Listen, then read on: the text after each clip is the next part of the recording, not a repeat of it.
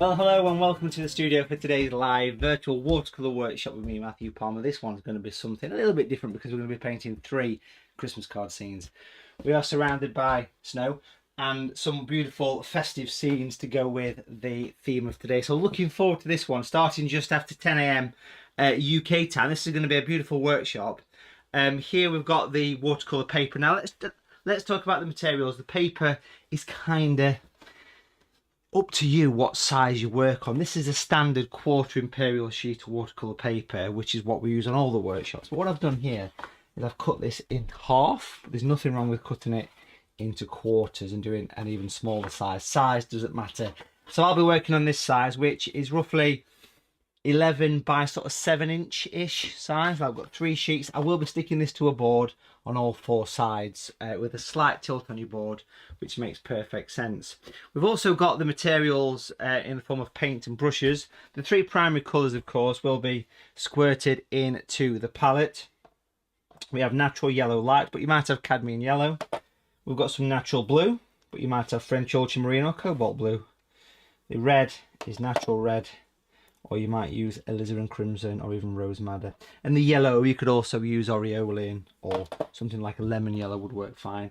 It's useful to have some white paint hanging around as well. Not essential, but quite useful. This is Matthew Palmer's white. Give it a shake if you're using this one. Give it a squidge. Or white acrylic or white gouache, but again, not essential to have the white. Here we've got the 3 sort of standard brushes. These are Matthew Palmer Super Point brushes. Beautiful tools, but any 3 brushes, large, medium and small, would be perfect for this. Here you've got a size 20, but anything from a 14 up to a 20, so 14, 16, 20, a 10 or a 12 for the middle one, a 5 or a 6 for the smaller one. It's useful, but not essential. We probably won't even use them, but it's useful to have something finer. This particular one is a small Matthew Palmer branching detail brush, but again, not essential. And even a square Matthew Palmer lift out brush, but again, not essential. We can do the whole workshop with just the 3 brushes. We've got some kitchen paper. I'll also be using potentially some table salt as well for getting a bit of a falling snow effect a bit later. We'll see how we go as the workshop progresses. The great thing about these is that they are live. So we'll be starting just after 10 AM. Looking forward to this one. Get yourself geared up, grab a coffee. And in the meantime, get yourself booked in for this next workshop. This one is getting pretty popular. About 50% of the spaces have gone. Paint a colourful robin on a snow-covered old postbox, a mailbox in watercolour. It's going to be a beautiful watercolour workshop taking place on Sunday the 20th of November 2022. Booking's going nice and quick for this one. Get yourself booked in before it fills up. The link is in the description, or it is down on the email that was sent to you to view today's workshop. So get yourself booked in, and we've got plenty of time to do that. It's getting towards 60% full for the spaces. If you do book in to that workshop, you stand the chance of winning a £50 art material shopping voucher that you can use online. That, of course, is for buying art material. So do get yourself booked into that one. I really need to keep this paint flowing on these workshops. Link below. I'll see you at 10 AM or just after 10 AM. For the beautiful Christmas cards. And in the meantime, I'm going to get a coffee and I'm going to get myself booked in for the workshop next week. See you soon.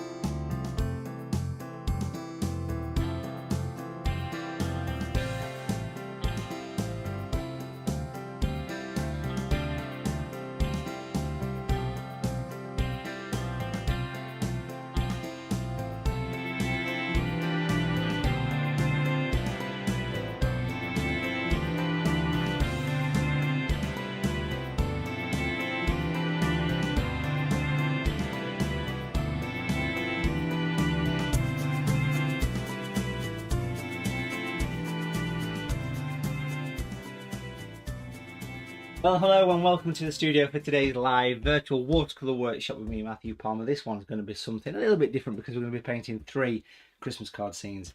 We are surrounded by snow and some beautiful festive scenes to go with the theme of today. So looking forward to this one, starting just after 10 AM UK time. This is going to be a beautiful workshop.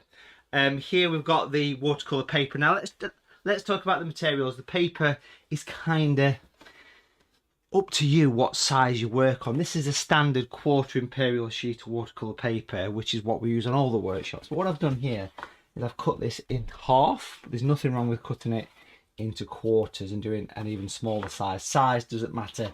So I'll be working on this size, which is roughly 11 by sort of 7-inch-ish size. I've got 3 sheets. I will be sticking this to a board on all 4 sides with a slight tilt on your board, which makes perfect sense.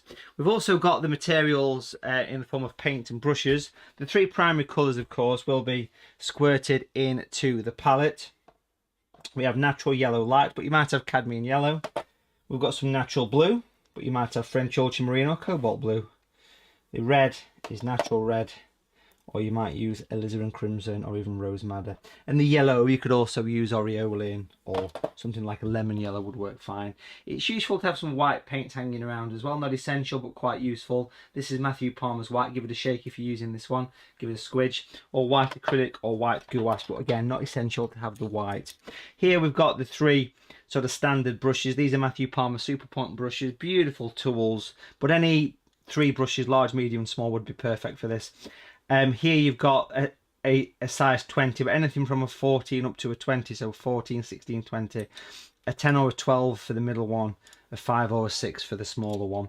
It's useful, but not essential. We probably won't even use them, but it's useful to have something finer. This particular one is a small Matthew Palmer branching detail brush, but again, not essential.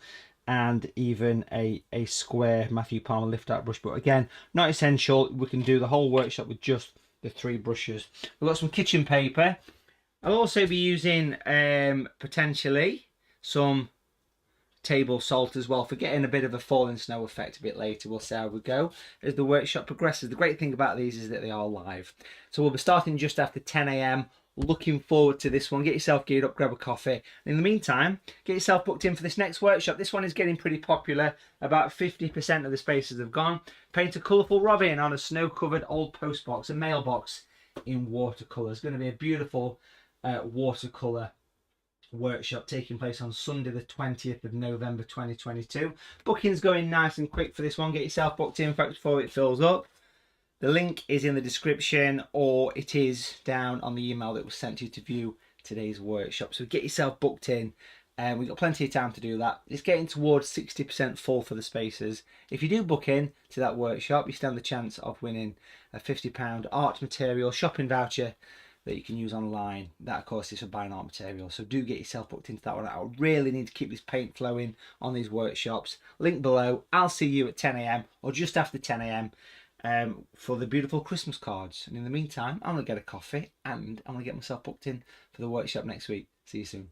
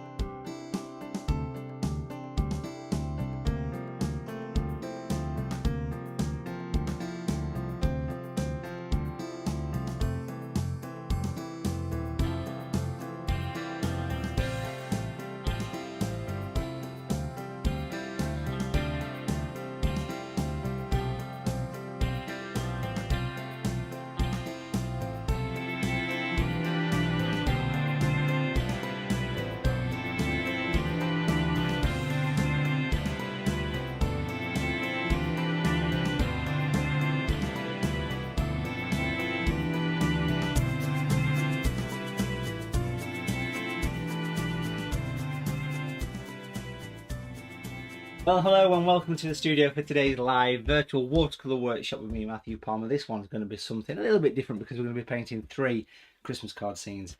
We are surrounded by snow and some beautiful festive scenes to go with the theme of today. So looking forward to this one, starting just after 10 AM UK time. This is going to be a beautiful workshop.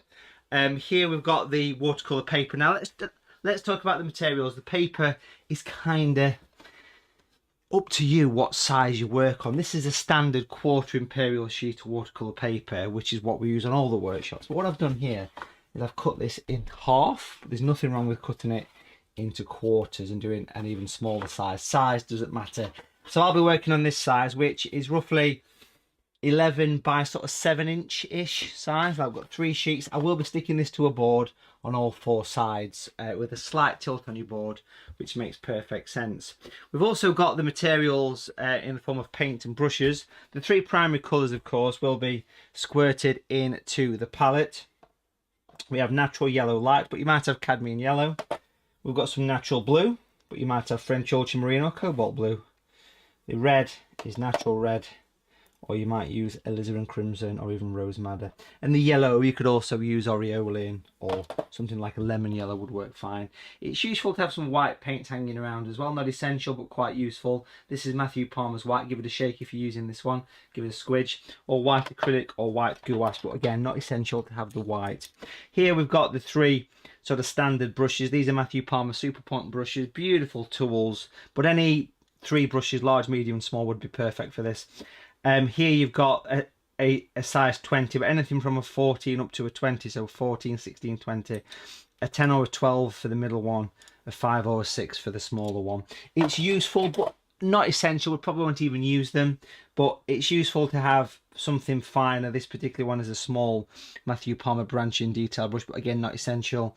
And even a square Matthew Palmer lift out brush, but again, not essential. We can do the whole workshop with just the 3 brushes. We've got some kitchen paper. I'll also be using potentially some table salt as well for getting a bit of a falling snow effect a bit later. We'll see how we go as the workshop progresses. The great thing about these is that they are live. So we'll be starting just after 10 AM. Looking forward to this one. Get yourself geared up, grab a coffee. And in the meantime, get yourself booked in for this next workshop. This one is getting pretty popular. About 50% of the spaces have gone. Paint a colourful robin on a snow-covered old postbox, a mailbox in watercolour. It's going to be a beautiful watercolour workshop taking place on Sunday the 20th of November 2022. Booking's going nice and quick for this one. Get yourself booked in before it fills up. The link is in the description, or it is down on the email that was sent to you to view today's workshop. So get yourself booked in. We've got plenty of time to do that. It's getting towards 60% full for the spaces. If you do book in to that workshop, you stand the chance of winning a £50 art material shopping voucher that you can use online. That, of course, is for buying art material. So do get yourself booked into that one. I really need to keep this paint flowing on these workshops. Link below. I'll see you at 10 AM or just after 10 AM. For the beautiful Christmas cards. And in the meantime, I'm going to get a coffee and I'm going to get myself booked in for the workshop next week. See you soon.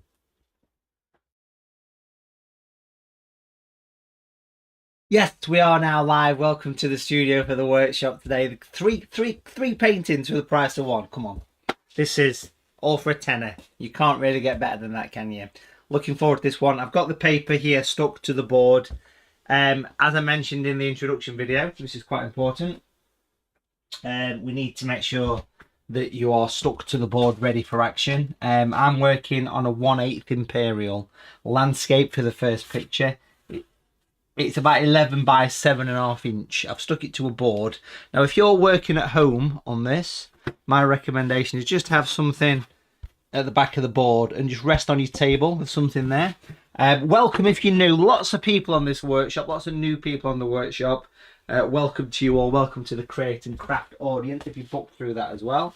So it's going to be a lovely one. Now let's just say this. Today's workshop is going to be a very relaxed, chilled out. It's still snowing. I'll get rid of the snow in a minute. It's going to be a very relaxed one, folks, okay? And it'll just be a nice, steady watercolour journey. So just enjoy it. Just enjoy the workshop. Now, if you've got any questions during the live or after the live, this email address is active all the time. So use it. Make use of this email address, mattartist@me.com. You can ask any questions, painting questions, obviously. And you can also drop a photograph of your work across if you want me to have a look at it for you. Absolutely do that. Works every time. Now, if you're involved in the live chat, that is also an option. You've got to be logged into YouTube, because what we've got here is a little private world, our private part of YouTube that only people that I invite in can view. So you guys are invited to the Palmer painting party today. And just bear in mind that we will be, there'll be lots of people watching this after the live event. So if you're one of those people, welcome, enjoy. Still use the email address. I'll reply to you at a convenient time, obviously. And yes, it's pretty much straight into this one. Now, a few people are asking me about the workshop next week. Yes, it's a robin on a post box. Here it is. You've seen the introduction video. It's going to be a lovely one. 70% spaces have gone, so do get your bookings in place if you've not had a chance to already. The last time we painted a robin was in November 2020. So it's been a couple of years, and I want to show you the picture here. It was this one that we did here. So we did this painting in November 2020. I always pop a date on my paintings, so we've got the date here. So it's Robin on Holly. This is going to be a brand new picture for next week. Do take advantage. Do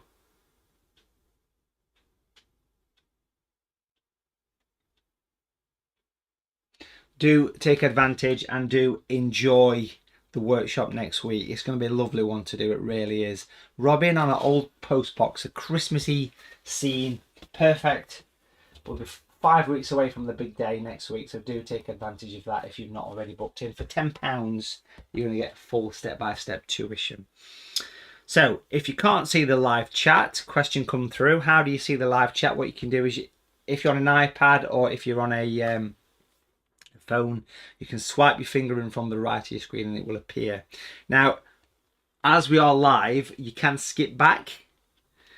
You can go back like you can on your TV. You can rewind the live video at any time. You can pause me at any time.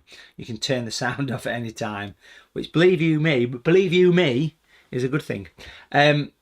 You can also, obviously, if you're watching this after the broadcast, you can go forward and back at your leisure. You can skip over the nonsense. We'll take a 30-minute break in the middle, which will be lovely. Lots of you joining me today. Welcome. If you've never done one of these before, enjoy the process. Enjoy it. It's what it's all about. Enjoying the whole watercolour world.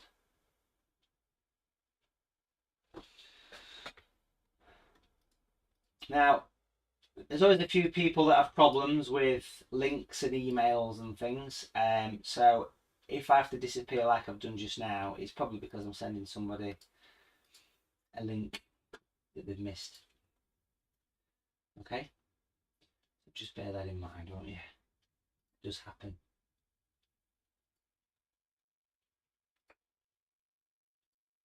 And this is probably the most attended live workshop of the year. And if you enjoy this workshop, folks, I will be doing another one in December. Would you like to do another one like this, like a part 2? Is that something you'd be interested in? Let me know in the comments, let me know on email. Would you like to have another go? Give me a thumbs up in the chat. Would you like to do another Christmas card one early December? You know, like 3 different pictures. Obviously not the same one as this. Anyway, Betsy says yes. Here we have the watercolour paper ready to go. Slight tilt on your board. We're going to start with a nice, simple, wintry landscape. Yeah, obviously different pictures. It wouldn't be the same pictures. I've never done the same picture twice, ever, on a workshop. And we've done 121 workshops. This is workshop 121. So let's get started then. So the first thing I want to do is I want to do a nice kind of simple picture to get us started. Lots of beginners here today, I imagine. Lots of people that are new to these workshops. Let's start off nice and steady. Nice and relaxed. Laura says yes. Betsy, Robert, Adrian, Naomi, Margaret all say yes, please, more Christmas cards. Well, we'll do another one early December. I think that'd be a good idea for us, yeah.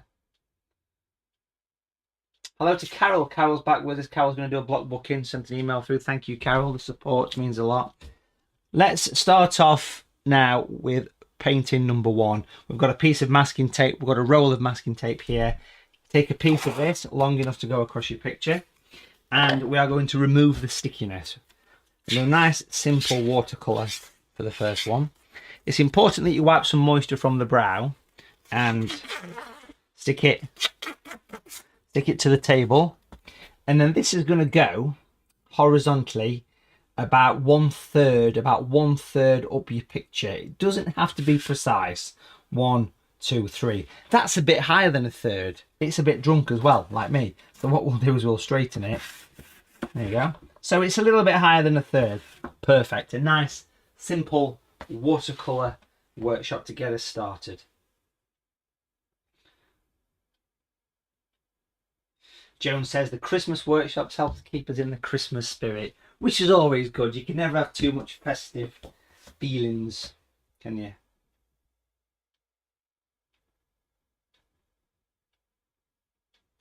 Laura says, what about a birthday card workshop in the new year? It's a nice idea, Laura. This has been the most popular one I think we've ever done, the people attending.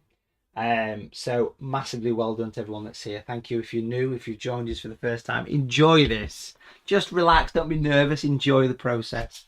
Now, what I'm also going to do with this picture here is I want to very gently lower the board, so it's not got a huge amount on it. And the reason I'm lowering the board here today, folks, is because I want to sprinkle some salt on this. Now, the salt will do very little if your paper is too dry. So let me rejig the camera here.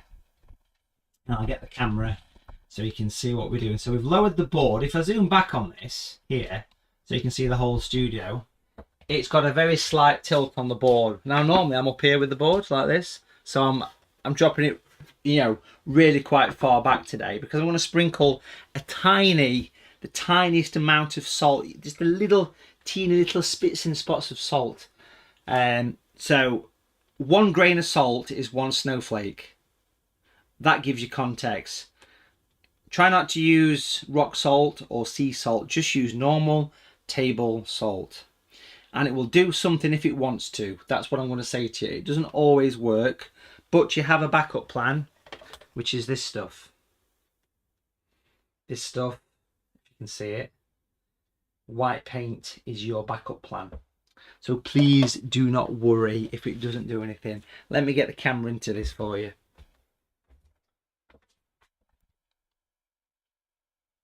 Because we're going to paint in a sky. No sketching. You've masked off, you've removed stickiness.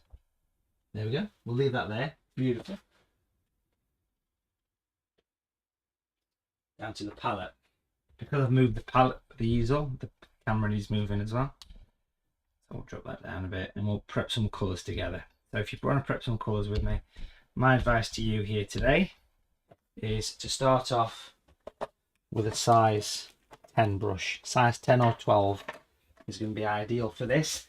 It's probably going to be rare that we use the large brush today because of the size I'm working on. It all depends on the size that you're working on though at the end of the day. So everyone's working on something different, I'm sure. So here I've got a medium super point or a size 10. I've also got a lot of kitchen paper. As far as salt, I've literally sprinkled some salt on a piece of paper towel. Now the thing is with this, a little bit goes an absolute mile, so you don't need a huge amount of salt.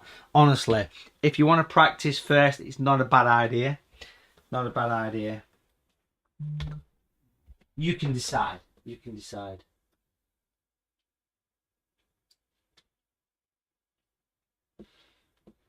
It's your call. So let's prep some colours. Nice and easy. It's going to be a gradual progression. We'll add a little bit more to each picture. Yes, there will be a 2-minute silence at 11 AM. Absolutely, 100%.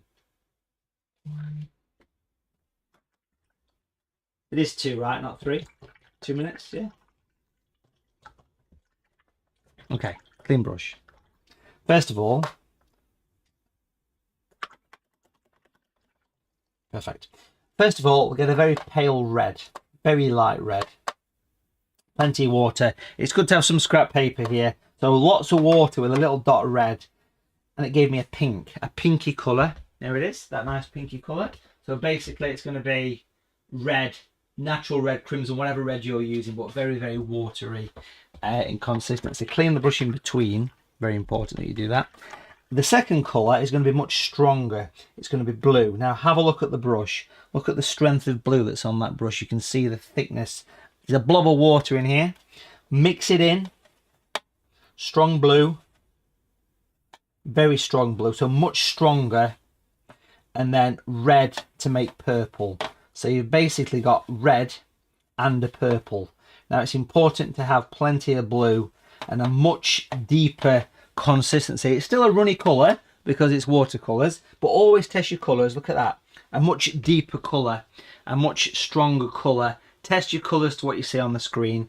Get those 2 colours prepped for me.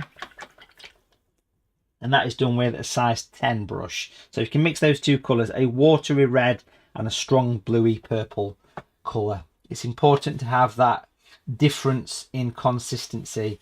Really is essential. So a much deeper one. It's just got more pigment, more paint, quite thick paint. You can see it there. Test your colours on a scrap piece of paper to what you see on the screen. Clean the brush.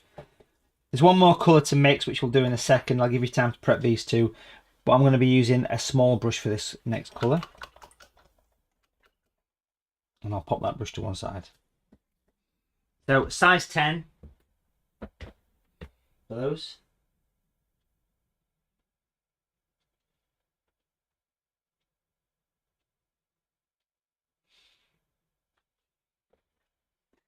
The next colour is going to be grey. Red goes into blue, basically. Makes purple. Or you could use natural violet, as Vivian has clearly said. So if you've got natural violet, you can use it, should you wish to use it. It's up to you, really, at the end of the day. You can decide.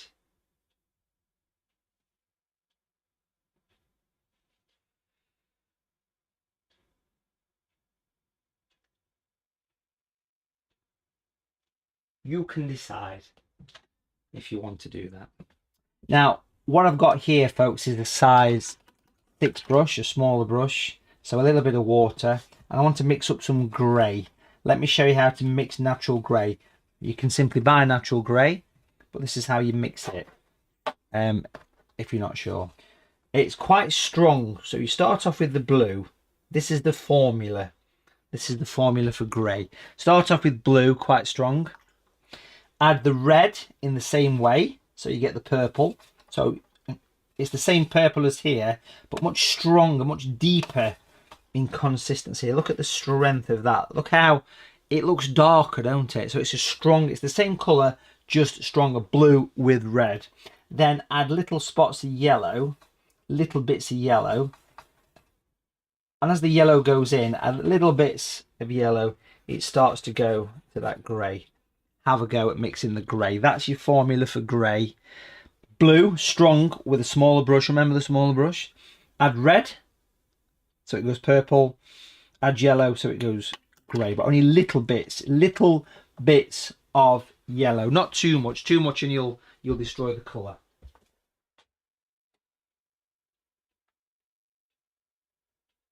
Now, if your grey goes green, it means you've put too much yellow. So a bit of red normally fixes it. A bit of red fixes green. If it goes brown, it's probably too much red, so you can add a little bit more blue. But it's basically blue, the big chunk of blue, a spot of red, a spot of yellow. That's it. A spot, little bit, teeny little, a snipping, a dot is all you need. But remember the brushes, size 10, size 6. Prep your colours and we'll start painting in a minute.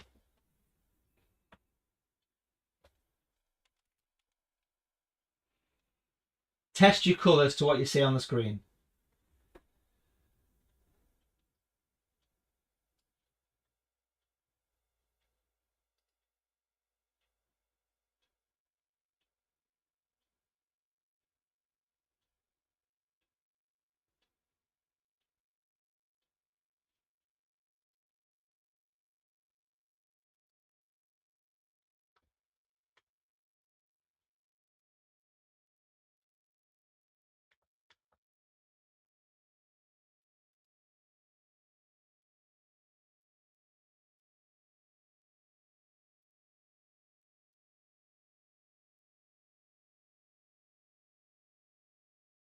Yeah, you can use natural violet, or you can use, you can mix it. The thing is with salt, you never know what salt's going to do. It depends on the colour, it depends how wet your page is, it depends how warm your room is. So please, please, I need to speak directly to you here. Please remember that the salt is very, you never know. You never know what salt's going to do. So just bear that in mind. It might do absolutely nothing, because I know for some of you, there's 115 people watching live. There's some people that are going to get no results at all with salt. Maybe even me. But it doesn't matter. You're trying it. You've got white paint as a backup. Please, I'll say it again. Salt is very incidental. Never worry about what salt does. Honestly, I'm talking to you. Salt. Who knows? Right, it's time to start painting. I'll do it first. First of all, make sure your masking tape is stuck. I'm going to go a little bit further down with the board. I want you just to watch. I want you just to watch this first bit. This is just me painting. So you're just watching. I'll give you time and I'll do a quick recap as well. So what I'm going to do is use the size 10 brush, kitchen paper in hand, size 10. I'm happy to use the same water, and I'm basically wetting the entire top area. You're just watching. I'm going to paint at my speed. I will stop. I will do it again. I will do it twice, and then I'll give you time to do it yourself, okay? So I need to cover this top section. Now, why am I using the size 10 brush? Because it's a small area. I don't need a big brush for this. It depends on how big you're working, of course. So I'm wetting the top section twice. That's the first coat. Second coat goes on twice. Watch out for it gathering. Watch out for the build up at the bottom. Nobody wants to build up at the bottom. Watch out for that. Once you've done that, once you've added that water, there's no need to add any more water to your brush. You're just watching and painting, and then I'll give you time to do it. So first colour, straight in to the red. Size 10 brush. Important. Look at the wipe. Pick it up, roll it around in the paint, give it a couple of quick wipes on the side. So on that brush is a little bit of red paint. Back to the picture here.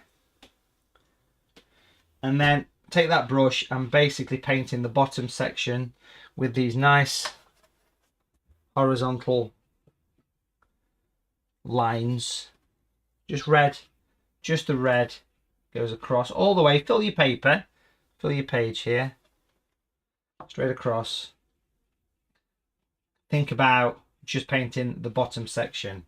Now, you can see I've gone on a bit of a diagonal. Perfect. Let's get back to the palette. Stay with me, because I'm just painting, you're watching. Next thing is into the blue, the purple. No need to clean the brush. No need whatsoever to clean the brush. Straight into this colour, load it up, give it a bit of a wipe on the side, a couple of times, 2 or 3 times on the side. So on that brush is this colour here, the purple. You're just watching, aren't you? I'm painting. And we're going to go right at the top. Look at that beautiful, rich, vibrant colour. Straight across the top. Cross the brush. Move it down. Look, oh, I mean, just look at those colours. They mix perfectly together. Cross the brush down. Keep going. And you'll see you get that lovely graduated wash. Beautiful, beautiful way of working. Now, like I say, salt is very random. You never know what it's going to do. It depends on the colour, depends on your paper, depends on the salt you're using as well. But it's worth a try. You've painted in a sky with red at the bottom, purple at the top. Now, why did we mix the grey with the smaller brush? And why did I try to enforce on you the fact that I want the colour to be very strong? Well, the reason for that was because I want to paint in some distant trees here. So with the smaller brush, no need to do anything else with it. Just pick up the grey. Make sure you do change to the smaller brush. Again, wipe on the side. Smaller brush. Nice and close into here, to this masking tape edge. We're going to simply roll the brush at different heights to paint in some out of focus trees. Twist. Can you see the brush is flat to the paper here? Move across. This is using the grey. Move across the picture. Do different heights. Do bigger, do smaller. Almost take it down, let it, and come back a bit with the camera here. This is a distant woodland, wintry woodland. Make it smaller here. And then over this side, why not make it larger? Remember, we're starting nice and easy. In my mind, Christmas cards are quick pictures. You don't want to spend all day on one Christmas card, do you? Unless it's a very, very special one. They're all special, of course they are. You're digging a hole here, Palmer. Keep revisiting this. You're simply twisting the brush. Play around with the heights. Let your paint spread. Let it bleed. Let it become part. Look at that beautiful, that distant woodland effect. Now, why did we have salt? To try and get snow. This is the time to put salt on, okay? What we do is we take the tiniest amount, a little pinch in. I mean, if you look close, you can barely see anything on my fingers there. And literally hover above, move, sprinkle like you're dropping it into your... very, very slight tilt on your board. Now, nothing's happened. It takes a while. But don't think, and this is the problem I see. This is what I see all the time with people using salt. They think, oh, nothing's happened. So you know what? I'll put a bit more on. It takes about 5 minutes for salt to do anything, if it's going to do anything at all. That's it. Now, let me zoom in close. We've got a really good camera here. We've got a super high definition camera, 4K camera. Look at the little dark spots. See those little dark dots? Those dark dots are the grains of salt.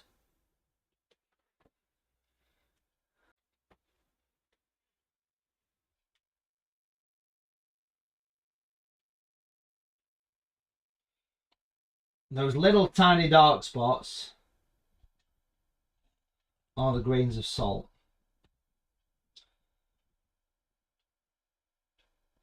It's just starting to do them little white bits. See the little white bits? That's what salt is. Now, different colours work differently. So you've just got to leave it for 3 or 4 minutes and see what happens. Okay, I want to come back to this.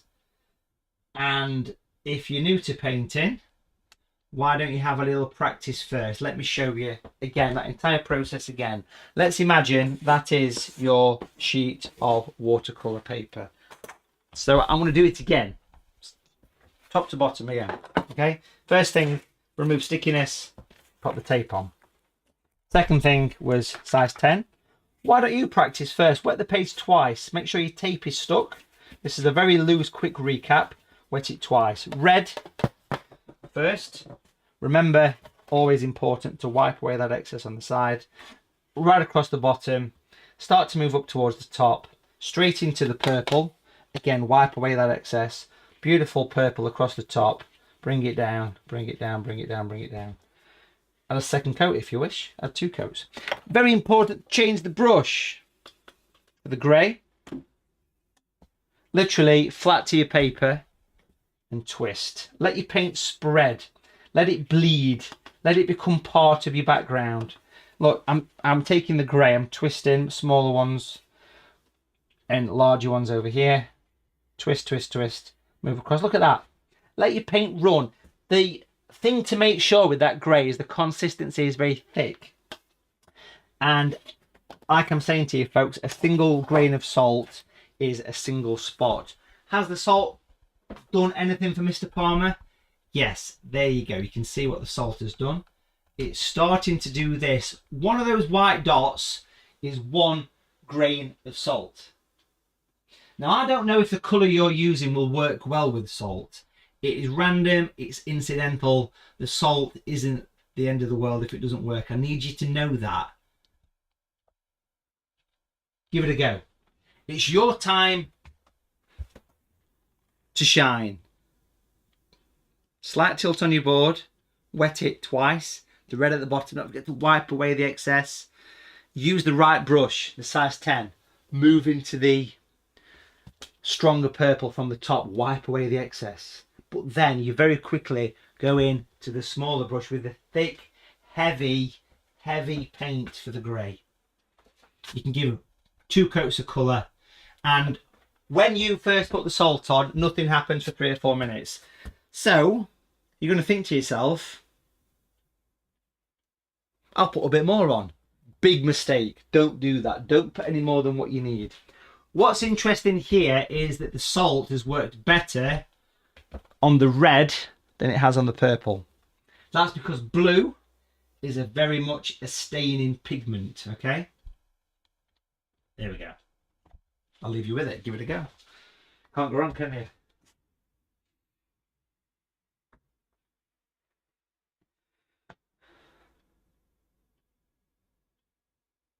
Why don't you practice first? Remember, this workshop's all about 3 pictures, almost 0 to no sketching throughout each one, and just working at a relatively quick speed as well. Not in the fact that we're going to rush through, the fact that I don't want to cram this thing with detail. I'm not painting a Christmas fireplace, so it's going to take me all day. I'm doing pictures that in theory sat at home and take me 45 minutes to an hour. But teaching those workshops takes longer. It's a longer process. Lots of you booking for next week for the Robin. It's going to be lovely, folks, the Robin. Do make sure you get your bookings in if you've not already had a chance to do that. I'd love to see you there.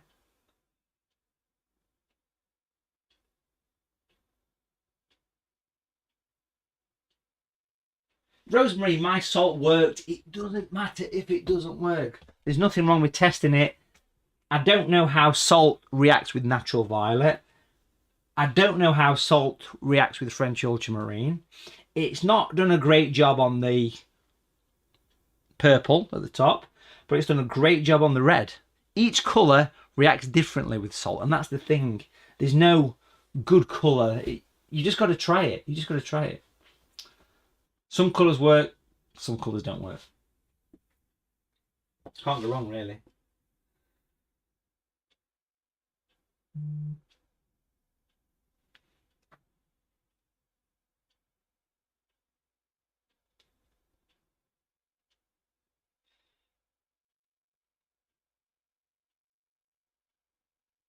Yours is where Carol Apps. Carol sent a photograph through. Looks good. Looks great.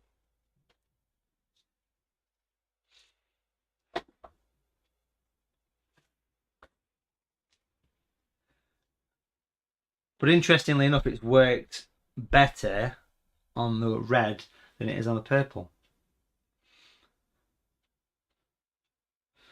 The secret here is a little bit goes a long way. If you keep chucking salt at this thing, it's going to be a blizzard, and I know that some people are going to get this. You've got to be gentle and have the willpower to say, right, okay, I'm going to walk away and see what happens. You need to have that willpower, because otherwise you'll end up with a blizzard. But there's no reason why you can't. If it didn't work or you're not happy, get another piece of paper, start again. That's the idea. We're not painting in.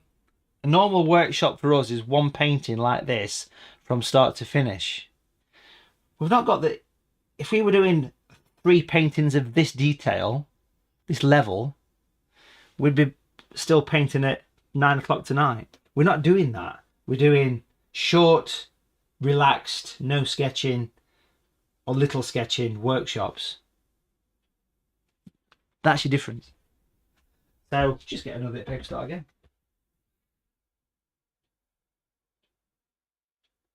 Now, reasons salt will not work. if your paint is too dry. Putting salt on dry paint does nothing. It's pointless. If it's really, really, really, really, really wet, these snowflakes will be bigger. You'll get larger ones. What's worked well on mine is the fact that I've got little bits of snow at the top on the purple, but more as the red comes in. It's the red that is really made it work, because it depends on the colour. One of the best colours for salt is Prussian blue. That works really well. Cerulean blue works well as well. But some blues like ultramarine cobalt may stay in the paper. It depends. It depends on the paper. Depends on the paint. Depends on how wet it is.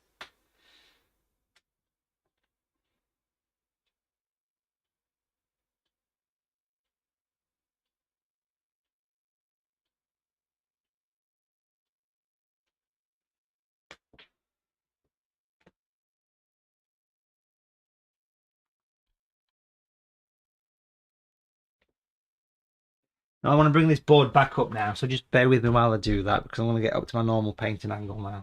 So let's lift this thing up to where it should be. The comfortable position, which is there.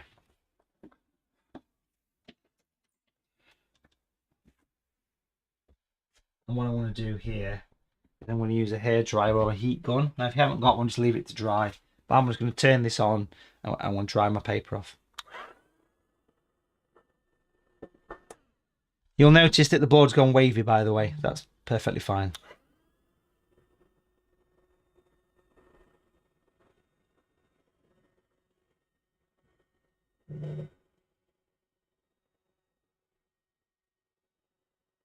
If you're not got a hairdryer, just leave it at 3 or 4 minutes, but don't dry it off until the salt starts to do anything.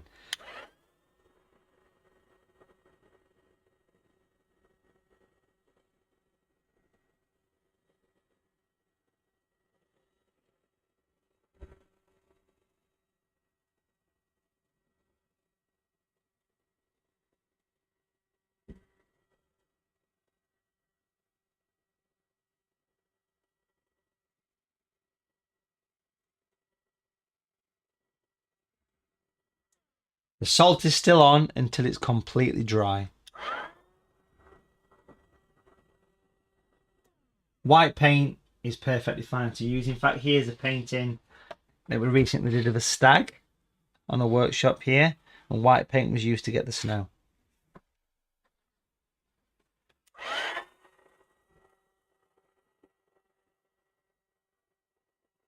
As I dry this off, see how the paper's gone a bit wavy, I can start to brush the salt away. And at the same time, it will help to flatten the paper.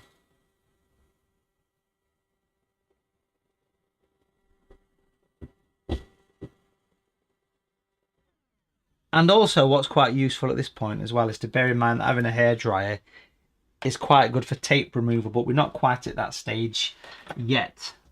So leave your tape on, dry it off, and we'll carry on in a few moments, let people catch up a little bit. It sounds like quite a lot of you have got blizzards. It's just basically too much salt. It's that temptation.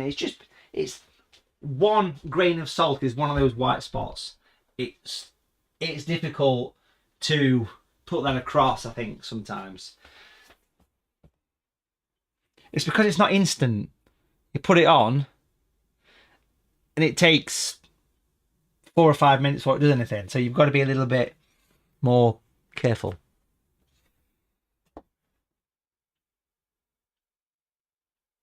But again, what's stopping you now? Just pausing this video and having another go, should you wish. There's no stress involved in this. It's just chill out. Just enjoy it.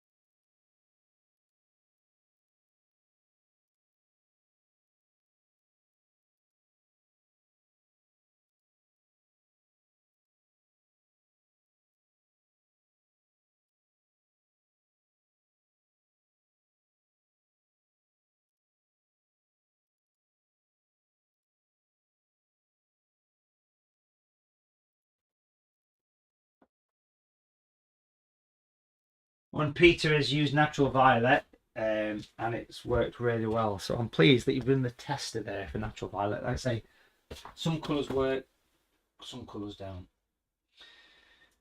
Right, well hopefully yours is okay, and we're going to move on now and just add a little bit of detail. Now it's important that you are fairly dry at this point, so if you've not got a hair dryer you can just kind of leave it to dry naturally. But I'm going to get close in to the edge here, and then using the size 6 brush I'm going to rejig the camera so it's back to where it was before, because don't forget we've moved the easel, which I don't normally do but because of salt. So dry it off, brush your salt away, and then we're going to mix up some more of that grey because I've run out of it. Simple as that basically. So number 6 brush, strong grey. So start with the blue, remember the formula, there it is, start with the blue, quite heavy, and then add a little bit of red, just a touch of red, so you get the purple, and then add little bits of yellow, and the yellow turned it into a strong grey. That's your secret. Or just simply use natural grey, but if you mix up more colour should you need it basically. Now the difference with this colour is I'm going to use it on some kitchen paper, number 6, small super point brush is what I'm using here. Just a bit of a rotation over the kitchen paper there, so it's got a nice pointy tip to the brush. There you go. And then we'll come back to the, and I want to paint in some little spots across the bottom here. So I'm just basically spotting the brush, get close in, maybe it's so the light doesn't reflect. So I'm just basically spotting in some little sort of stuff right on the tape edge, little dots basically, little spots, and it's going to give us some clarity and some darkness to the edge. So we'll do that across here. Look, you can just put a bit of effort into this. It's just basically using the tip of the brush here, and it will taper down towards the middle. Same on this side as well. So it's like you're doing a bit of a foreground hedgerow. It's just little dots. The reason for doing this is because it's going to give some foreground interest. It's some distant interest, but mainly it's going to give us a crisp edge where the masking tape is. So if I get really close in, it's just literally dots, and it's just a thin row of dots. I mean, you can play around with the height, you can make that look more like a bit of a tree or something there, but it's just basically a line of dots that just kind of runs across the picture, and it will gradually disappear to nothing as the two sides meet. If you look back from here, I've gone a bit taller left and right, but as it reaches the middle, it almost disappears off to nothing. So it's like a taper. It just disappears to nothing. And then over the top of this, just have a little think about sticking in a pine tree. I'll show you how to paint a pine tree, Christmas tree, whatever you want to call it. Start off with a line. I'm just going to put a couple of these in. So if I paint a line just here, a vertical line, vertical-ish, and then what you do is you paint one side at a time, flick the brush out, gradually making it smaller. Same on that side as well.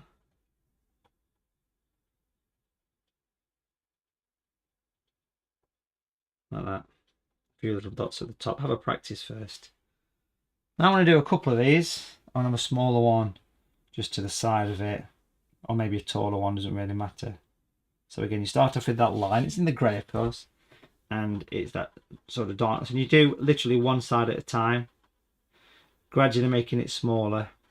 Notice I'm holding the brush right on the tip here, and then of course repeat on the other side of that line, making it nice and solid.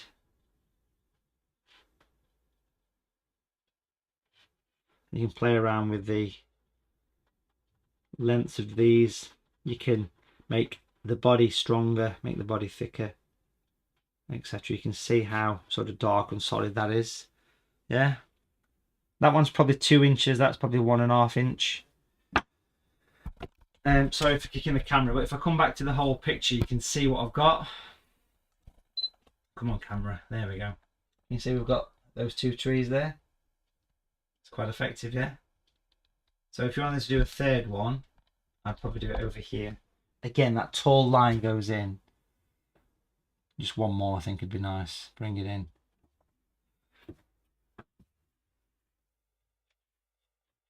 One side at a time. It doesn't matter which direction you go. But gradually just make it smaller. To the point where you just put dots at the top. Have a practice first if you want to. But it's a good strong grey here. So think about, you know, making sure that that colour's nice and definite. If you want to, of course. It's up to you. But it's important to be quite solid with these, I think, you know. So make sure it's quite a solid tree, you know, in the middle. If you can see through, then just put a bit more colour. Put a nice tall pine tree with spots at the top and a few little sort of dots either side. Fairly tall, those trees, aren't they? But there you go, you can see them in context there.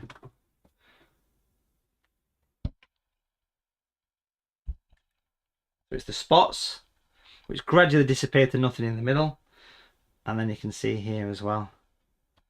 It's just a way of sharpening up the edge, but it's nice to keep some distance in the middle, is my advice to you.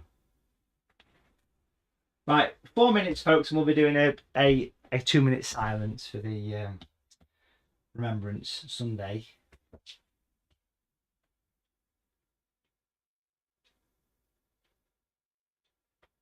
Oh, Patricia. Patricia's son is marching at the cenotaph.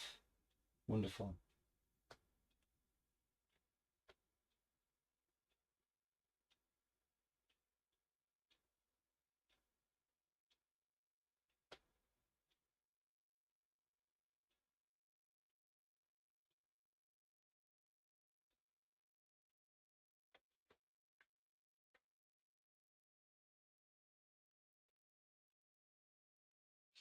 There you go.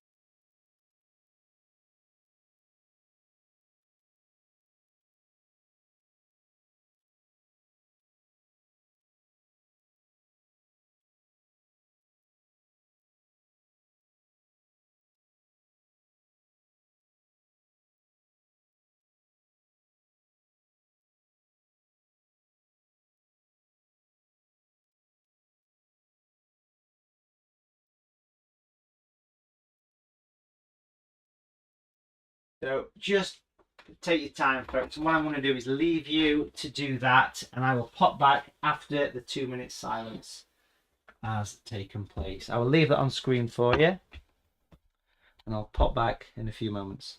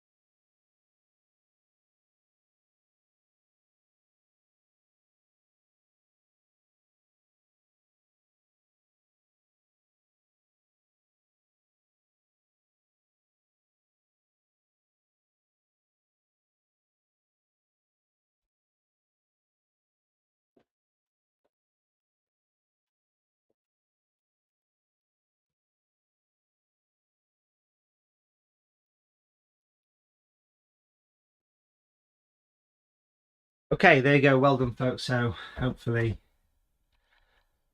you have your trees in place. Now, at this particular point, I'm going to be taking away this tape. Now, there's a few things to think about here. If you've got a heat gun, it's good to use it. Because what the heat does is it sort of, or a hairdryer, it sort of heats up the glue. But a very slow rip of this. Keep looking at the back, and if any bits of white are starting to appear, that means that you've probably starting to rip. So just be very slow at doing it. If you've got a hairdryer, use it. If not, just be careful. That's one thing to think about. Secondly, there's a chance you might get a little bit of seepage down the back, but all that will get lost in the picture. So remove your masking tape at that point. Then we are going to be adding another piece of masking tape. Remove the stickiness. Fresh piece, and this is going to go in the foreground about halfway between the bottom and where those trees are, and it's going to do a curve it off your picture. Why are we doing this? Well, the reason we're doing this is because I want to make a hillside. I'm going to do that a bit further over. Pop it on, curve it off your page like that. About halfway up, pretty much all the way across. To be honest, that's not quite long enough. We'll get a longer piece than that. We'll get a longer piece. Long enough to go across. Remove stickiness. Stick it to your table. About halfway. Curve it. Take it all the way across to that side of your picture. But a curve is better than a straight line here. We can create a distant meadow in the foreground. That's the plan. A wintry landscape.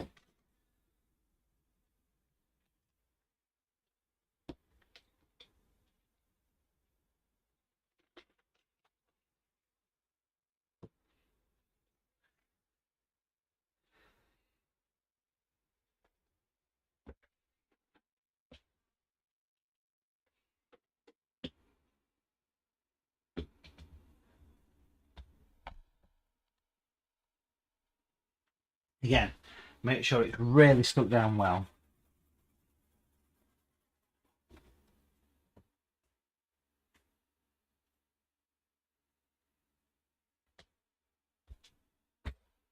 Using the size 10 brush and the same violet that we mixed. Notice how the colour is separated. Can you see that the blue and the red have separated? Just get a damp brush, remove excess water, just mix it back in. Mix it back in. Perfect. Now, it's not a bad idea at this point to have some fairly clean water. So if you want to change your water, which is what I'm going to do, I'm going to get some clean water. If you want to go and grab some. Got some clean water there. Let me show you what to do, and then I'll give you time to do it. So just watch me first. Again, you can get your water afterwards. You can put your tape on as much as you like. Just be careful not to have too much stickiness, but do press it down. Why did I want water? Well, with a size 10 brush, I'm just working on the bottom section here, so we'll get close into it. With a size 10 brush, I'm going to wet the top section, but not necessarily down to the tape. So I'm just wetting just once, one good coat of water, and I'm stopping just above. If I wobble it, can you see where the water is? Can you see I'm stopping? There you go. I'm stopping just above. So wet it once, maybe even twice. But put the water on first, really important. That helps this. Stay with me. This is the plan. And then I'm going to pick up the purple. A quick tap on kitchen paper, just once, and then go straight across, and then move up. See the forward and back? Move it into that water. And then just keep going up until it disappears to nothing.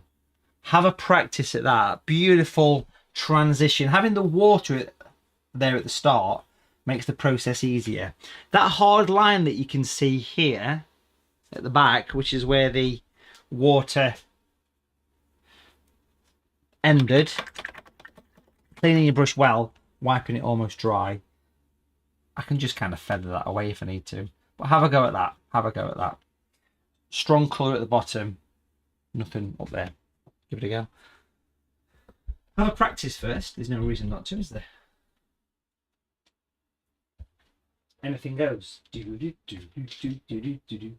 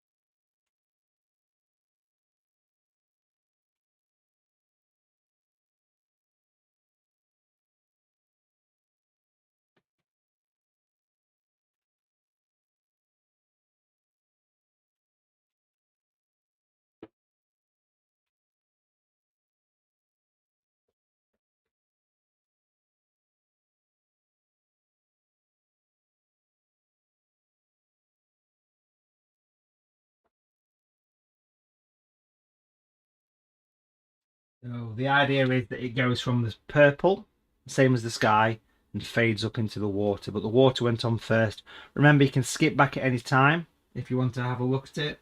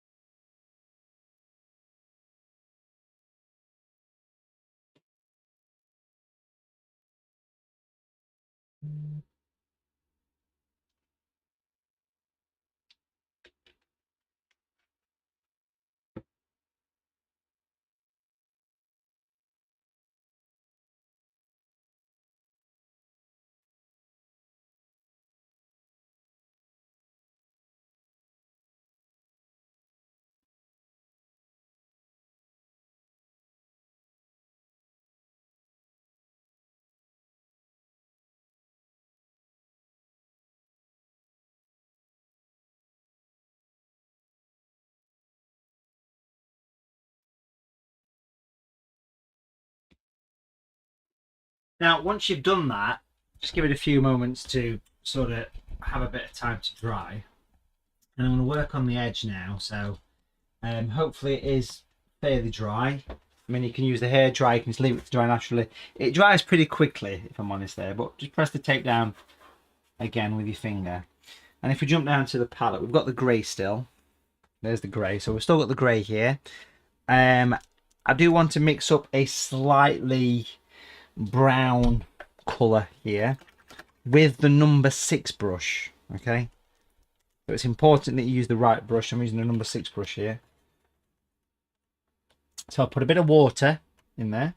How do you make brown? Well, it's very similar to grey in a way. You start with yellow, and you put quite a lot of red in it. Quite a bit of red. So you get that orange. So you mix that sort of deep orange first, and then little bits of blue go into this, just little bits, and it starts to go towards the brown. Now it needs to be quite a dark brown. That's quite green. You can see it looks green on the screen. So more red will fix that, but plenty of blue. So a very dark brown is what I'm interested in, something like that. It almost looks grey on face value, but it's got that brown tinge to it. Yes, you could use natural brown for those that have natural brown, but a dark browny colour is what I'm interested in. It's the same strength as the grey, so it's quite heavy. Have a go at mixing it. I'll pop it there, you can probably see the colour better. There you go. Can you see that sort of browny tinge? Just kind of test your colours to what you see on the screen. Number 6 brush. Natural brown, fine.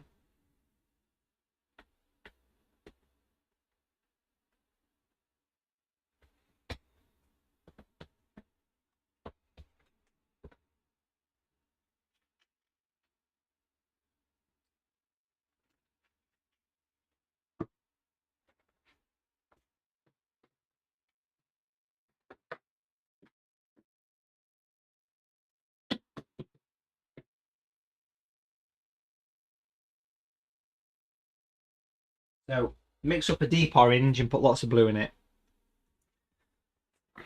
Now for those people that have my colours, you could use natural brown. And this one would be natural grey, of course.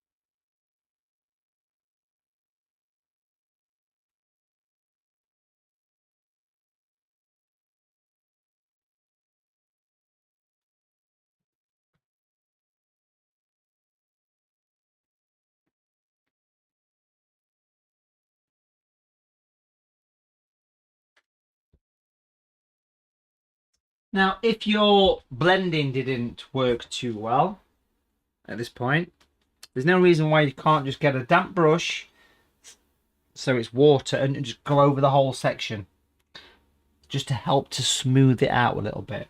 You can do that. But before we move on to the next stage, we need to be making sure that this is dry. That is dry. So if you need to smooth it out, just water, a couple of taps on kitchen paper, and just go over it, smooth it out.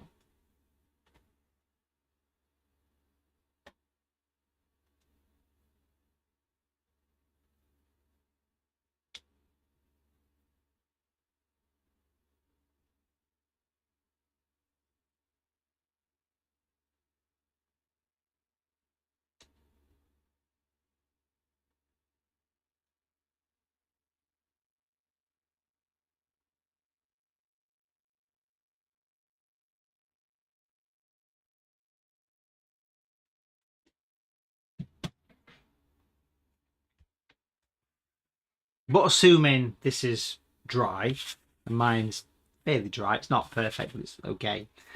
I want to work on this edge, and what I want to be doing here is pop in some little sort of winter foliage growing out of the snow. So here's the two colours, which is the brown and the grey. So take the brush and stipple the brush. Now if you've got a tree and texture brush, use the small one. So squash your brush. Don't be afraid to do this. You can repair the brushes with some really hot water. But if you look close, can you see how I'm getting the brush to go all spiky? Have a look at it. Can you see? Hopefully you can see that on the screen there. Get close in for you. There you go.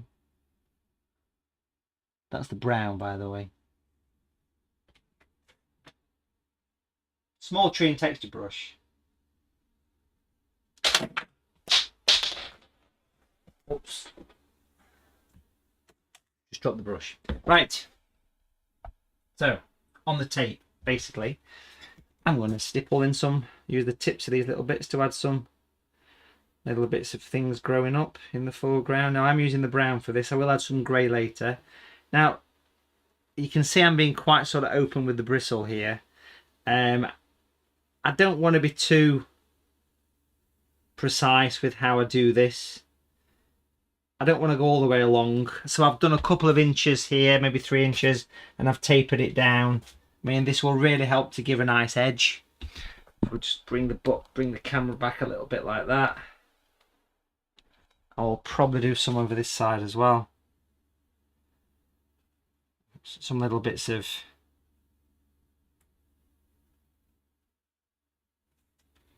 foliage, and it's just a little stipple of your brush basically.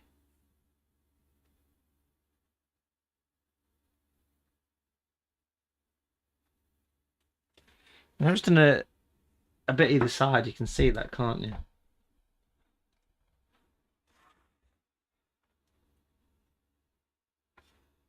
I'll do a little bit in the middle, just a few little small bits here.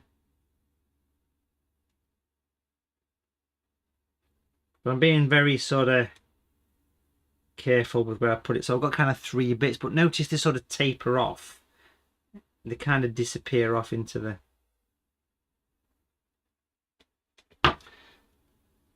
sort of fade from one section to another is what I'm trying to say, I think. Every so often, once you've been along the edge, go straight into the grey. No need to clean the brush, straight into the grey with the same spiky brush. And just add a bit of darkness into the bottom of these. It helps to give them a base, gives them more body.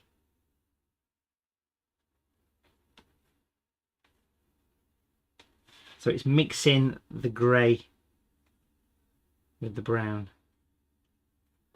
And I'm doing exactly what I did with the brown, but just doing it in grey now. But not, it's more at the bottom is what I'd say about this little bit.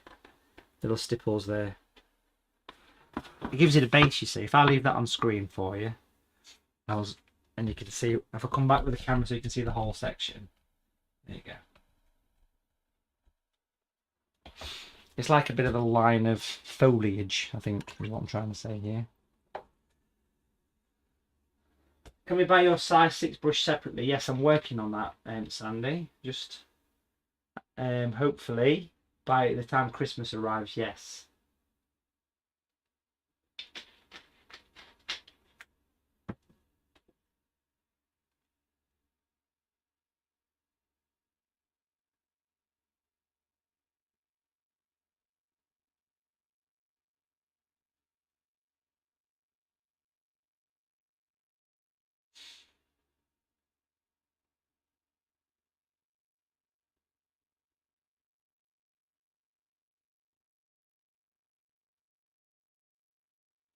I think on yours, Peter Kim, because you sent me a picture saying that it's not too effective. I think what's happened is that your background was a bit pale. It needs more colour in your background to see you falling snow, basically.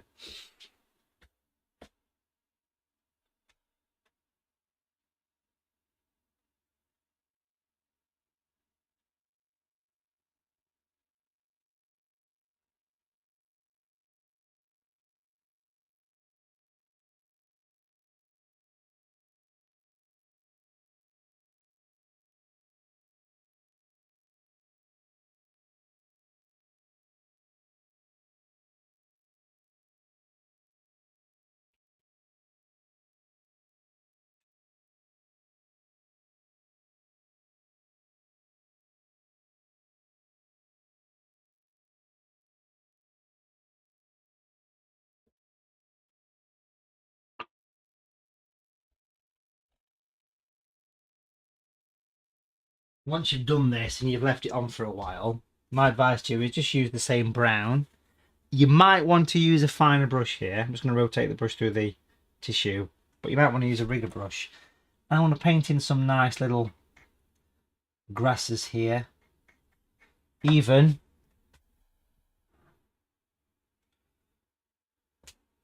a bit of a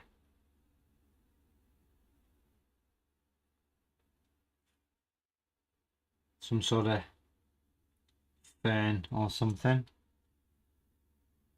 Gives it a bit more interest. Some bracken that's dried up for the winter. So there's little bits of things poking out of the snow here, and you can literally alternate between the grey and the brown. So a few little sort of spots and dots around. Now if you want to use a finer brush, then you've got the option of course of using something like a rigger brush or a branch and detail brush at this point, but it's up to you. I'm okay with this because I know it's quite a pointy brush, and I'm adding some little bits of grasses and just little twigs, little, imagine there's a bit of a cow parsley kind of thing that's dried up in the foreground for the winter. Some teasels, whatever you think. Put a few little twigs and branches.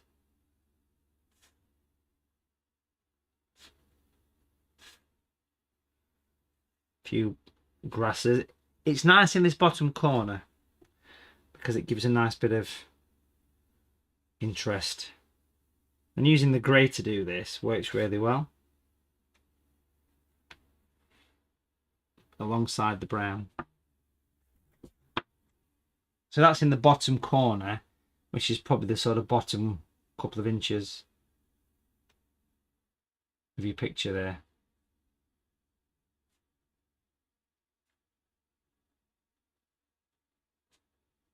So a few blades of grass and various things.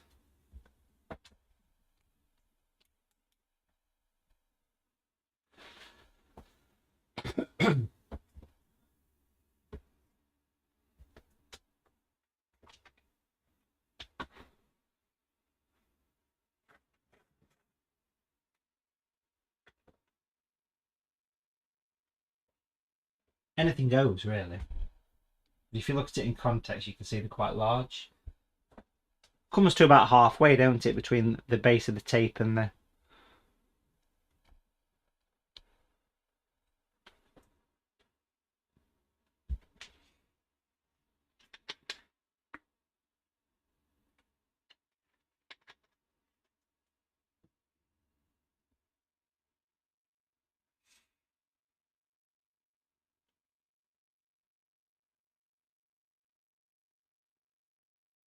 So Joan's saying that your purple foreground is not the same as the sky. It doesn't matter as long as it's got a purple tinge. I mean, mine's lighter than the sky. As long as it's got a shadow, it's fine. You can always give it a second coat, should you need to, Joan, as well.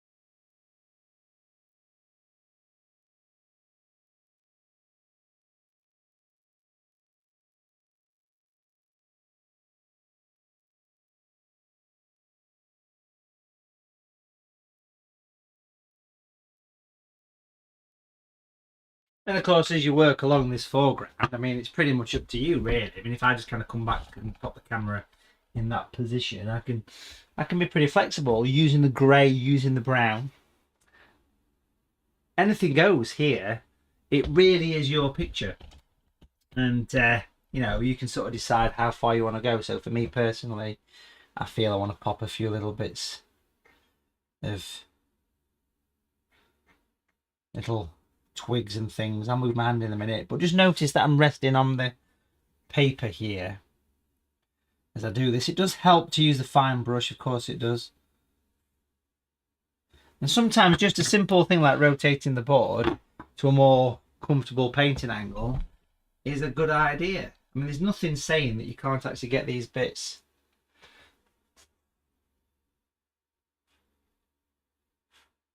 overlapping your sky a little bit. And again, I just pop a few little sort of spots around. And it just makes it look as though you've got that nice foreground detail. Turn that the right way. I'll move the camera so you can see it better.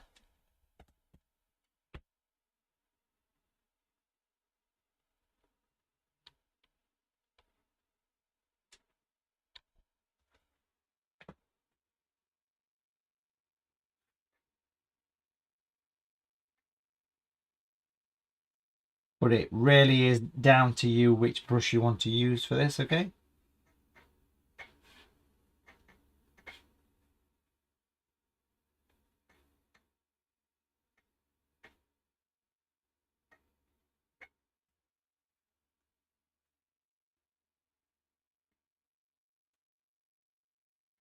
Little twigs, little branches coming out of the snow. It works nice on either side, I always think, something like this. Again, you know, board rotation is a perfectly acceptable thing to do and makes things easier. It does.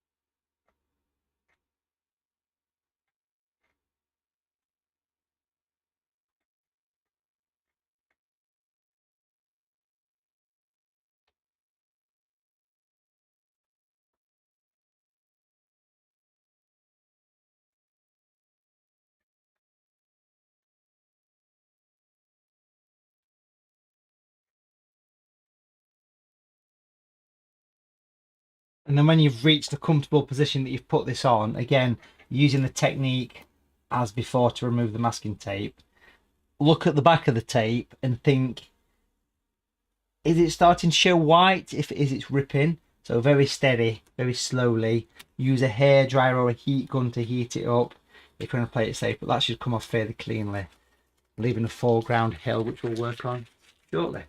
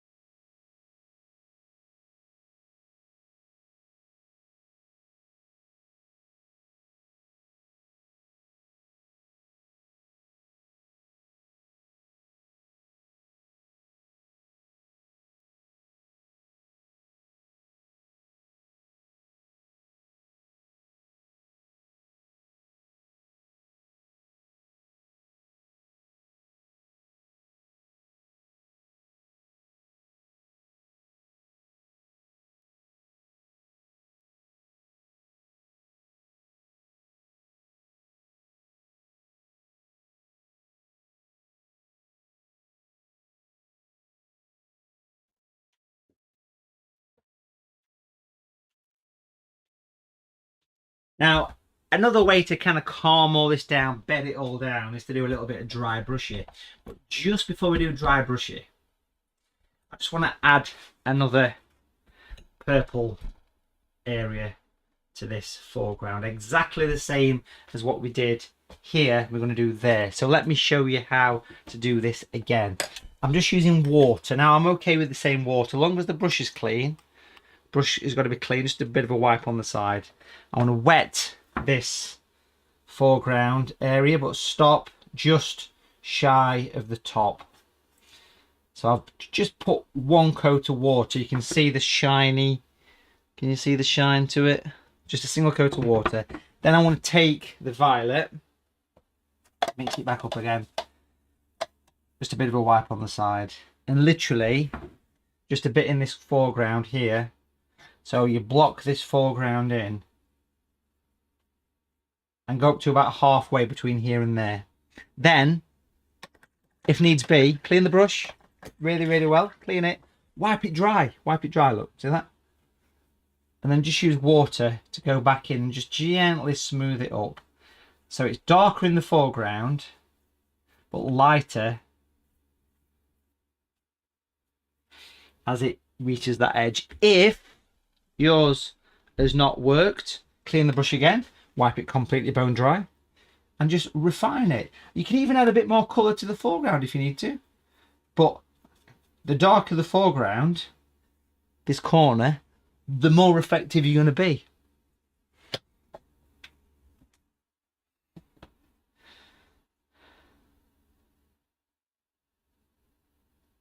So we'll be painting till probably about 12:15, something like that. Then we'll be taking a break, 30-minute break in the middle. That's how the picture is looking so far.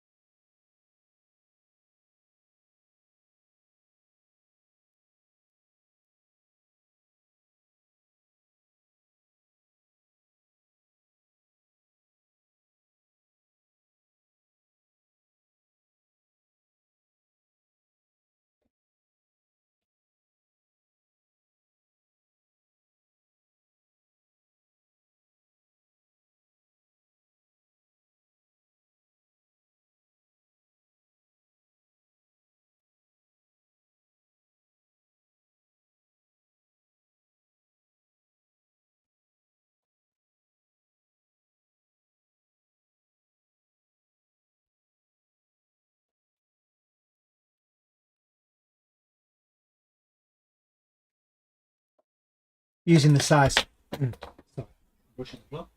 using the size 6 brush and the violet.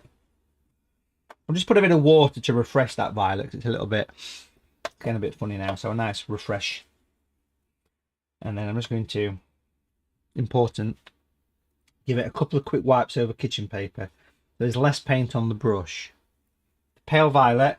So if you look at the colour now compared to what it was when we started, you can see it's much lighter. So if you make sure that your colour's not too strong. So if you need to dilute the violet down to match this, what you see on the screen, then please do. It's a much paler colour, but you pick it up, you give it a couple of quick wipes on tissue. So you've got a drier brush, but not a strong violet. And this is the plan. Imagine the light is coming in from the left.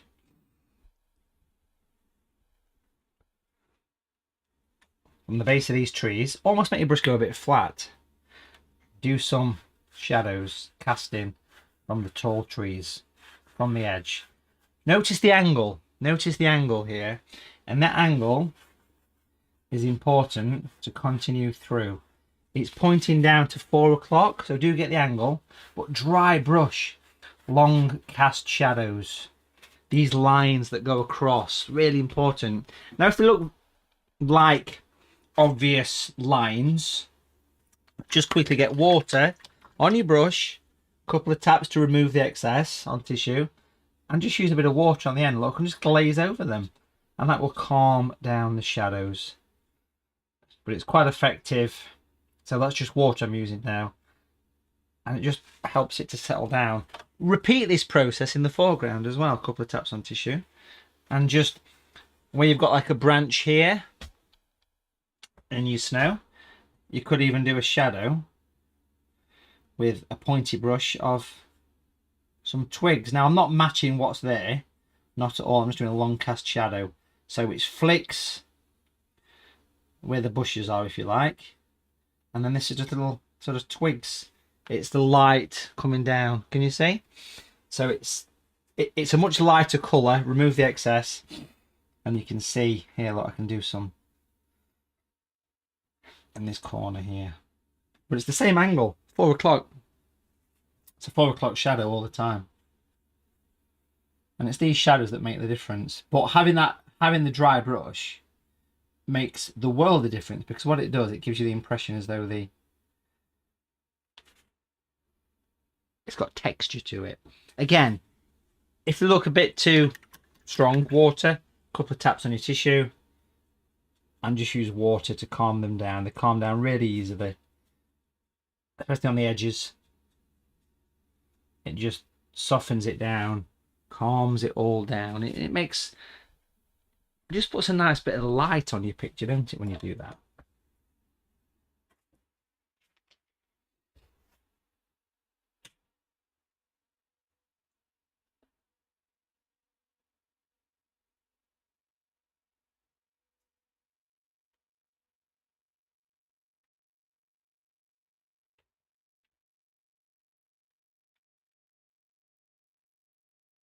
Peter lost a centre picture through. Looking good, Peter. Liking the contrast between the... oh, actually, that sky's lovely as well, Peter. You say it's a blizzard, but it's come out really well. Nice. Lovely.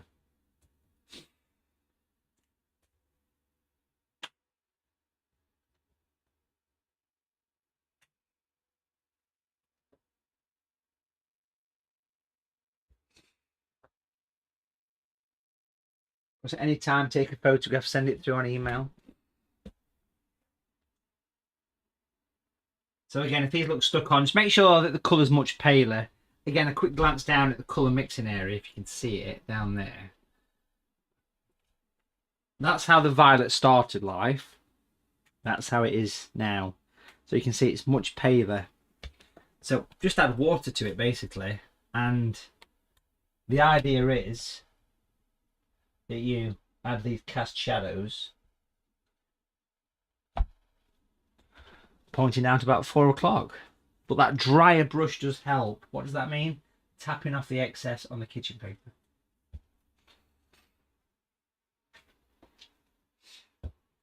Two or three times.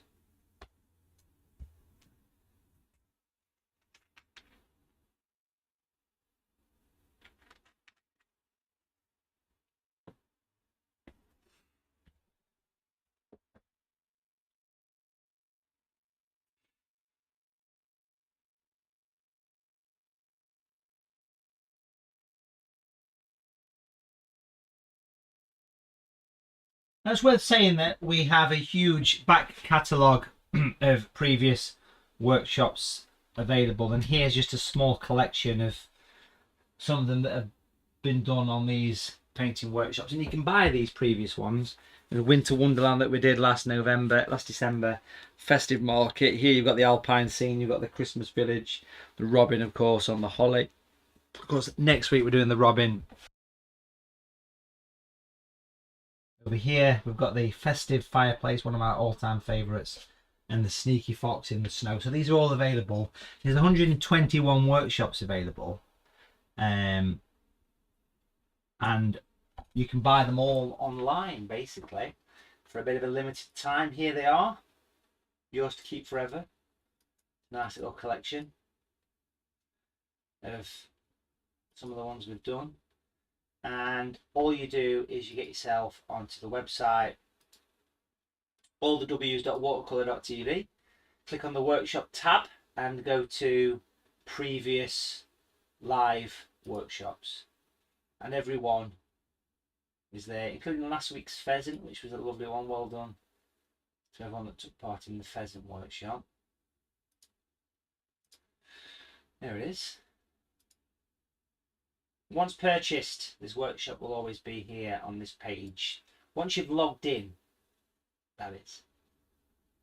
Something else you might be interested in, taking place next week, is the virtual painting retreat. Here it is. It's coming up on the 15th, 16th and 17th. We've got about 5 or 6 spaces left for that one.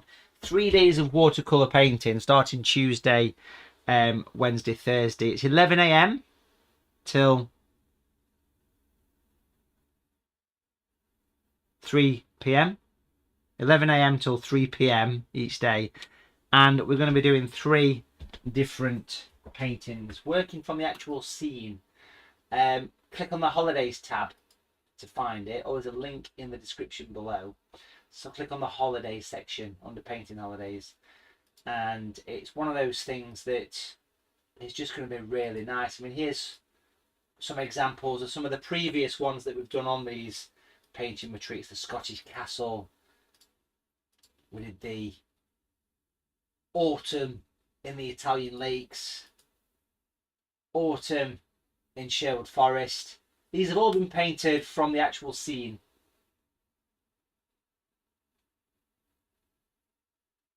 A view of Venice, a sunset over a lake, Mediterranean beach, and then of course with the snow scenes as well. These have all been done on virtual painting retreats. So if you want to get in on the action, it's coming up very soon. I'm trying to find the screen with it on. It's around somewhere. There it is. 15th, 16th and 17th. So next Tuesday, Wednesday, Thursday. Day 1, autumn in the national park. How many people's taking part in the actual retreat? So it's autumn in the national park on day 1. Day 2 is autumn view of Paris, looking through a window. Day 3, autumn by the sea. Working from the scene. You can be there live or at any time. We've got about 5 or 6 spaces left for that one. So if you want to get yourself booked in, there's never, of course, been a better time. Now, back to this to finish this one off. I'm going to put some light in the picture and some textures. So this is the finishing touches to this picture. Stay with me. First thing I want to do with this picture is grab some of the grey or the brown, either or, whichever you've got most of. I want to take the grey and I want to do it with the size 6 brush, but very dry. Remove the majority of the colour once, twice, 3, even 4 times. Get your fingers into that brush and do that. Get the brush going all spiky. Have a practice at doing that.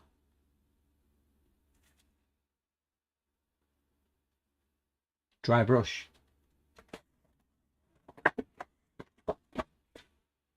This is the effect I'm after.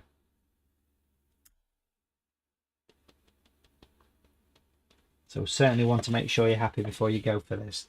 And I want to do very little, very dry, practice this one. And we're going to start off in the background. There we go.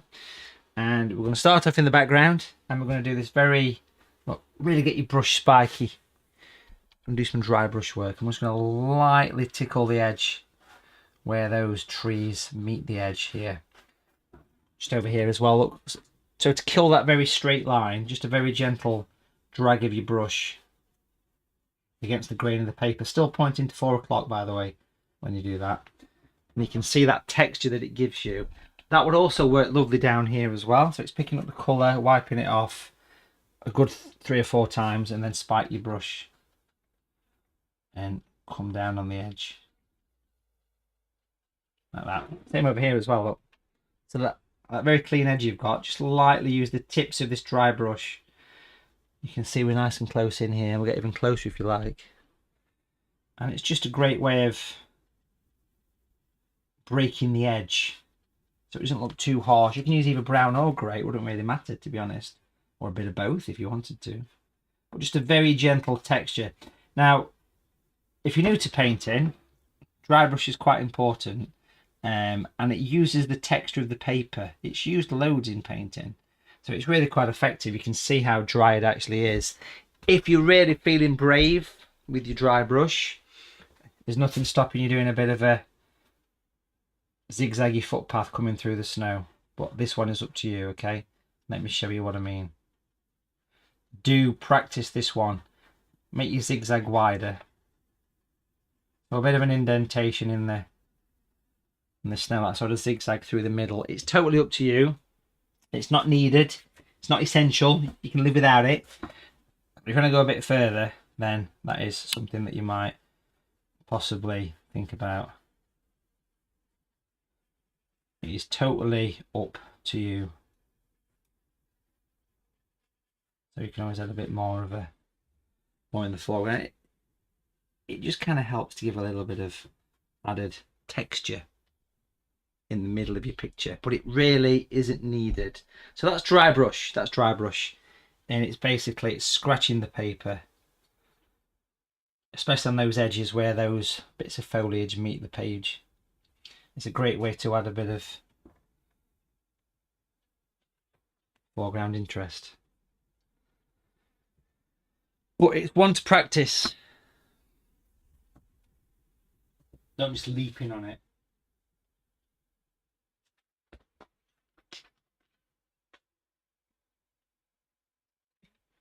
Connie, your painting is looking nice, Connie Craig.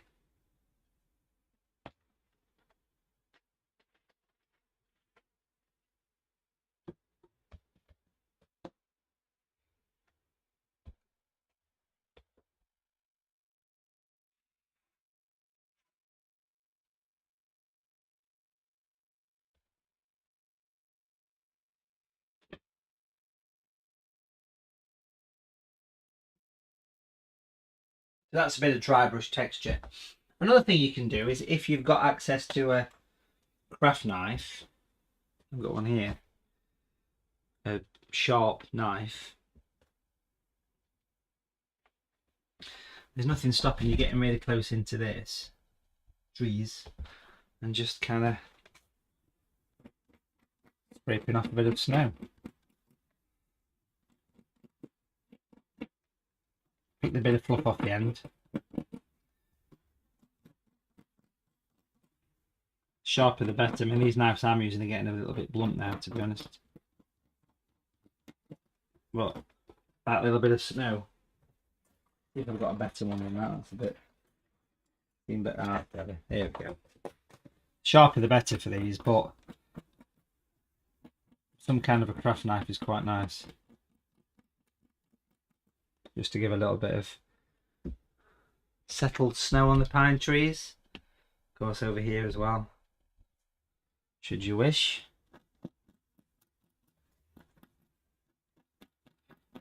But you just have to pick the fluff off, being careful, obviously. You need to be very careful with how you use them. I always say that to people. But that little bit of a settled snow effect is quite nice, and even in these foreground areas as well.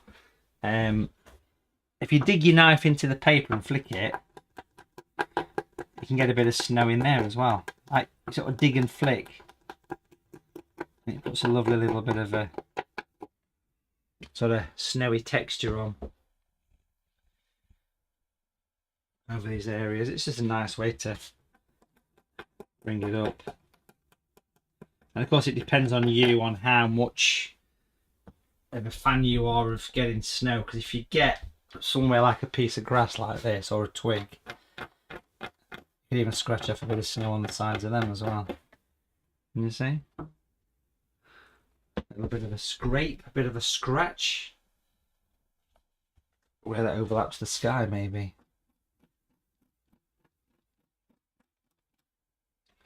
The sharper the knife the better here. See, a little bit of snow on the branches. I suppose you could even pop some little bits on there, on those sort of ferns or brackens, wherever they are.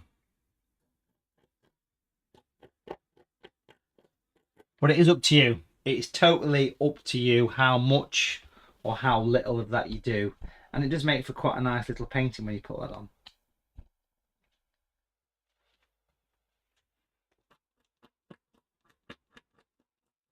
It works lovely in the trees, I always think.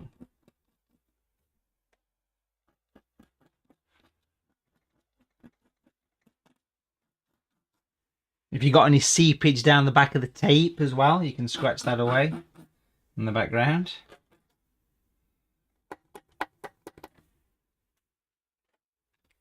If you didn't get falling snow but you wanted falling snow, you could always get a bit of white paint on the job.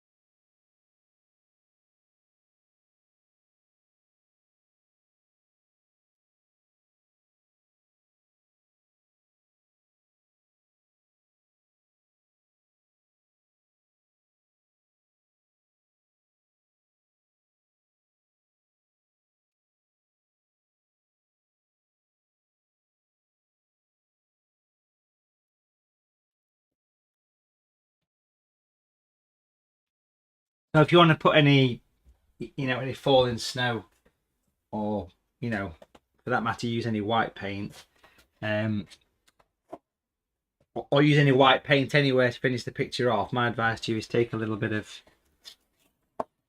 scrap paper, and when you use white, if it's mild white, give it a bit of a shake up, squeeze the tube a little bit, and it would be quite useful, a bit of white paint. Pop some there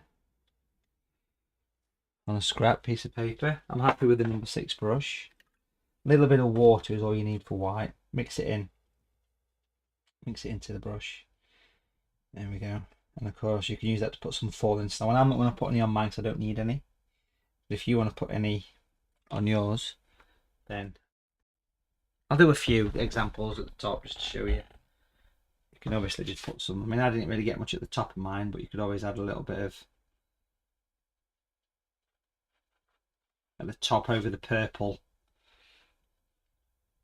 Of course, it's up to you. I mean, I'm sure there's some people that don't want to do any of this because they've got plenty on, but I'm adding just little spots of white basically. Different sizes is what you'd be doing here. And if you put it at the top, it almost puts like a 3D feel to your picture. A little bit of snow coming down. I'm stopping there because I don't need any more. And even in this foreground, if you didn't like using the craft knife, oops, sorry, keep the camera there, you can use white paint just to give it a little bit of, put some white spots in the snow. So it's quite effective, I think. A little bit of white. See that little bit of white I'm adding? This is just using an opaque white, so white acrylic, white watercolour, or some white gouache. I mean, I've even known people use correction fluid like Tipex for this. So there's options here, but I'm not going to endorse using Tipex, but you know, correct me if I'm wrong. Yeah, joke of the day. You can use it. But white does work nice, especially to get a bit of a settled snow effect in the foreground. But white is optional. You can just use the craft knife or neither, really. But the craft knife is quite useful. Put a few little bits of white flicks coming in here, look, you see? It just helps it to stand up a little bit, don't it? It's up to you. It's all in your hands here.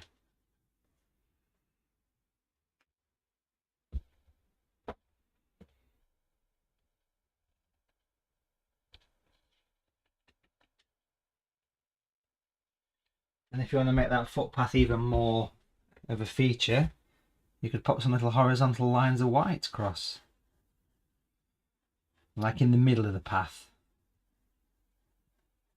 especially at the foreground. You can see them little horizontal lines of white I've added.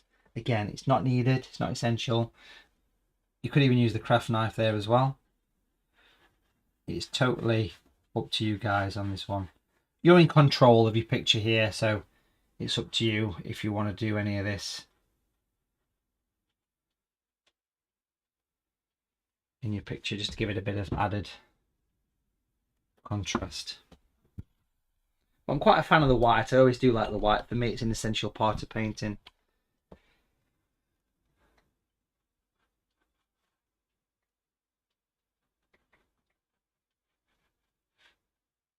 Got a few little snowflakes coming down in the sky, just to give it a bit extra. A few spots of white here, and like I say, potentially a bit of white in the footpath to make it stand out a bit more. And that is it. That is that picture completed.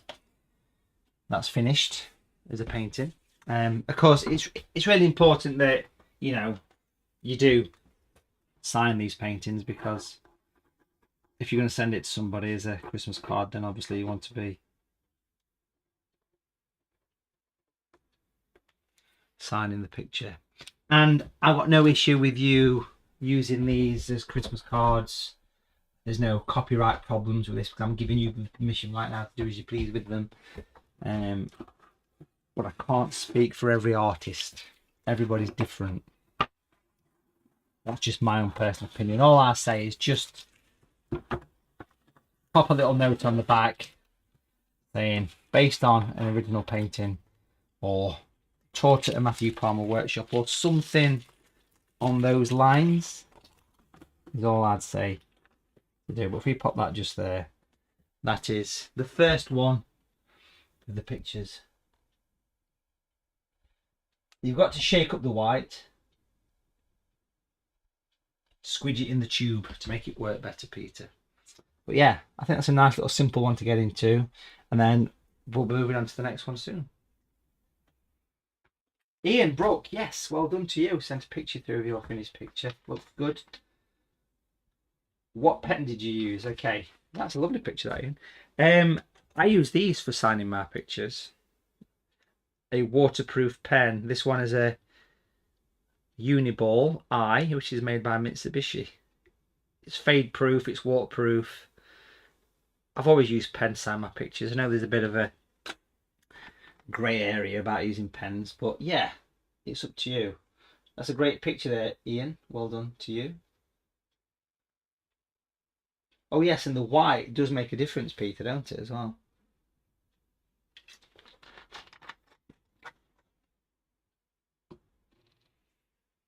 The white is always a game changer. There's no doubt about it. It's just one of those things that makes such a difference. But a nice, pleasing, festive scene there. Hopefully you enjoyed that one. And it's nice, it's still snowing here. It's nice not to have any sketching involved. We'll be starting the next painting after we've taken a 30-minute break Okay, so it is currently 12:05 here in the UK as I'm live. So at this point now, I'm going to take 30 minutes. So 12:35, I'll be back to do the next picture.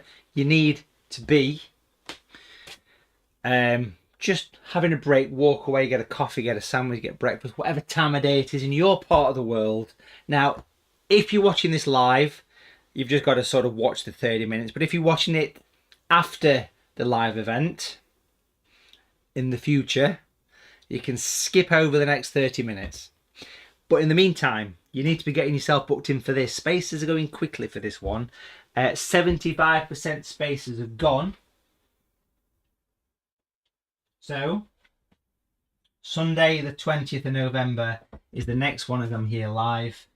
And it's taking place on the 20th. And it's going to be a beautiful or a colourful robin perched on a snow-covered old postbox or mailbox. Look at those images, top left, top right. Get your bookings in for that one, folks. For 10 quid, you can't go wrong. It's going to be a beautiful one. Link in the description. Also, get yourself booked in for the virtual painting retreat. Remember, Watercolour TV members do get 10% off, which is good. So you can use your code, which is on your dashboard. Now, as always, that'll stay on screen. And here we've got the Lego clock, the famous Lego clock. So you know we're still live. So that's going to go right there in the corner. In fact, just move it up a little bit. Put that there. So you can see the live time and the picture as well. If I don't put this on, it's as though the screen has crashed for those people that wondering why. So 12:35, we'll be back ready for his next picture, folks. So get yourself some clean water, get yourself a clean sheet of paper, and we'll be starting again in about half an hour. Philomena, your first workshop, you've sent your picture through. Let's have a look at it, just downloading as we speak. Gail's been having some fun with white going everywhere. Sounds interesting, Gail Williams.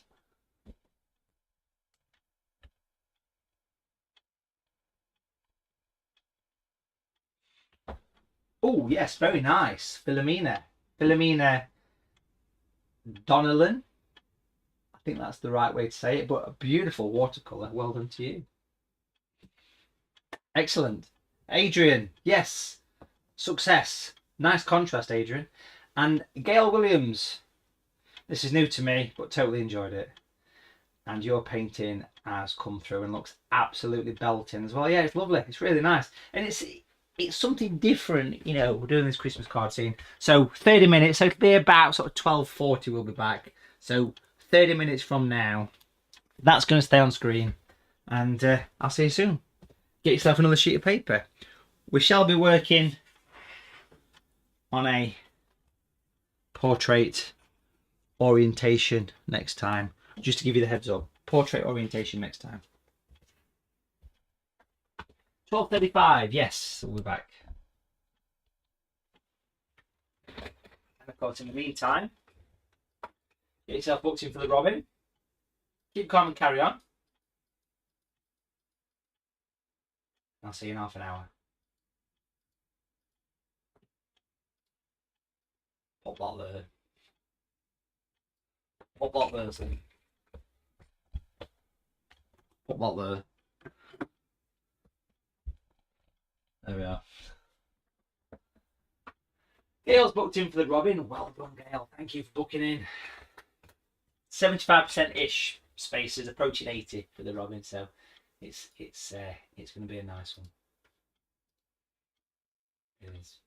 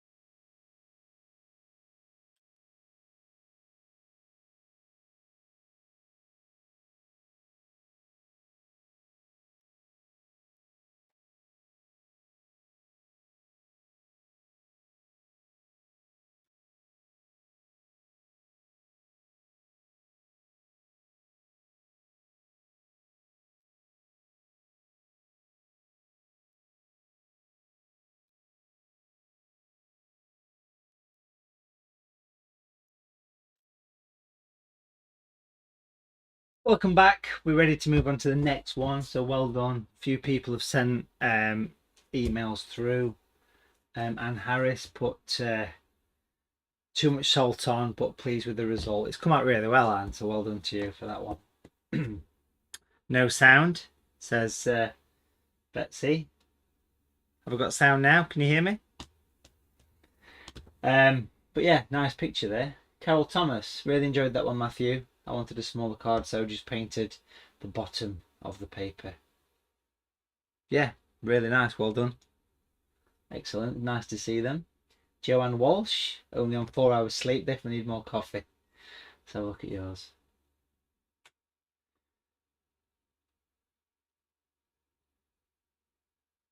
I've not turned the sound off in any way. It's because I wasn't talking. When I was cleaning my palette and setting up the new sheet, I wasn't talking. Nice picture, Joanne. Well done. Excellent. Yeah, so I wasn't talking. I was basically just changing. So there you go. Sound didn't go anywhere. No. Are you ready for part 2? Let's do the next one.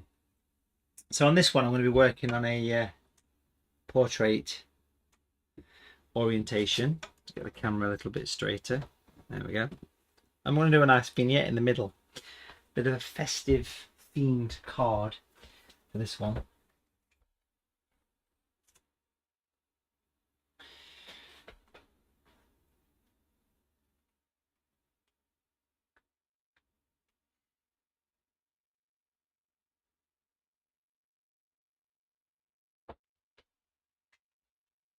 Now, if you've got a pencil handy, I'm going to do a Christmas tree on this one in the middle. Bit of a Christmassy type tree. So if you've got a pencil, what I'm going to do, I'm doing this one quite small, just in the middle here. So it's going to be a vignette, this one. I'm just going to grab a pencil. The pencil that I use is just a 2B pencil, basically. Nothing too exciting about that pencil. And I just want to make sure that you're happy with what we're doing here. So I want to bring this pencil down the middle here. And it's going to be a Christmas tree. So I'm just going to pop in a few little lines that kind of rock from side to side. Like that. You see those little sort of bowl shapes. Let me darken the screen. I'm going to darken the screen. 2B or not 2B. Just going to darken the screen a little bit for you so you can see the pencil. If I do that and that, there you go. That's made it pretty dark. It's very faint. And it's just this kind of Christmas tree that's going to be sat in the middle of this picture here. There you go.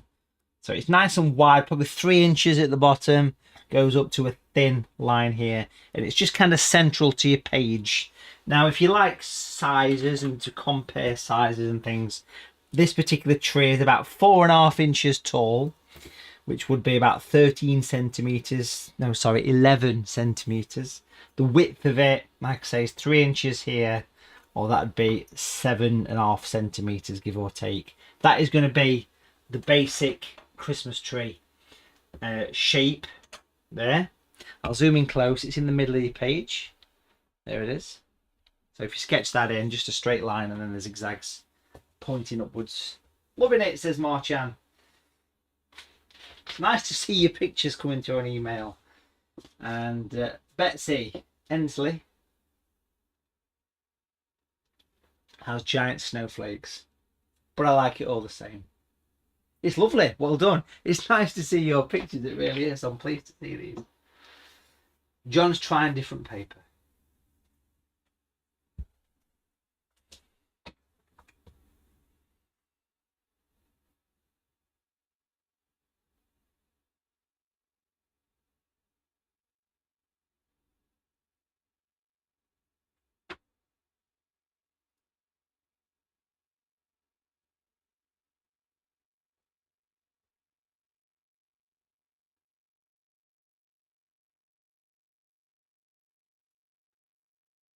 I'm going to put my screen back to what it was before.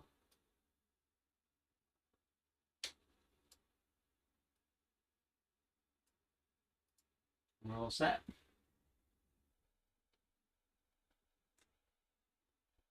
So this one is going to be like a misty background, and then this Christmas tree is going to be sat in front of it. It's going to be a nice one to do. So basically the focus will be a Christmas tree here. Pretty much the same palette of colours. So using just the same as is. The three primary colours, of course, as we talk about all the time. Again, it's good to get your palette clean. I've got clean water here as well. The 3 brushes. You might not need the large one again. If you've got a brighter red, that would be quite useful for this one, but it's not essential. So if you've got some cadmium red or something like that, that would be fairly useful, but not essential at all. Doesn't really matter too much, okay? But if you have got some cadmium red or some vermilion, you could just pop a little squirt of that later to put some Christmas lights or some baubles or something like that.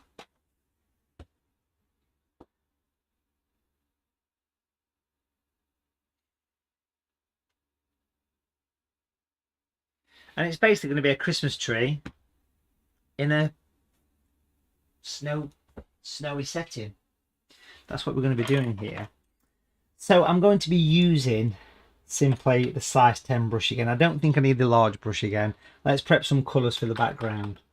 First of all, I put the water in and I mix up a pale warm colour. So yellow with a touch of red, like an amber orange colour. Feel free to use natural. Feel free to use natural orange, but quite pale. Again, test your colours to what you see on screen. Pale orange, amber colour is what we're interested in.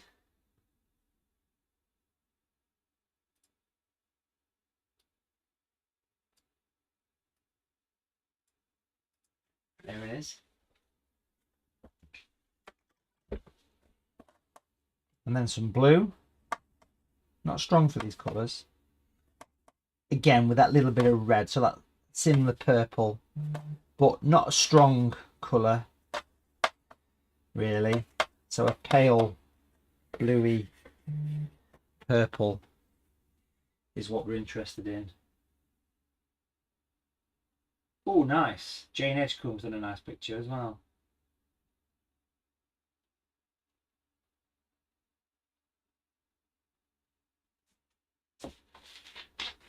John Hayden has done a nice painting, but he's saying that you struggle with the paper. It does make a difference what paper you use, John, it really does. So get yourself some nice paper like this stuff we use here. Makes all the difference. Ooh, Andrew Murphy done a nice job as well. Well done to you. So there we go. Those are those 2 colours. Now that was all done with a size 10 brush, remember. Size 6 brush, we're going to mix up 2 greens, okay? Strong greens. You can use natural green for this. I will talk through this anyway. So it's yellow and blue, okay? Now, more towards the blue, with it being a Christmas tree. So quite a strong green. If I put a line there, that's to indicate that these are size 6, they're size 10. So quite a strong green. And then you want another green with yellow and blue. Exactly the same, thinking, well, why are you doing 2 of the same? Because this one wants a little bit of red with it, but only a bit. What the red does is it darkens the green quite a bit. It makes the colour go. Can you see it's quite a dark green? Now if you're using the natural colours here, you could mix the 2 greens together to make this lighter one, and natural green on its own for the darker one, but plenty of blue in that dark one. It's like a shadow green. Look, can you see the strength of colour. It's quite a contrast, but very strong paint with a little bit of water in there is what's required. And that was done with a size 6 brush, and these two colours are done with a size 10. Remember, Christmas cards to me are meant to be quite quick. Yeah, Jane, yours is nice. Lovely. Well done. Beautiful picture. It's nice to see what people sent through, actually. That's part of what we do on these sorry, not critiques. It's part of what we do on these virtual painting retreats is at the end of each day, so Tuesday, Wednesday, Thursday, we'll have half an hour with an optional critique. If you want me to critique your paintings and talk about them, then you can send them through and we'll talk about them live. As well as painting from the actual scene, the painting retreat just makes it, you know, a little bit different. Why do you mix paint with different brushes, says Sandy? Well, it's a simple answer. It's to do with mix the colour with the brush you're going to paint it with. So because I want these two colours to be quite thin, a size 10 brush will naturally make a thinner paint. But because I want these to be quite thick, using a smaller brush, less water, thicker colour. But the basic answer is use whatever brush you're going to paint with to mix. And that's it. But strong green and then lighter on these two.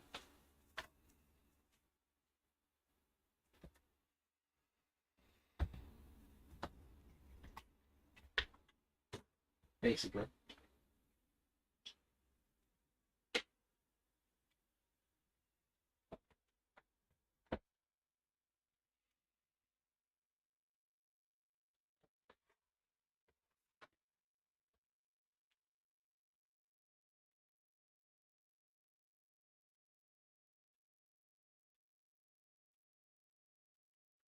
You can already see how the blue separates in the palette.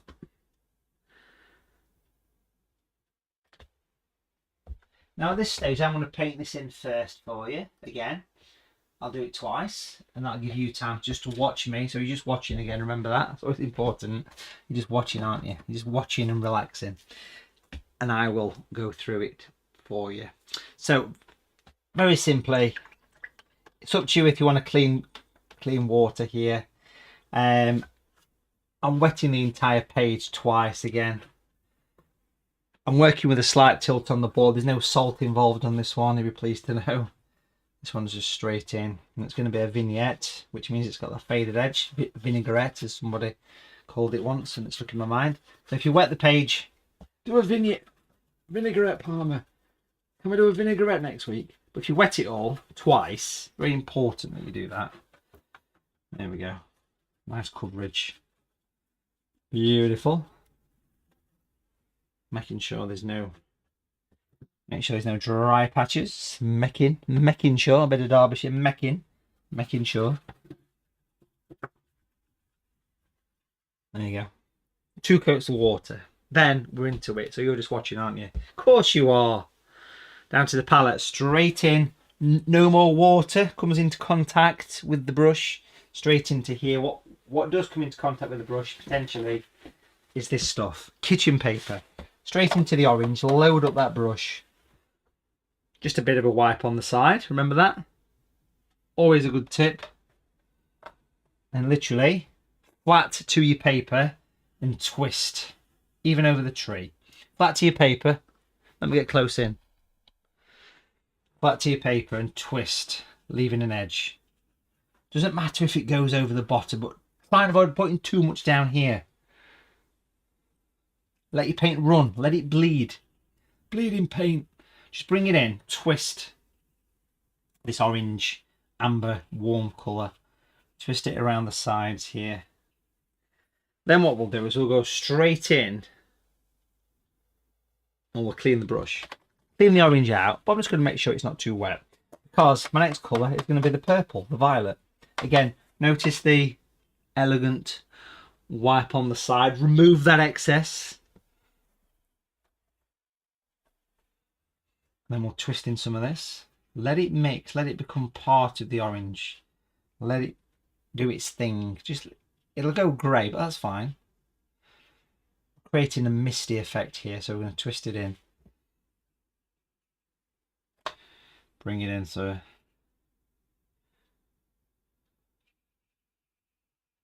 let the paint mix on the page. Loosely avoid the Christmas tree, of course. Down at the bottom, I'm just going to pop in a few bits of the violet down at the bottom here as well. Bottom of the tree. Little wiggles. But the basic technique is to twist your brush. So you've got that nice soft vignette style background. Let your paint do its own thing, let it work into your page. Don't worry about fiddling with it. Just let it do its thing. Let it be its own mission here. Just work with it. Just put a bit more down there, as you can see. And that's where the Christmas tree will sit. But that is it for your first stage. So the recap down to here. Look, we've got some penguins. I'm using an old worksheet pre-drawn here. What I've dug out of the stash. And when I find my pen, I want to say that, imagine this is the sheet of watercolour paper that we're working on. And this is your little practice session. You're going to basically wet the page twice with a clean brush. Remember that?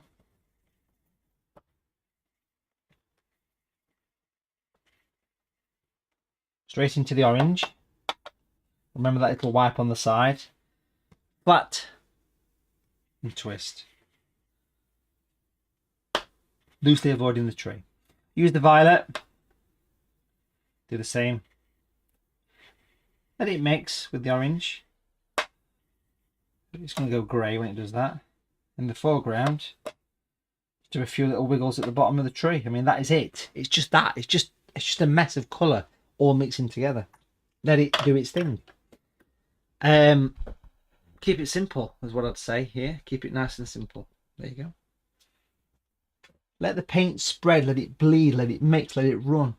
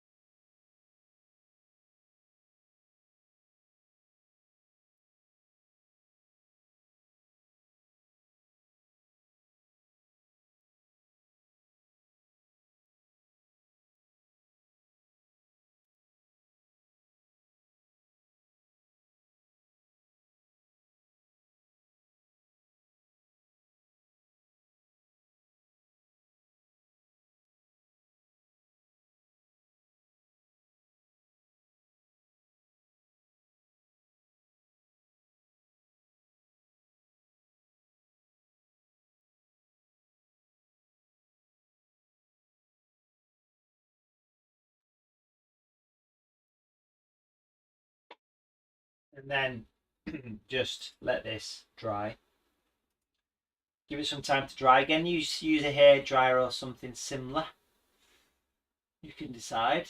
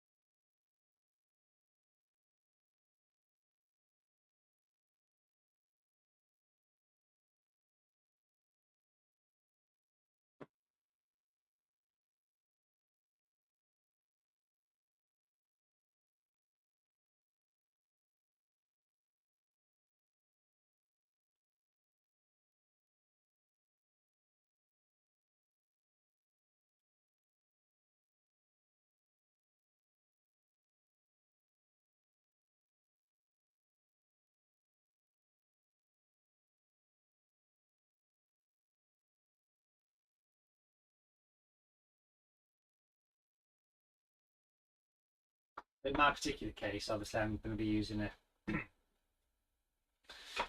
hair dryer. But if you're not going to hair dryer, just give it time to sort of dry. And I'm going to paint a Christmas tree in the middle with all its glowy detail.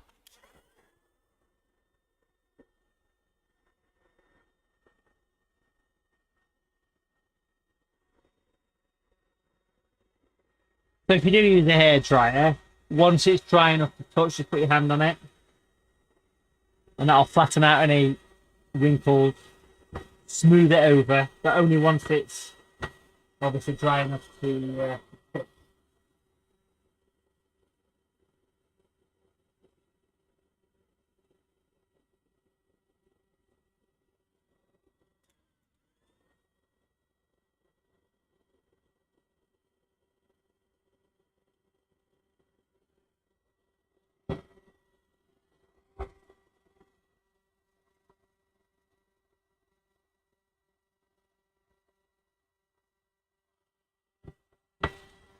It's quite important with this picture that we do make sure that the page is fairly flat. So if you've got a heat gun or a hair dryer, just put your hand on it, rub it. It will flatten naturally over time.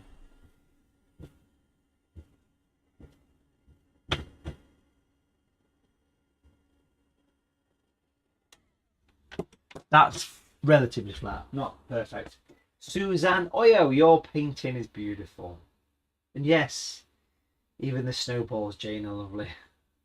Rosemary's just booked a next block of 5. Thank you. The blocks of 5 are quite special, and a big shout out to people that do them. What is a block of 5? Let me show you. So if you was to go to the website, block 5 is basically, it's under the workshop tab, watercolour workshops, live watercolour workshops. It basically, what it is, it's you automatically booking yourself in for the next 5 workshops, okay? And you don't have to think about booking each week. And a lot of people do this, and a big thank you to people that do. So if you did a block of 5 today, for example, it would get you in for next week's workshop and the next 5 automatically. This one's from Frederick. Matthew, how do you book? I can't find the virtual. All right, okay. How to book the virtual painting retreat? Right, okay. So I've only got 4 spots left on that one. So, sorry, 5. So you get yourself in. It's under holidays, Frederick. So it's under holidays, which is there. Look, top of your screen. Click on that. That takes you straight to the retreat, and that's the latest one, which is coming up next week.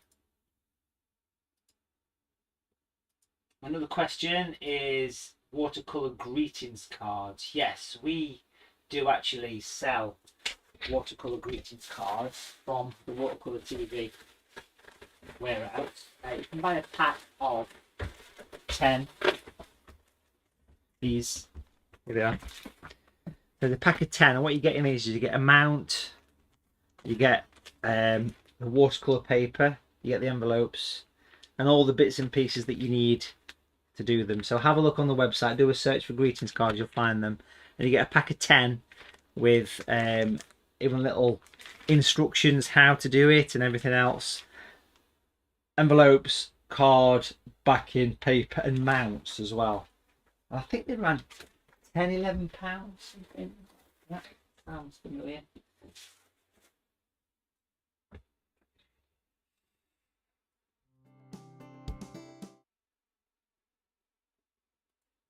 Okay, so we're nice and dry. We can see the pencil, so we know where we're working to.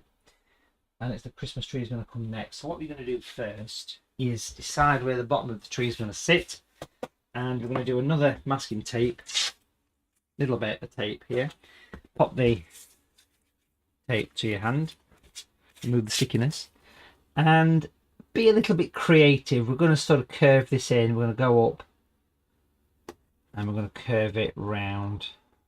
Imagine that's a bit of a sort of snowy banking where this Christmas tree is sat in the middle of the village kind of thing. Just sat here in the centre of your Christmas scene. Make sure you remove that stickiness though, that's quite key. And then what you're going to do is we're going to start off with the light green. Now these greens are quite strong, aren't they? They need to be. Size 6 brush. The technique is really enjoyable. So what you do is you pick up the green. We'll start with the light one, wipe it on the side. But here's the secret to doing this. Remove the excess 2 or 3 times from the brush. And the way that you're going to use the brush is different. We're going to hold the brush like this. I'm going to tap it flat. So I'm holding the brush and I'm tapping it. I'll show you on the paper. So I'm holding the brush like this, basically. And I'm using this part of the brush, the belly of the brush is the bit I'm using. So I'm not using the tip. And basically, we're going to start off. We've got that central line. We're going to tap and move. I'm going to make use of the dry brush. So I'm tapping. You can hear me tapping on the paper, hopefully. Keep picking up more of that green. Tap it off on there. Lay it flat. Follow those pencil lines. Come right down to the bottom. Really important you get a dark base to this. And literally, if I get extremely close in, even closer for you. So you can see how I'm using the side of the brush. Pointing upwards. Start to fill in the middle, but it's good to leave a few bits for settled snow. You can see it looks quite natural, don't it? So pick it up, give it a tap, and then use that middle pencil line as your core, if you like. Have a practice. If you bend the brush slightly higher on the right side, you get more of a point, of course. And of course, as you move towards the top, you're thinking about being less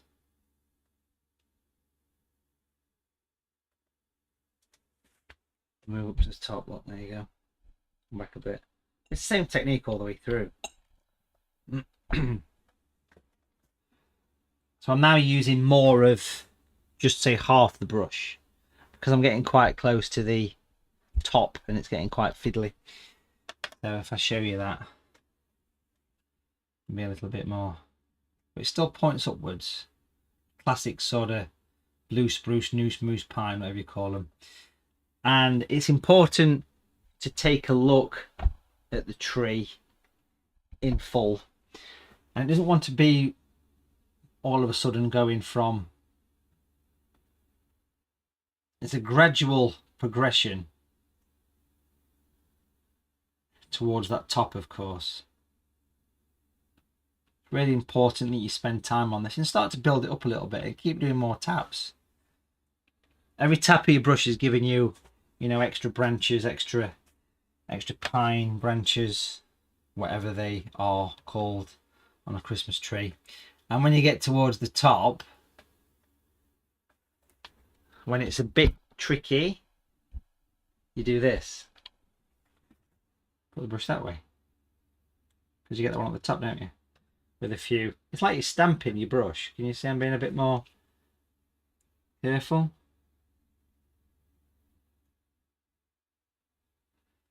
And I would continue down the middle of the tree ish.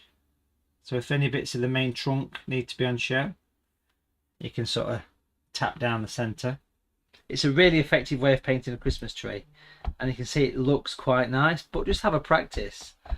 The basic technique is really easy, but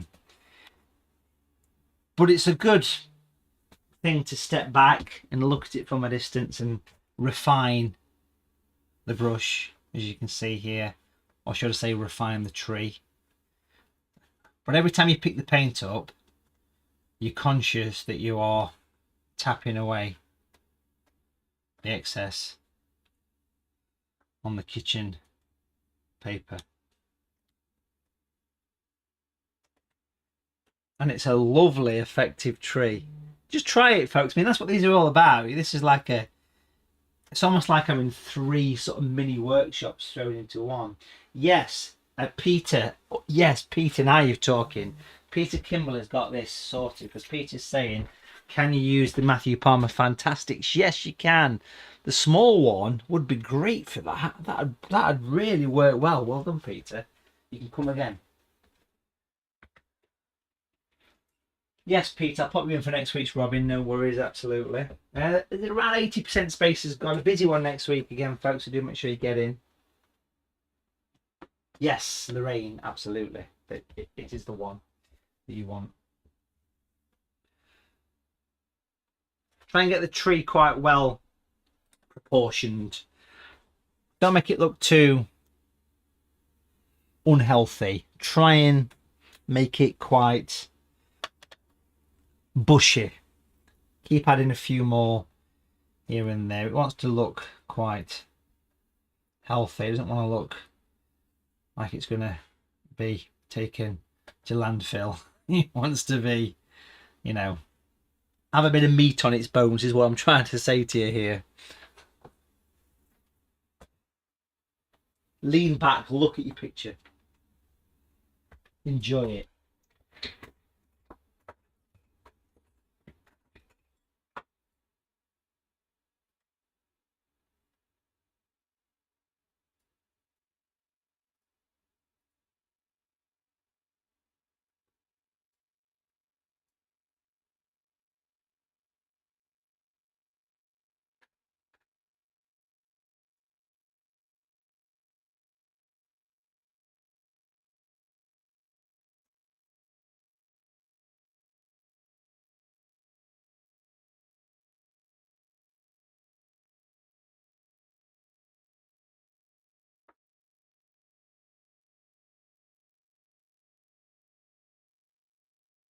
And of course, this green is quite strong.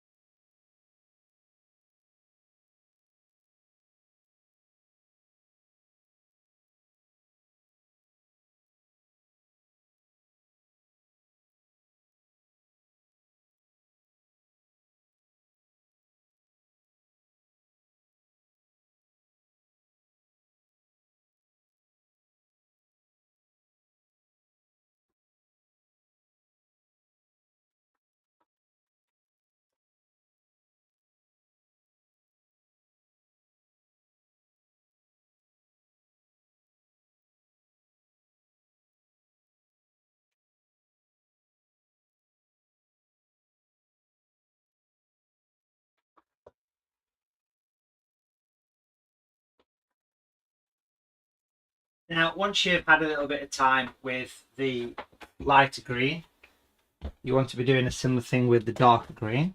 So straight in, and see it's a good strong bit of colour. Again, that bit of red was really making this colour quite dark. Again, but the same thing, you know, on the tissue a few times. And if we get back up to the picture,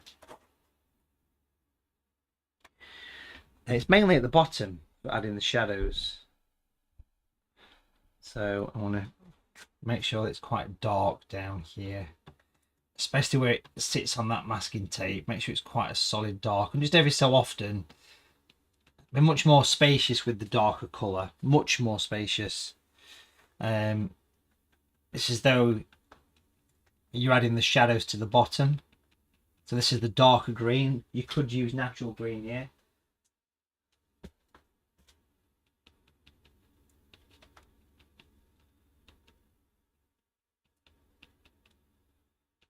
And basically I'm working my way up the tree.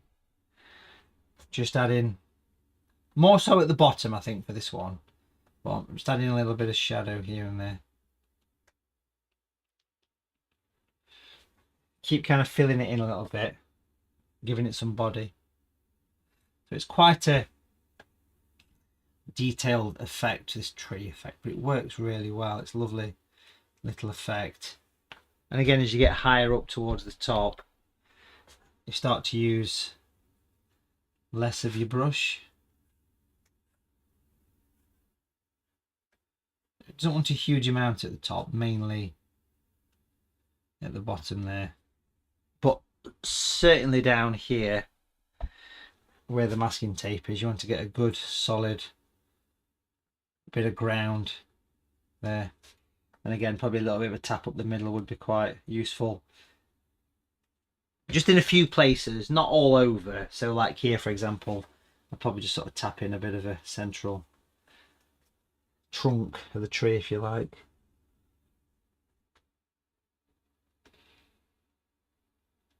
Just the same size paper, exactly the same paper size and everything here.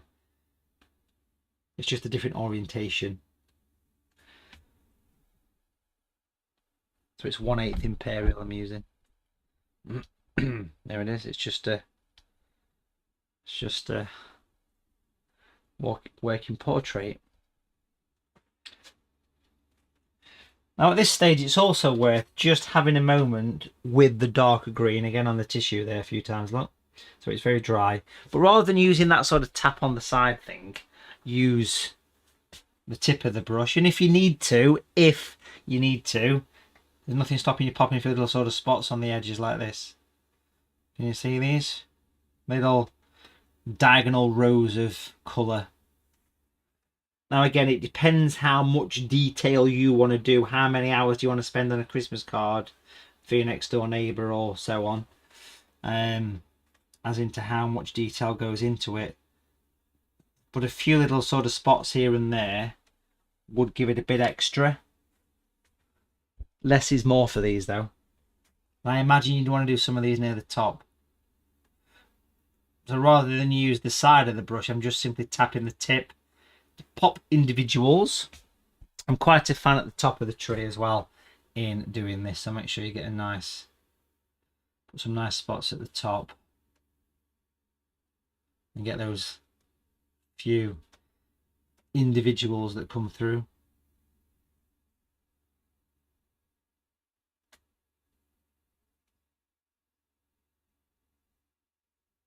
Like that.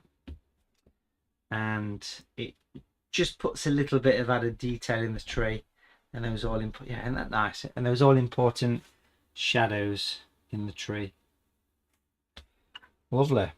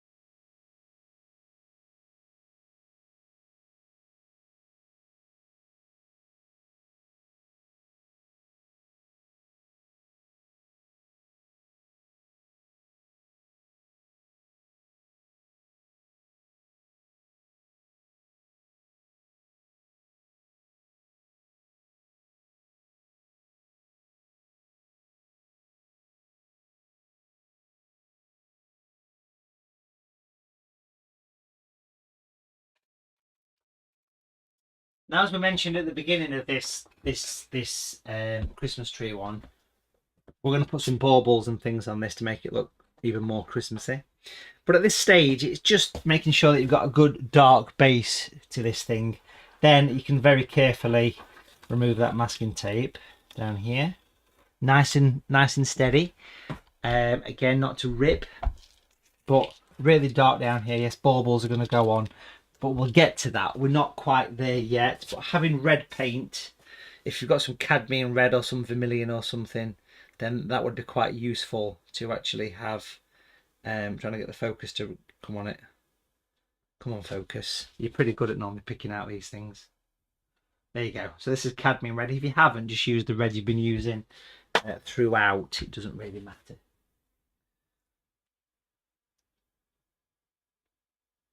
But before we get to that stage, we're going to paint in some shadows and some snowy stuff down here.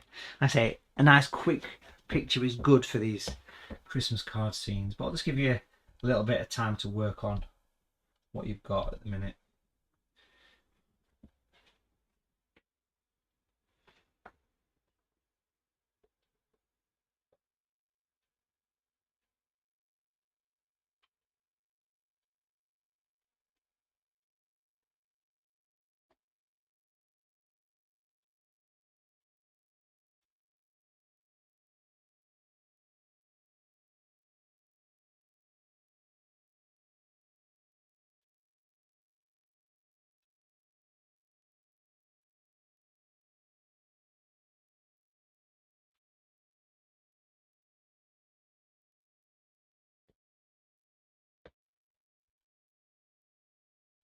So working down this bottom piece then, and make it look as though it's got some sort of snowy shadows and various things around. So if we come down to the palette, number 6 brush, again, nice and clean. I'm just using the violet colour, the pale violet, which I need to mix more of. So it's the blue with a bit of the red, but quite pale. Or you could use natural violet, whichever works best for you. You can see that they're pretty similar. But a pale, very watery colour. This is the one that we mixed up and we used in the background, but you might need to mix a bit more up. That bluey purple colour is what we're interested in. But nice and pale. Nice and pale for this. And it's giving some base and some distance to the picture here. Make sure the colour is extremely pale. Extremely pale. And we're going to add some shadow down here. So I want to start off with a wiggly line that goes like that. Might seem a bit odd, but you'll see where I'm going with this. Sort of weird curve. Clean the brush. 2 taps on the tissue and very quickly take that away at each side and fade it upwards. And make a bit of a snowy landscape out of it. Yeah, so that little sort of dint in the snow, as it were. It's important that you fade these ends away, and even if you need to go back into your water again and soften the top even further, but so it completely disappears to nothing, which lots of people don't quite get that. So a complete fade to nothing is really important. That's the first one. This kind of curvy S is the first port of call. Beautiful, beautiful.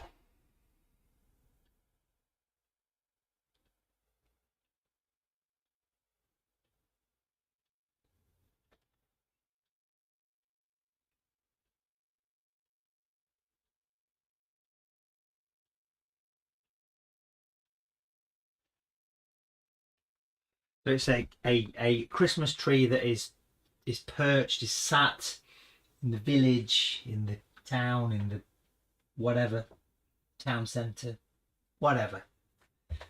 So a bit of a snowy shadow would work quite well. Now I can put another one of these in as well. And these kind of go anyway, so I'm going to pop one coming down here, but a shorter one, like a little bit of a shadow in the snow there, like a dint in the snow. Clean brush, couple of taps, take those ends away, and then fade it up, fade it completely up. Always do one at a time of these. Stay with me while I do a couple more of these. I'm gonna get another one that comes down here. Come back with the camera a little bit of a curve coming down. Clean brush, couple of taps. Make sure you take these ends away completely, and then fade it up into your snow.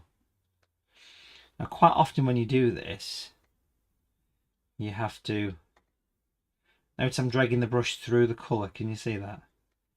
Just gives it a nice natural looking snowy area.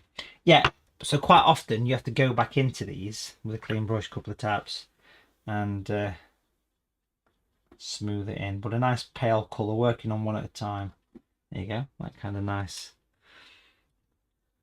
misty snowy area in the foreground.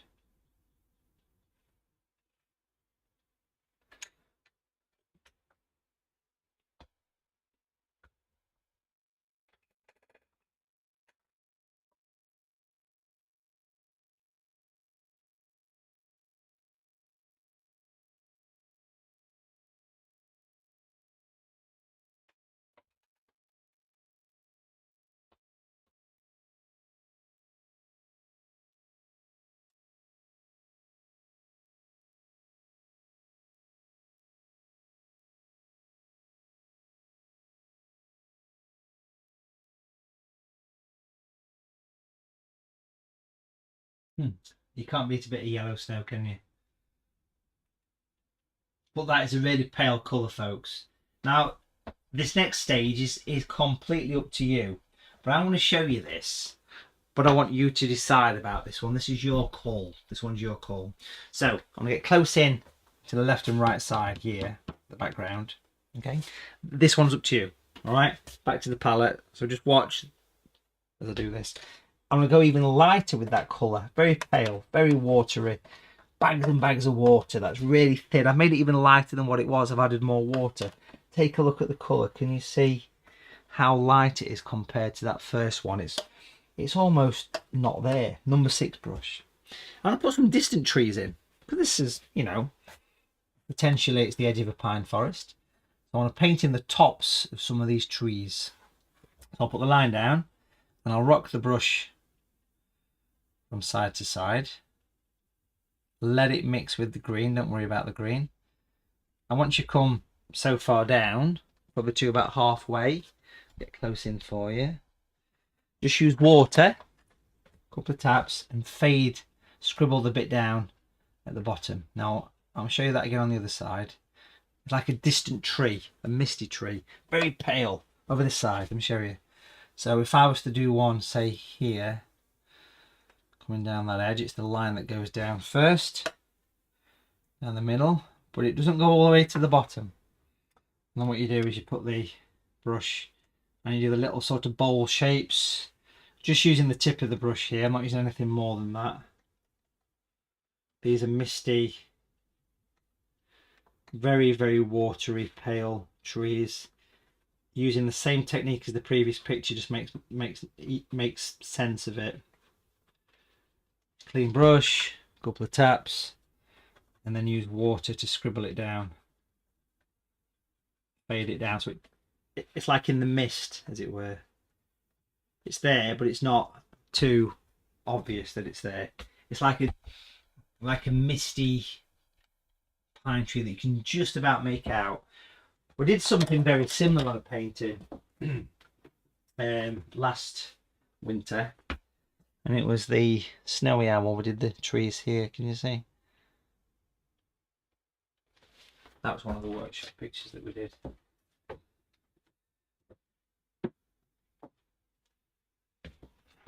But it's optional. It's your call on that. You don't have to do it by any means. You're in charge. You're in control.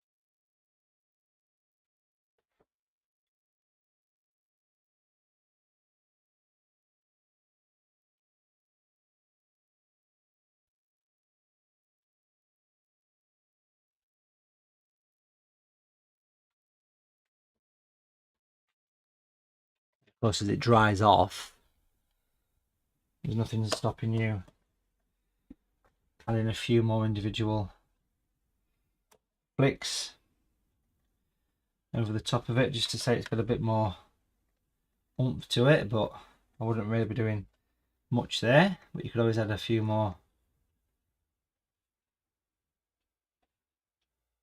little bits of detail to the tree should you wish, but I'm just happy to leave it as it is. See his little flicks on the side, it just helps to give it a bit more character, but it is totally up to you on that one. The choice is completely yours.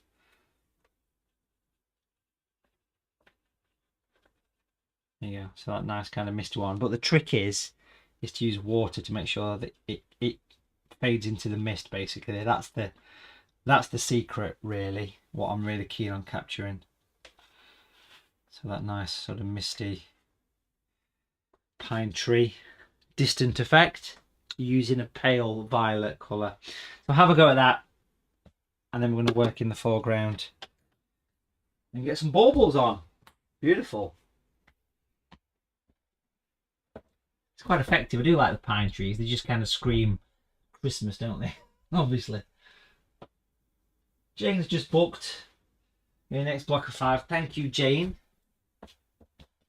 Don't forget, if you are taking part in next week's Robin, we are 85% full. Also giving away £50 an art material voucher, which we'll be picking the winner at the end of the workshop. So do get your bookings in. That's the end of the workshop next week, obviously. There's the information on the screen. The robin. Look at that beautiful robin there. Perched on the post box. Sunday the 20th of November. Paint a colourful robin on an old post box. Can't go wrong, can you? It's going to be a nice one.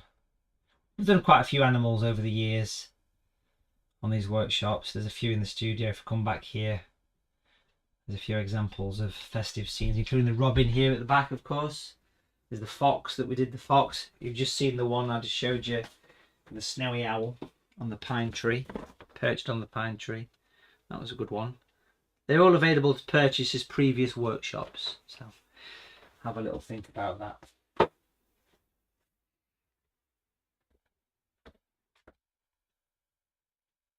Now, if we get close into this foreground area here, we're going to do something very similar to what we did on the last picture, which of course was the dry brush that we used in the snow. So if we mix up some sort of warm grey, like a greyy brown colour, quite easily mixed from blue, quite strong for this colour, quite a definite colour, with a little bit of red, we get the purple, exactly the same as before, that strong grey, and then the yellow. That's gone a bit brown in there, so I want more blue in it. If it goes green, it wants there's the colour, so it's like a grey. If your colour goes too green, then add a bit of red.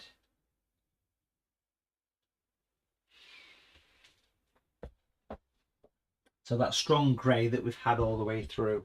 And the technique is going to be the dry brush technique, which means I want some dry tissue to pick up the colour, number 6, wipe it off, remember that, and get your fingers in it a little bit. Now if your brush springs back together, it's because you've not removed enough colour, probably. Spiky brush. And basically what we're going to do here is use the tip of this brush and just put a little bit of texture around here. And you see on these little mounds of snow, add a little bit of dry brush work, add a bit of texture. You can see I'm using the brush. This is the earth, a little bit of dirt, a bit of shadow poking through the snow here. Look, that little bit of shadow, and even at the base of the tree, look, you can pop a little bit on. It just helps to sit it down in your picture, in my opinion. It just gives it a bit of earth texture. Can you see it? Just making use, practice the technique here if you get a scrap piece of paper, you're looking for that, not that. So you're looking for this dry sandpaper texture. And every so often, if you put your brush back together again, or use a finer brush, I would recommend popping a few little blades of grass poking out the snow. Can you see them?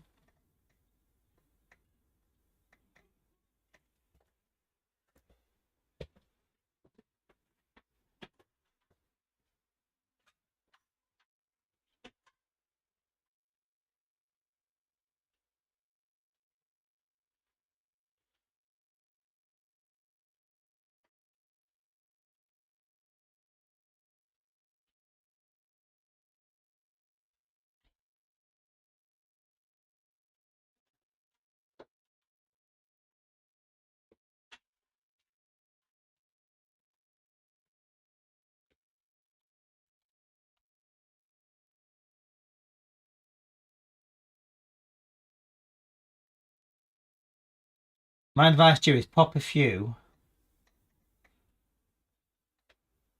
that are just literally coming out of the snow, like here.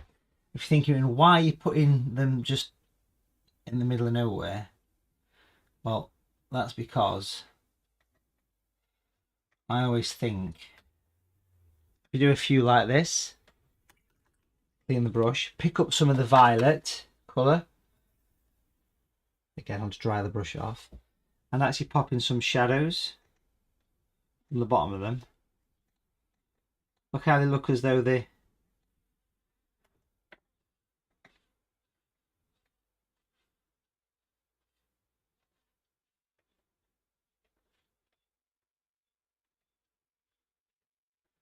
sat in the snow. That little bit of a flick, it just makes them look as though they sat there, don't it? Just a bit of a shadow. Just kind of frames it up nice, don't it? While you've got violet on your brush, you could always pop in a few extra little bits of extra shadows here and there, but I think that's pretty much it for the base. And I'll put some baubles on the tree, or some lights, whatever you decide.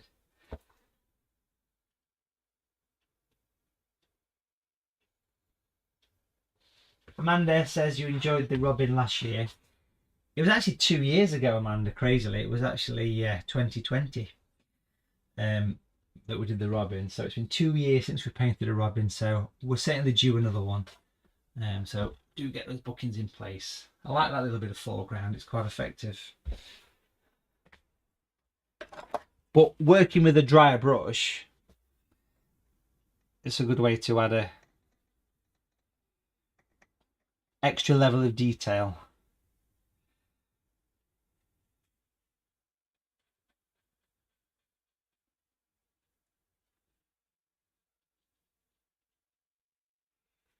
It is. And you can even do some dry brush violet just to give a bit of extra oomph to the shadows, should you wish. But that's a nice little base there. Just using a bit of dry brush and a bit of grey. A few blades of grass.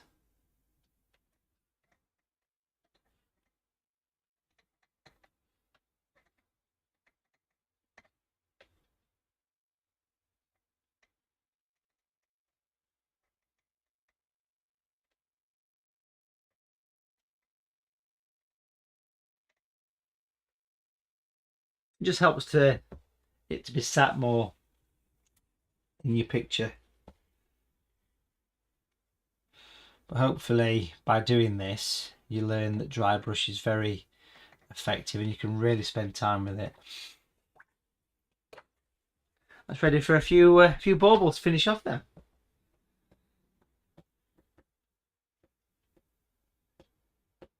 Of course, have a great birthday as well, Amanda, next week.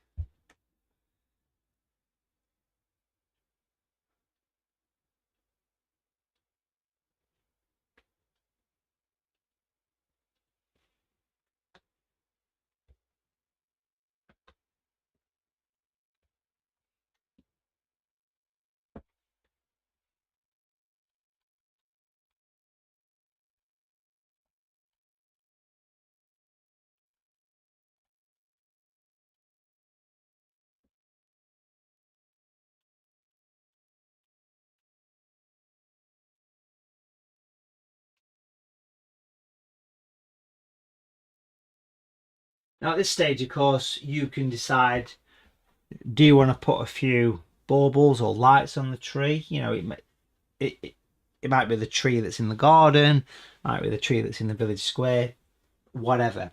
Have a look at this painting here, which is the Christmas fireplace that we did last December, and you can see the little baubles on there. They're quite effective.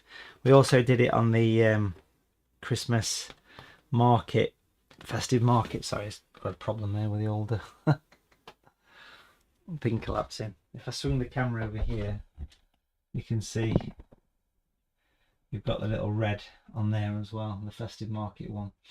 So if you want to go down that route, I'm going to show you how simple they actually are. We'll get close in, and I'm going to be using red paint, whichever red you've got. If you've got some cadmium red, use it, or you could have two different reds, or you could have different colours, it doesn't really matter. So here I've got some cadmium red, and then this of course is crimson or natural red, so I've got a couple of different reds there. But you could just use this, or just use this, or you could use both, and they're not as painful as you probably think, these. So again, I want to make sure I've got quite a pointy brush, and you do little C shapes for these, little C shapes. So if I do one, which you can see this, if I do one here, like a C shape, and you can do a few at a time. Do one over this side, nice and bright, of course, for these. So I would say if you did half a dozen before you move on to blending them in,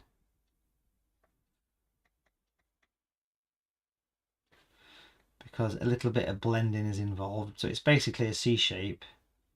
Clean brush, wipe it almost dry, and just use water to fill in the circular shape of the bauble or the light, whatever you decide it's going to be.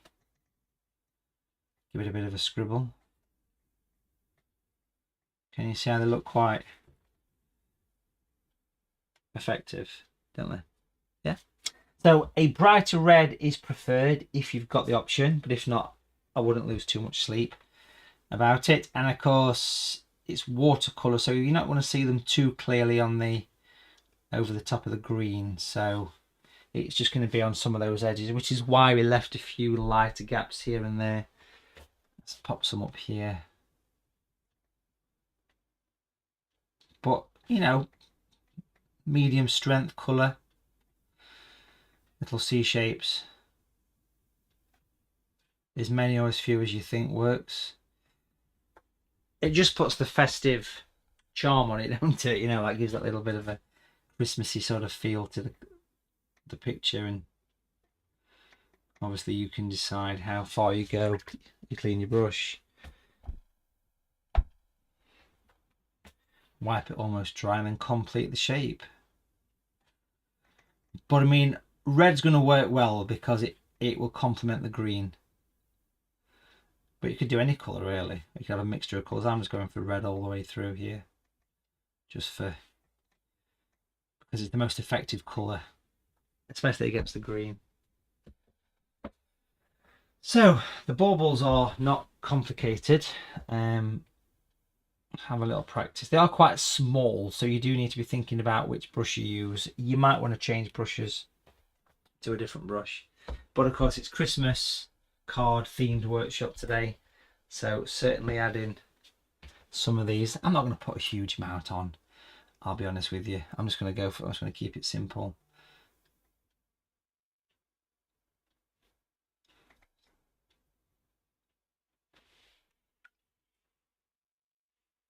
Like I say, it depends how far you want to go with how much time do you want to invest in a Christmas card for your relatives. I'm sure some people want to spend all day on it, which would be fine.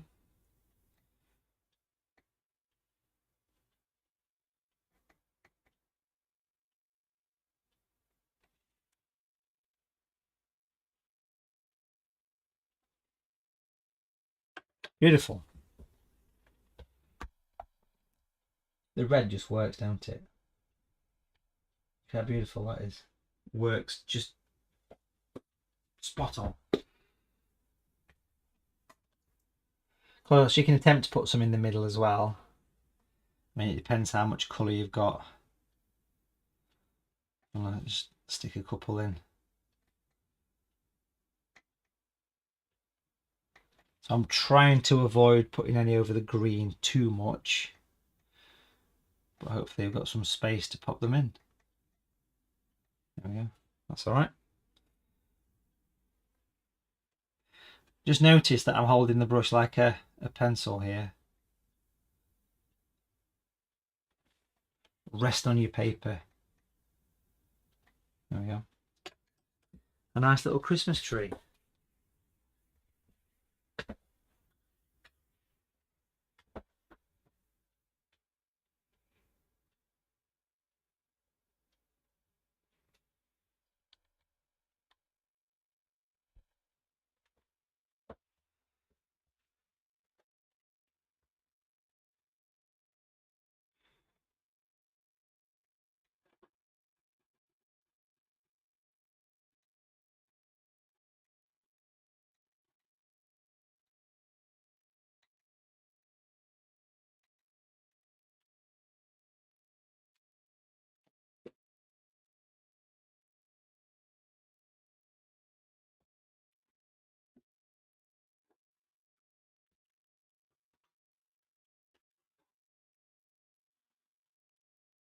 Put that, just bear with me 1 sec, I'll leave it on the screen for you. I'm gonna put that back. There we go.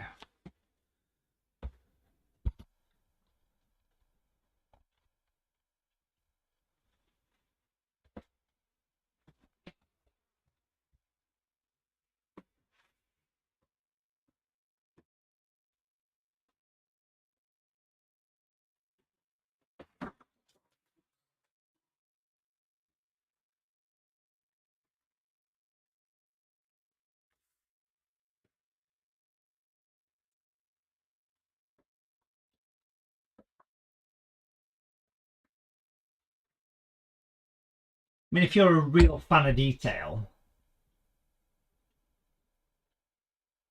and this is the Matthew Palmer going the extra mile option, which is totally not needed. I want to make that clear. This bit, again, like those distant pine trees, isn't required necessarily, but you've got that bit of grey in your palette. So if you did have the baubles, then you could pop a little spot at the top of them, just to say that they actually have the little darkness that attaches them. You know what I mean? Like a little dark spot. I mean, that's getting quite picky. And I wouldn't lose sleep if I didn't put them on. A little grey dot on the tops of them. It just somehow attaches them to the tree. And another going the extra mile option, which isn't really required, but it's there if you want to do it. If I take a bit of white paint, I'm just going to take it from the tube actually. It's got a bit of white there. Look, I've just popped on a bit of scrapped board there.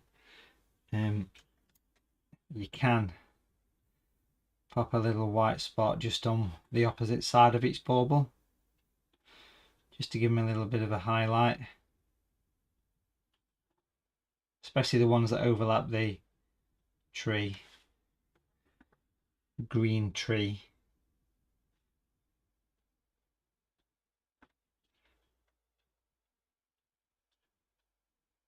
Just makes them look as though they're a bit more shiny. Does that make sense? You can see that kind of little white spot on the opposite side of them.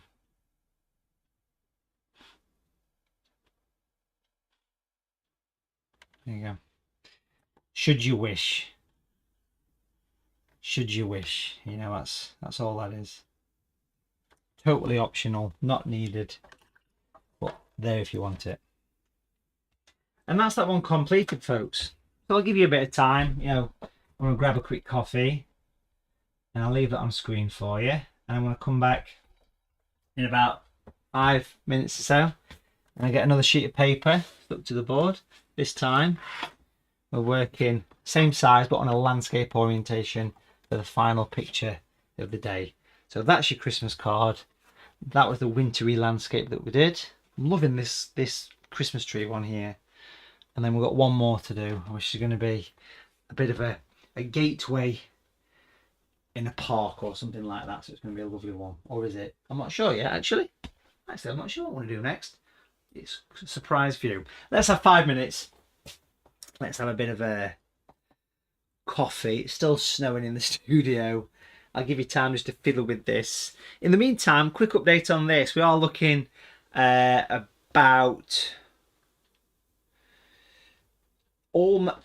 85 to 90% space is gone for this one. So do get your bookings in for the Robin on the post box next week.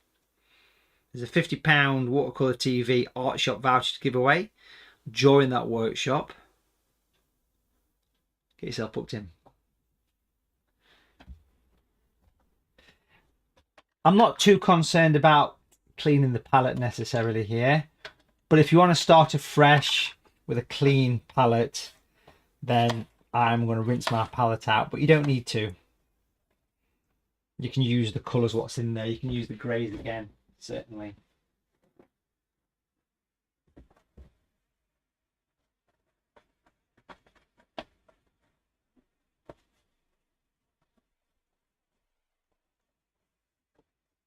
I'll just give my palette a bit of a clean out, basically. And I shall grab some clean water as well. We'll pop back in sort of 5 or 10 minutes, then we'll do the next one.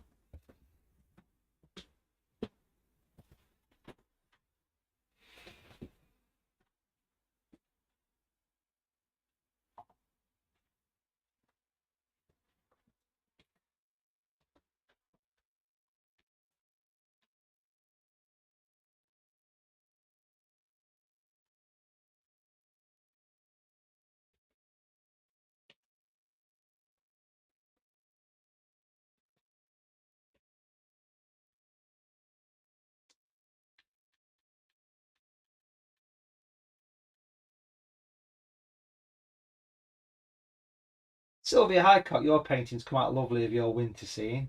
John Hayden has sent a photograph through of John's Christmas tree, and it's just downloading. Ooh, yes, very nice. Nice rich colour. The white will stand out on yours quite nicely, actually, John. You know, put that little white dot on it. That'll give it a bit of oomph. It's just different because everything we've done on these workshops previously has been very much, it's been very detailed and very crisp and sharp, and now it's doing quicker pictures, which suits, workshops. But if you look at a painting like this one that we mentioned here, the festive fireplace, this is available to buy as a previous one, but the same technique was used pretty much here for the Christmas tree that we've used here. So it's taking elements from it and applying it to your own paintings, but that's made a nice little quick scene there. Without having to think too much about sketching or detail. Beautiful way of working. Quite a fan of that. I like it.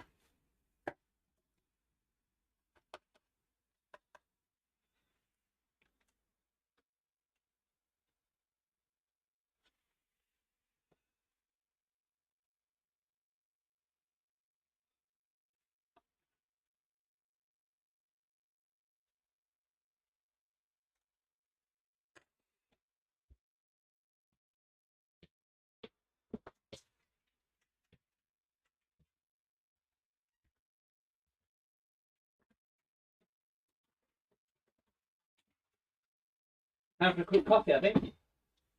And then we shall return. We'll be back with the big finale.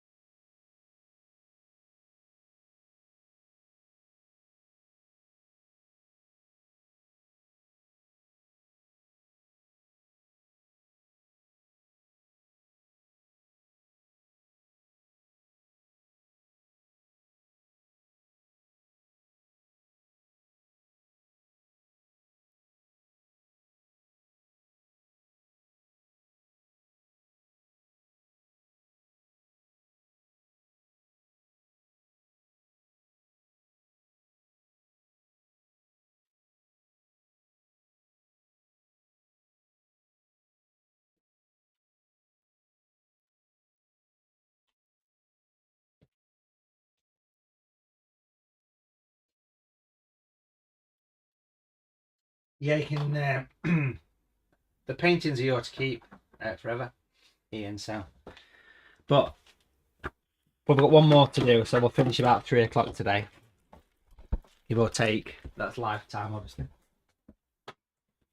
which is normally about average. We normally wrap up about 3, something like that. And I will be working on a landscape orientation. So I'm just gonna get that prepped while you get yourself geared up.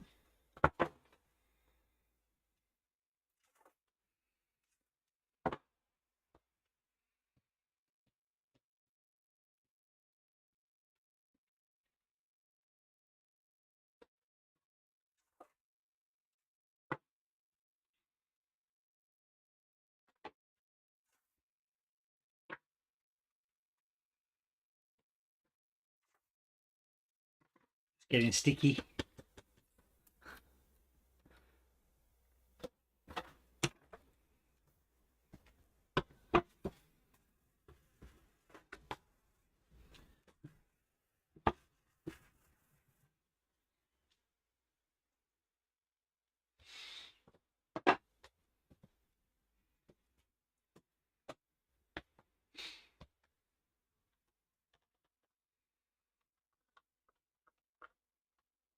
Hello to Carol. Carol first.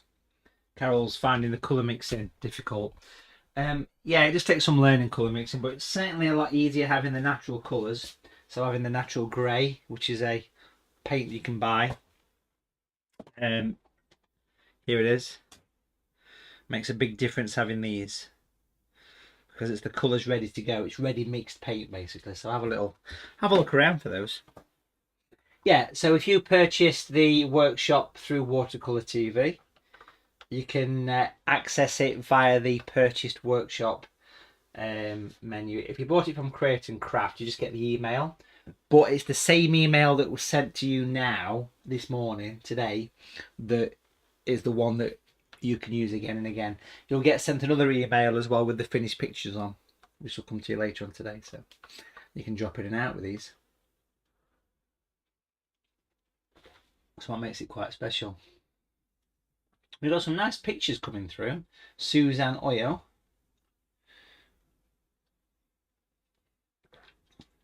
Carol App says my tree is rubbish. Let's have a look, Carol, shall we? Ian Brooks has added a star. Nice. Looks good, actually, the star on.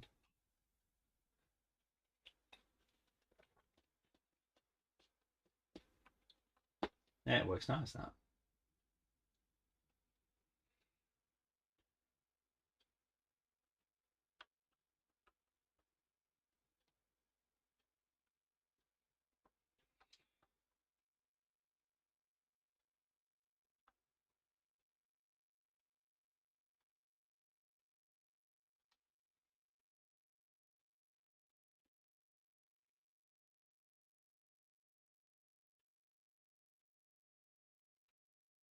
Judith, Lenny, yours is nice.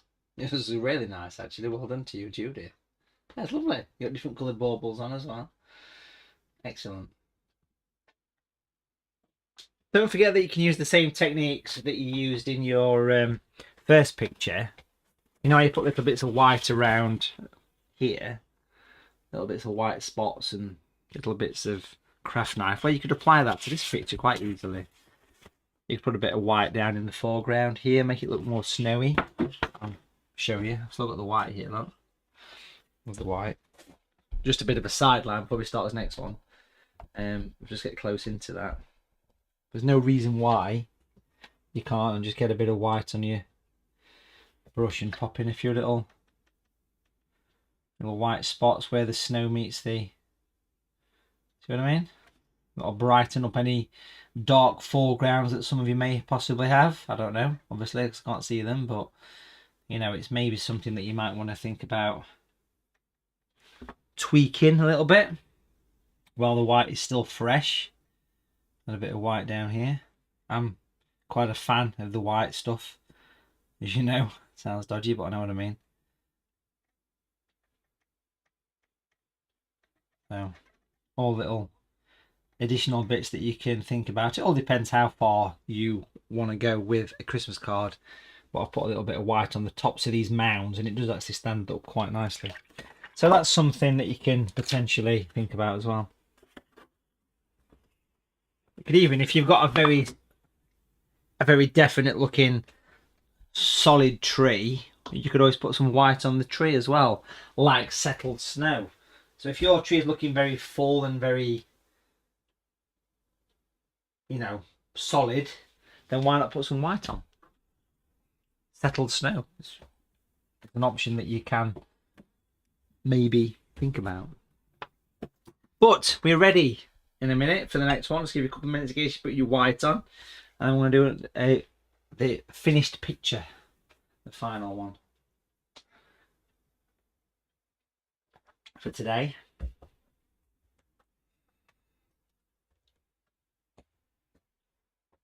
Now, if anybody does happen to have a round coin like this, a round coin. This one is not a round coin. That's a pound coin. A small round coin is what I'm interested in. Go and grab one, like English 5p or something. I don't know the different coins in the different parts of the world, but if you take a piece of kitchen paper, fold it in half, and get a small round coin and pop it inside, we can put the moon on this one, like a moonlit winter scene. So I've got the round coin there. He's going to give that a twist. See a little twist? So it's a folded in half piece of kitchen paper, and we've got a round coin to suit. Perfect.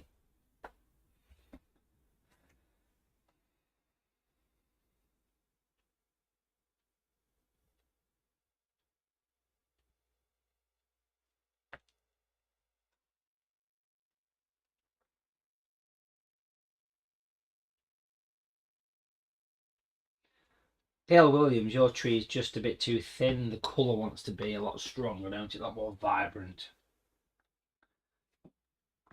Marchan, done a great job of number 1 and 2. I'm looking forward to number 3. Brilliant. Peter, hope this is okay. Yes, Peter, great picture there. Well done, Peter Kimberley. Of course, a great place to share your paintings is on Matthew Palmer's Facebook page. Matthew Palmer Artist, hit follow. And you've also got the watercolour group. Matthew Palmer's watercolour group is also there for you to enjoy as well. Anne Harris has done a nice one. So has Andrew as well.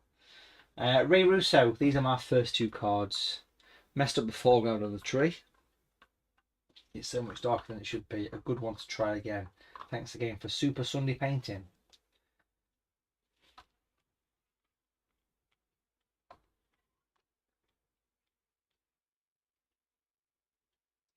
Nice. You got a lovely bit of snowfall there, Ray Russo, on yours. Pamela Jeffrey. Oh, very nice, Pamela. Great tree. That's beautiful. Really effective, that, isn't it, actually? Nice. Good sim. Now, if you didn't, like I say, if you didn't manage to get, if your tree is quite solid, it's not got these light bits in them, put some white in. There's no reason why you can't paint a bit of white in these pictures. But the final one is going to be using similar techniques. It's going to be a vignette again. We're going to have a gate, a rustic gate in a wintry scene. It's going to be a nice one. So grab your pencil and we'll do a little bit of sketching. We'll sketch in the gate.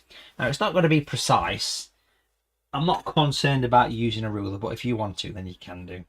But I want to sketch this gate in here. And it's going to come in. And it's going to be... I'll give you some measurements in a minute for the picture, so don't worry too much. It's not going to be perfect. Don't worry, it won't be. It's going to be a classic 5-bar gate. So we're going to put the 3 lines coming through. Now, if you want to use a ruler, feel free. And also pop the A-frame coming through like so. Perfect. Now, I'm also going to do a bit of a zigzag here and there. See the zigzag here, the side? And then we'll have the gate post, which is just 2 lines either side with a couple of slightly rustic fence posts either side. Now again, I've not used rulers here. If you want to, you're more than welcome to. Just to give you some idea of size, I sketched in the rectangular shape first, and then popped in the one in the middle, and then the middle again. So it's basically, it's 1 1/4 deep, 1 1/4 deep by 2 1/4 wide, but that depends on the size of your paper. A quick recap of how to do the sketch. So imagine this is your paper here. We did a rectangular shape, 2 1/4, 1 1/4 inch. Do the middle one, middle again, letter A. Zigzag, zigzag, fence post, and then a couple of posts here. Perfect. Beautiful. Nice. So sketch it in for me. Nice and easy, and then we'll be off. We'll be away.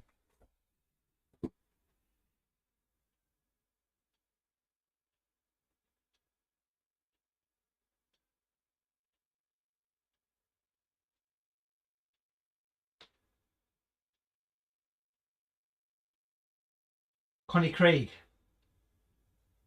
Like the techniques, but I need to practice. Let's have a look at your picture.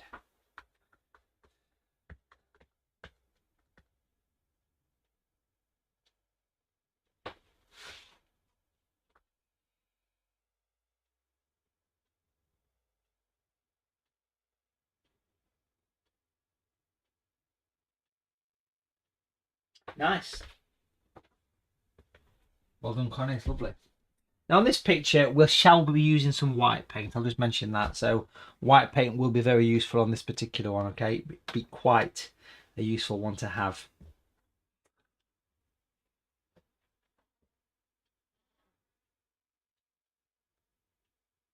So let's prep some colours. If you've still got the colours from last time, you can reuse some of them. But I like to start fresh. That's just my own personal, you know, for the teaching kind of thing. But you don't have to. You don't have to. Again, still using just primary colours because of the nature of the beast. There's lots of people here that won't have all these colours. I've got the coin wrapped in tissue. I've got some fresh white paint, which I'll bring in towards the end in about half an hour's time. We'll put that to one side. Size 10 brush again makes perfect sense for this. So, colours. Again, I want to get that bit of an orangey colour from last time. So the yellow with the red, quite pale. So feel free to use natural orange for this. So that's the orange. Remember the orange from last time? Clean brush again. It's nice to use the same techniques and the same colours on all three. So this will have some pine trees in again. It just makes sense to keep that momentum, that technique flowing. We've got the purple, which you could use natural violet. Now again, it's a slightly stronger colour. So it's the blue and the red, which will give you the purple again. Especially because we're going for a bit of a nighttime scene. There's the purple. And then with the smaller brush, so it's rinse and repeat here, which means that you've had a practice, you've had a go, and that to me works. As a teacher, that works. So I need a strong grey. So it's the blue. Let's put the formula of the grey on again. So it's the blue first, quite heavy, quite a deep blue. Squeeze out the colour and put the red into it. There you get the purple. There's the purple, the deep purple in the brush, and then a little bit of yellow. Remember, just little bits of yellow. If it goes brown, more blue is required. If it goes green, then more red is required. But that is the grey. It's quite a strong grey. So please don't be afraid to be quite deep with your colours. Again, if you've got natural orange, on a natural violet and natural grey, then that's natural grey there, that's natural orange, that's natural violet. So it just removes some of the fear. And of course, Watercolour TV members do get 10% off. But that is all we need for this picture, at least at this stage. A strong grey, followed by the blue, red and yellow mixed together. Again, if it goes a bit green like that, has just a bit of red, fixes it. Size 6 brush, and for those two, size 10 brush. Use the right brush for the right job. Perfect. Perfect. Get your colours prepped.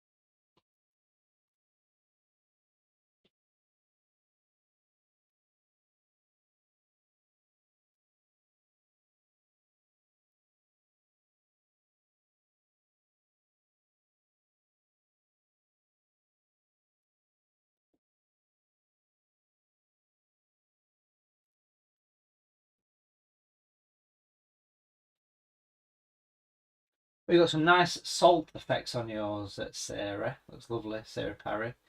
Janine Miles, enjoying it, getting back into the painting while recovering from your fractured foot.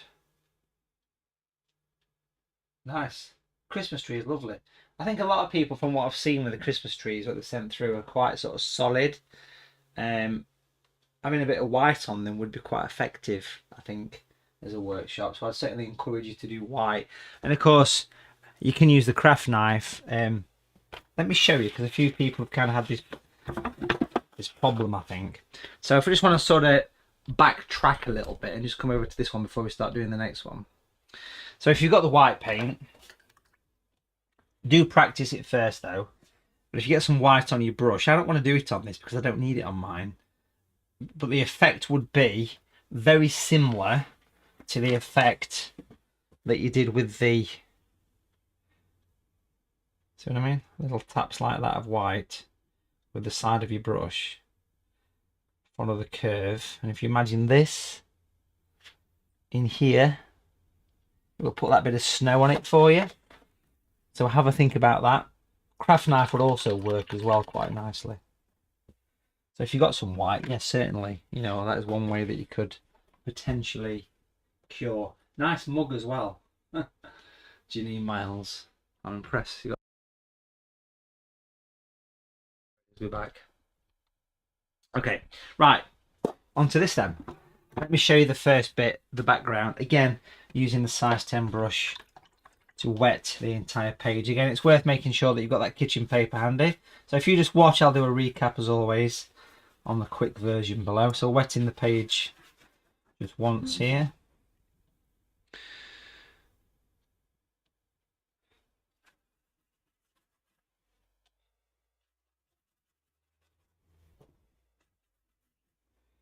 And then I'm onto my second coat. So again, it's 2 coats of water again.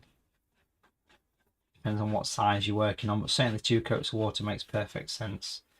So if you just want to watch me first while I do this as a demo, and then you can do it yourself. Very similar to what we did with the Christmas tree one. Like I say, to me it was important to have crossovers with both pictures. Okay, so here I go. Pick up the orange, little tap on tissue. I'm going to twist in the orange in the middle. Make sure you get some around the background here, so a cloudy sort of effect. Clean the brush well. Violet next. There's your violet. Beautiful. Stay with me. Important to give it a bit of a tap on tissue and then twist in the violet. Let the colour mix. I mean, you can see if I get really close in with the brush, you can hopefully see how the brush is flat to the paper. So honestly, it's quite a strong colour, the violet, and don't be afraid to make it quite strong. But let it mix, let it become part of this sort of background. Wriggle the brush around your page, let it mix in. Go over the gateway. In the footpath in the foreground as well, you can get some over there quite nicely if it come down to this footpath here. But that little bit of tissue is quite useful. You can pop a little bit of a shadow on your footpath here, sort of coming through. Does that make sense? Little horizontal lines where the edge of the footpath is. You might as well do it now. That little bit of a drag and a bit at the back there, just to say there's a bit of interest around. So it's like a twist in the sky. Then you can do more horizontals in the foreground. So that kind of frosty footpath. Then what I'll do is I'll stamp the moon. And of course, if this doesn't work, you can always do it later with a bit of white. There you go. So we've stamped the moon on, ka-ching, ka-ching. And then I'm straight in to doing the pine trees. Like I say, crossover techniques, quite important to me. So changing the brush. Stay with me. I'll recap this. Don't go anywhere. Pick up the grey on the tissue. Dry the brush off. Let's paint in some distant pine trees. This lonely little sort of gateway in the snow here. So we're going to paint in these tall random lines which go over the gate. Don't worry about going over the gate. See these little vertical lines? You can sort of bring them through here. Again, put paint on here. You're sort of painting the background in at this point, aren't you? We'll pick out some of these trees later, but you need to get these like a distant, like tall trees. See how these like these vertical lines, and notice that I brought them over the top of the gate. That's quite important. You'll see why later. Don't worry about going over the gate. And let it just disappear off to the sides. Let it just kind of fade away. Now at the bottom, if you dry your brush off, and I shall have a recap in this, just put some horizontal lines across the bottom. See the horizontal lines? Just sort of horizontal, flicking across. And then just to finish off, that same technique we've been using for these trees. Stay with me. Using that grey colour, the strong grey, just while things are a little bit on the damp side, just because it's good to do it while it's damp, just randomly pick out a few slightly darker trees, painted in the same way that you did all the trees, which is why it's important that we can have that nice crossover effect. There's nothing stopping us just picking out a few, even if it's just half of one, like there and here. Can you see I've put those in? So it's the same thing as we've been doing all day, but I've just not used the dry brush, and that has ensured I can.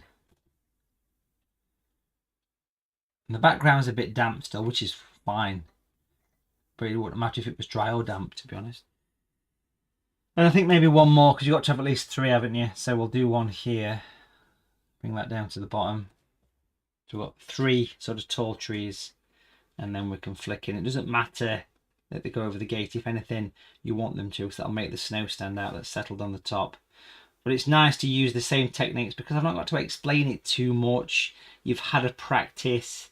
There's lots of reasons why that little effect works so well, having them. And you can see we've added a couple of little finer ones at the top there. You can revisit them as much as you like to make them as sharp as you like. But misty, out of focus, background, trees. Make sure you sit them in your picture. If they look a bit like they're levitating, simply dry your brush and just do some horizontal lines across the bottom of them, like that. It'll give them a shadow. So that is the background, which looks lovely. I like it, beautiful. Let me show you that same effect again quickly on the rough version, and then it's your time to have a go yourself. So we'll drop down to here with the camera. I want to recap the process quickly on this rough version. So the first thing to do is to wet the paper. So I've noticed the first painting we did, I took a lot of time in showing you the trees, but this is the third painting to feature them. So hopefully you've had a bit more practice, you're a bit more confident at it, that kind of thing. So you've wet the whole scene. The first colour is of course the orange. Always give it a tap on tissue and give it a twist around. Go over the gate, that's fine. Clean the brush and then go for the purple again on the tissue before you put it on, and then swing it across. It's important to go over the gate here, get plenty of colour around, and where the gate was you can do horizontal lines. Remember that I worked from the edge of the footpath. Quite important that we do that from the edge of the footpath. Look, add a few bits around the fence posts as well. Then you moved into your size 6 brush and you used the grey, and start off with a dry brush grey. Oh, actually, just before you do that, you want to put your moon on, don't you? There you go. Why don't you do a practice first on a scrap piece of paper? So it's a grey but dry brush. The reason we do dry brush because it allows me to be lighter in colour. I can do loads and loads of these misty, out of focus, tall, distant pine forest kind of vibe. It goes straight through the gate, that's important, and then it sort of filters off towards the side of your picture. Do some dry brush, do some horizontal lines at the bottom just to sit them down a bit, and then you can be very picky with a strong grey. Make sure the grey is strong, and be a little bit more in control. The background is probably still going to be damp, which is a good thing. There you go. You can do 2 or 3 of those. Again, spend a bit of time making sure they've got pointy tips. You can go back into them as they start to dry, but it's exactly the same technique. Again, finish off by doing a dry brush and add a few horizontal shadows to sit them down. But that's your practice. Have a go yourself. This is it in context. This is it in the actual scene at the top, which is quite effective. Have a go. I'm stopping now to let you do it. It's your time to shine. Don't worry about it. Just enjoy it.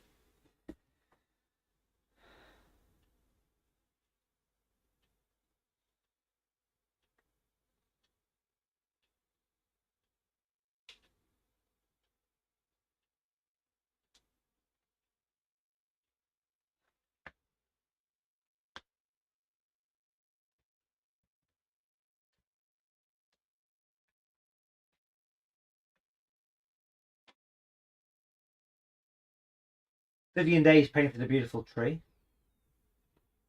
Well done to you.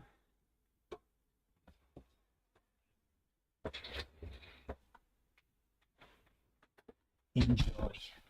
Enjoy it, folks. Have a practice. Why not?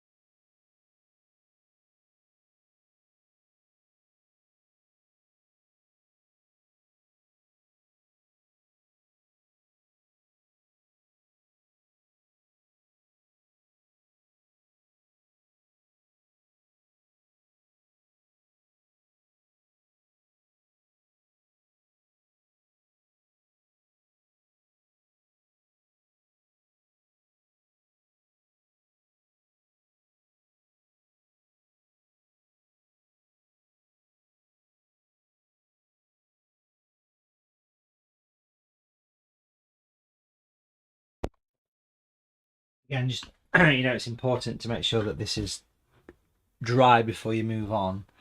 So if you need to use a dryer,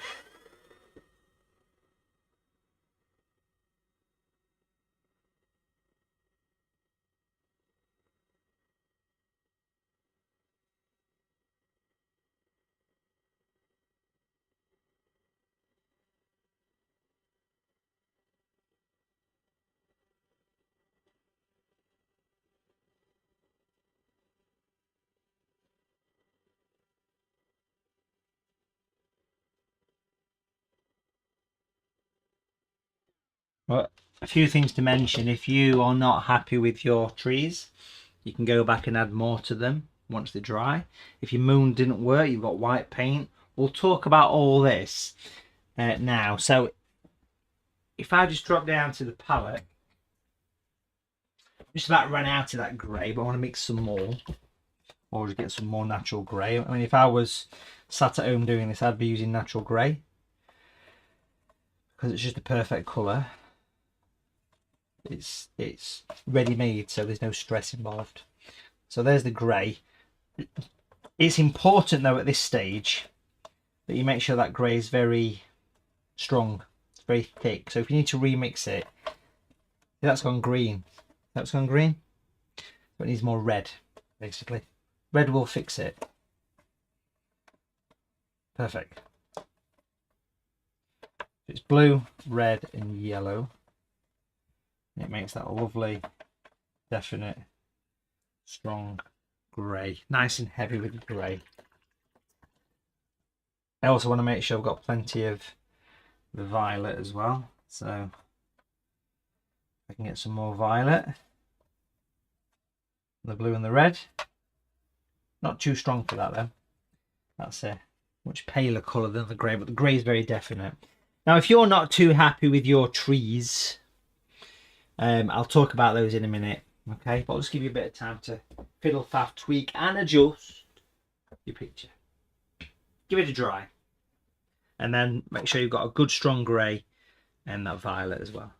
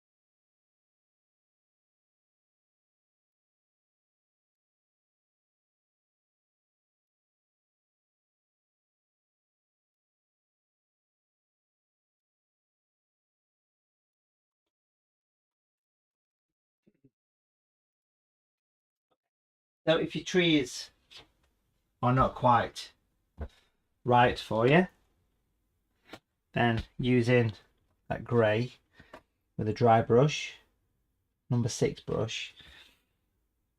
Now things have had time to dry, and on the opposite side to where the moon is more so, it's tempting to add some dry brush lines to the tree. And you can do them on both sides, like you're putting some shadows into them, but it's a way of just refining them. So it's picking the paint up, it's wiping the paint off, and it's basically using the tip of the brush quite dry to add a bit more clarity, a bit more sharpness, especially to these edges. As you can see here, look, see the nice, you can make sure the tops are nice and sharp, and you've got your little individual branches on, and so on and so on, like that. So that's a way you can tweak them. And also at the same time of using this dry brush, make your brush go a bit flat, and have a go at putting some earth along the edge of that trackway. Little lines of dry brush grey. But you can take that through the, you can take it through the gate a little bit, but it's dry brush, and you can see it's quite a speckled line of paint. So if I get a little bit closer in again, there you go. You could also do that from the base of the fence post, almost like a shadow, I suppose. Can you see? Like a little bit of texture. But it's basically picking up the colour, the grey, wiping it off and making your brush go a bit flat. So you've got that sort of texture effect. And if you want to make it look as though it's a frosty path, I'm quite a fan of this technique. I'll show you. If you get your brush spiky, have a go at reflecting the trees. That's certainly one to practice, folks, that. But it's really effective. It looks as though the footpath is a bit frosty. These sort of downward dry lines, like it's a bit icy. You can even reflect the fence post a little bit as well, and the gate. Does that make sense? So there's little sort of downward lines, these little sort of dry lines that drop down in your picture. It just makes it look as though it's frosty, but it certainly is one to practice. Get yourself a scrap piece of paper. I'm after this with a spiky line, not that. So have a test sheet first. But yes, dry brush throughout, you know, lovely way to refine the edge of the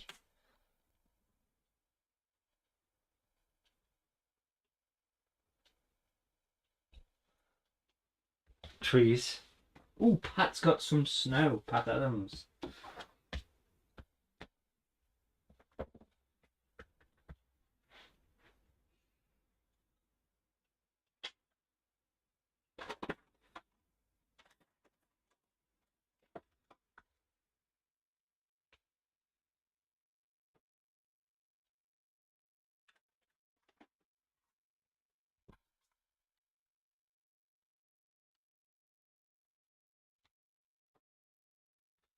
So you can sort of put these individual lines in your tree. Basically what you're doing is you're sort of doing this. Show you on this one. Dry brush, remember, you're just like refining it a little bit and doing one side and then the other. Just to make it look a little bit more crisper. You can almost see individual lines, can't you, on your paper. Beautiful. Beautiful.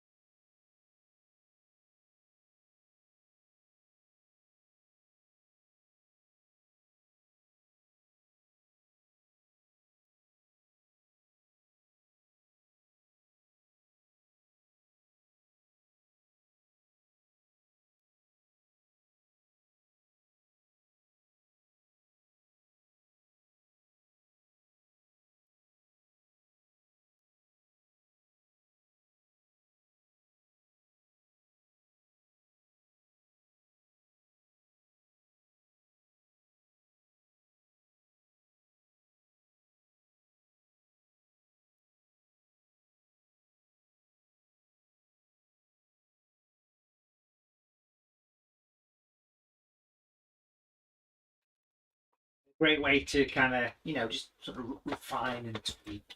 And that colour, that grey colour, just pop a bit of extra red into it, make it look a little bit crisper.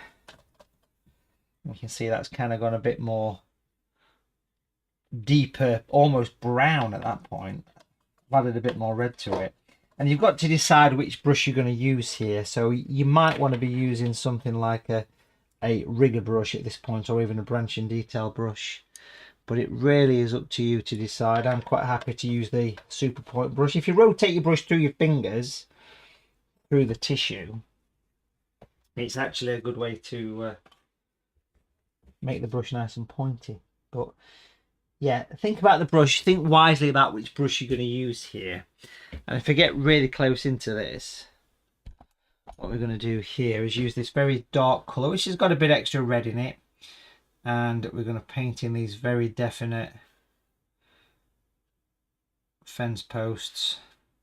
And I want to almost, and this is kind of up to you, I want to make them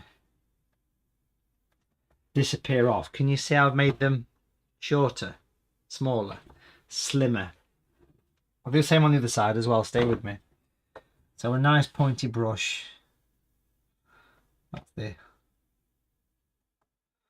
that's kind of the gate post, I suppose you could say there.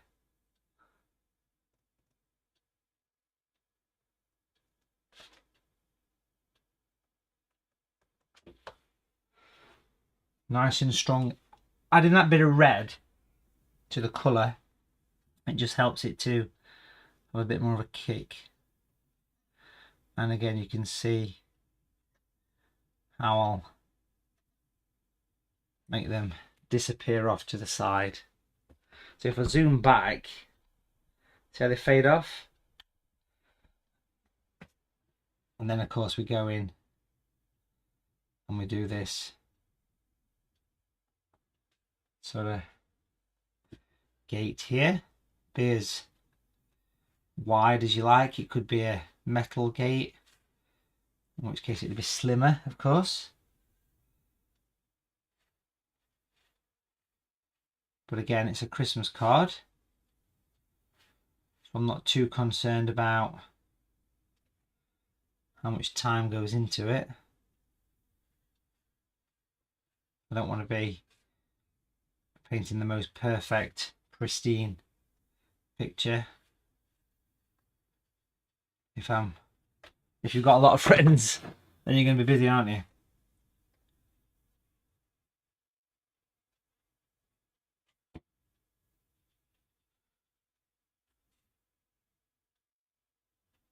My advice to you here is be quite strong with this colour.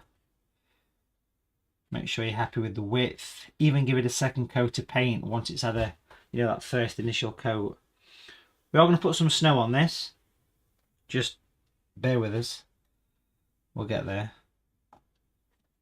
A nice kind of festive looking wintry scene. So I'm just giving a second coat to some of these, because the more colour that you add, the more effective they're going to be. But do seriously think about which brush you use here.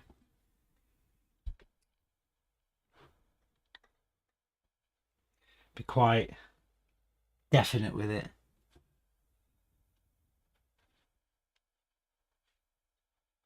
Don't be afraid of strength in colour here. Strong colour. It needs to stand out against these background trees. Beautiful. Looking forward to putting some snow on that.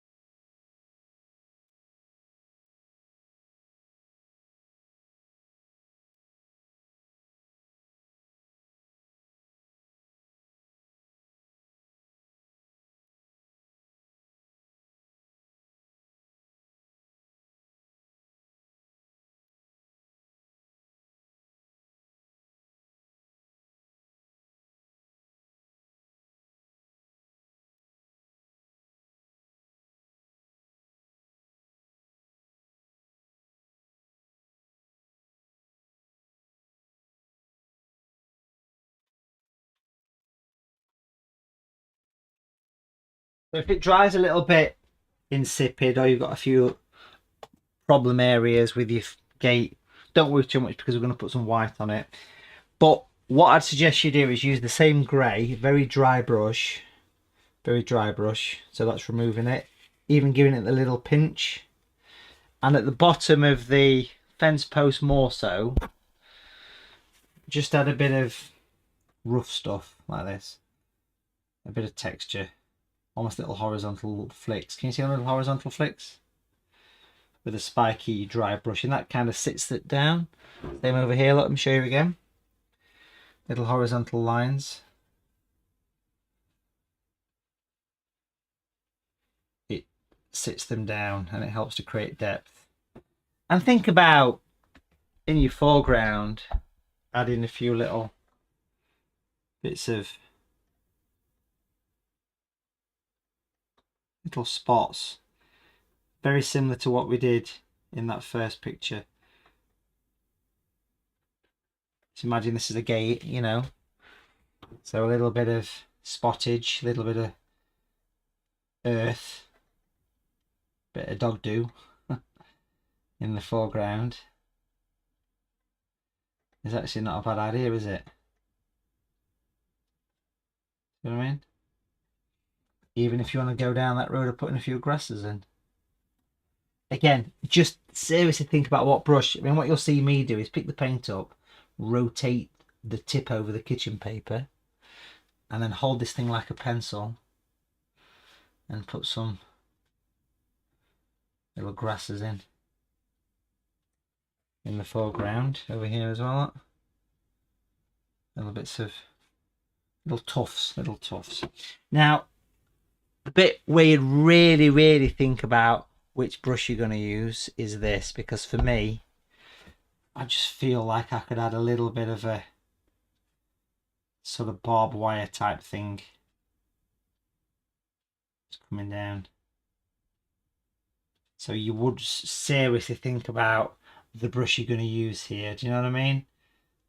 It's a little bit of a spotty fine line which disappears off. Obviously same on this side as well, but you need to be thinking about the brush. What I mean about that is, I mean which brush you're going to use.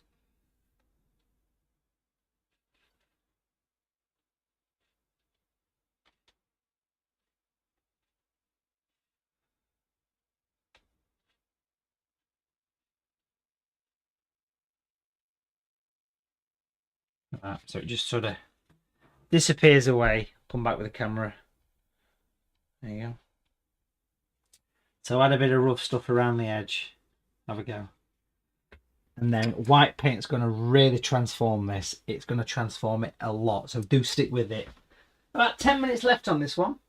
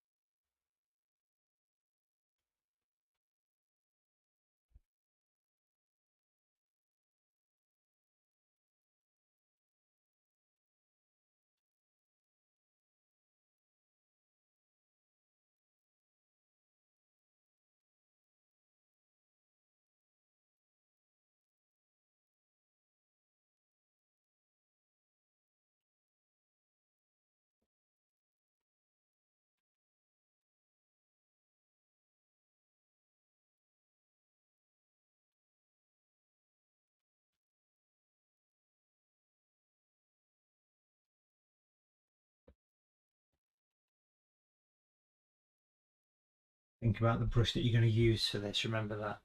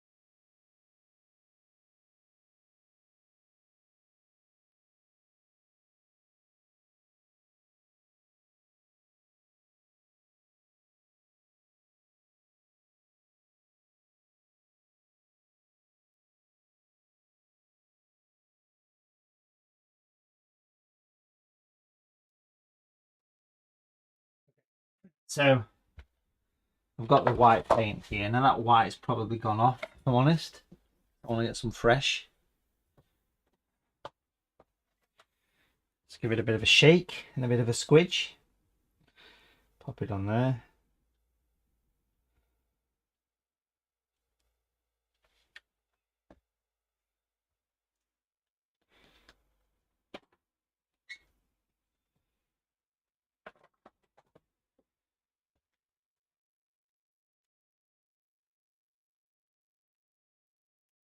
Now again, think about the brush you're going to use here. For most people, I'd probably recommend using a pointy brush. A little bit of water is all you need. Work it in.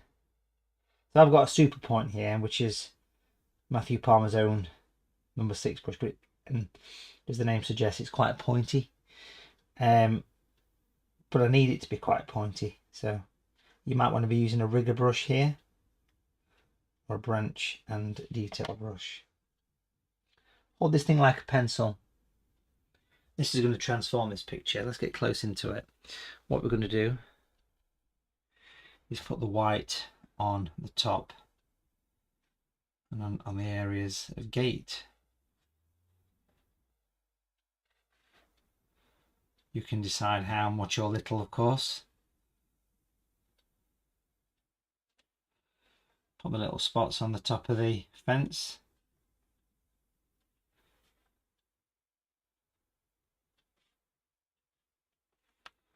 Yeah, it's quite effective.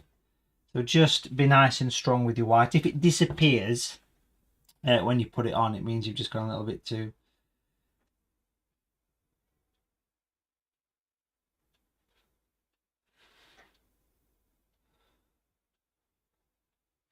a little bit too thin with your colour. But again, you know, try and sort of build it up in the corners like I'm doing here. What a difference that makes.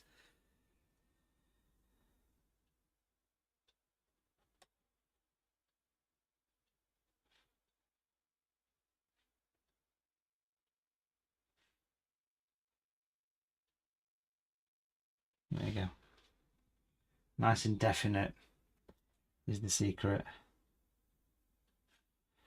Now obviously at the bottom you're not going to see it quite as much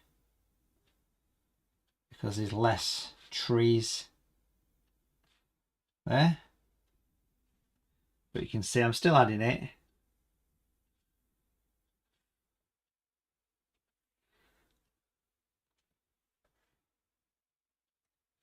And if you're very careful, you could even do it on the top of the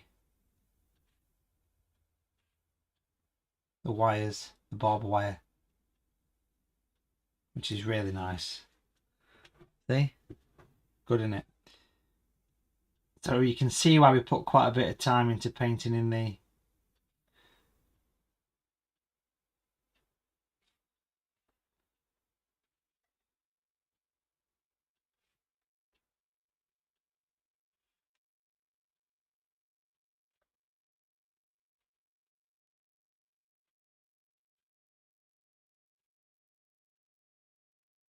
That's beautiful. I love that white on there. It's stunning. Even at the bottom as well of the fence post. Just kind of stick with him while I finish it off, and I'll obviously give you time. But if I put some little bits of white down here, almost like a little L shape, can you see how the white's gathered up the side of the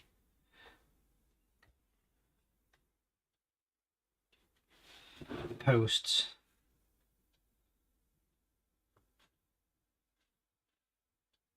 So just spend as much time as you want into adding the white. It's an absolute, look at that, it's beautiful. I mean, it never ceases to amaze me what white actually does in a picture.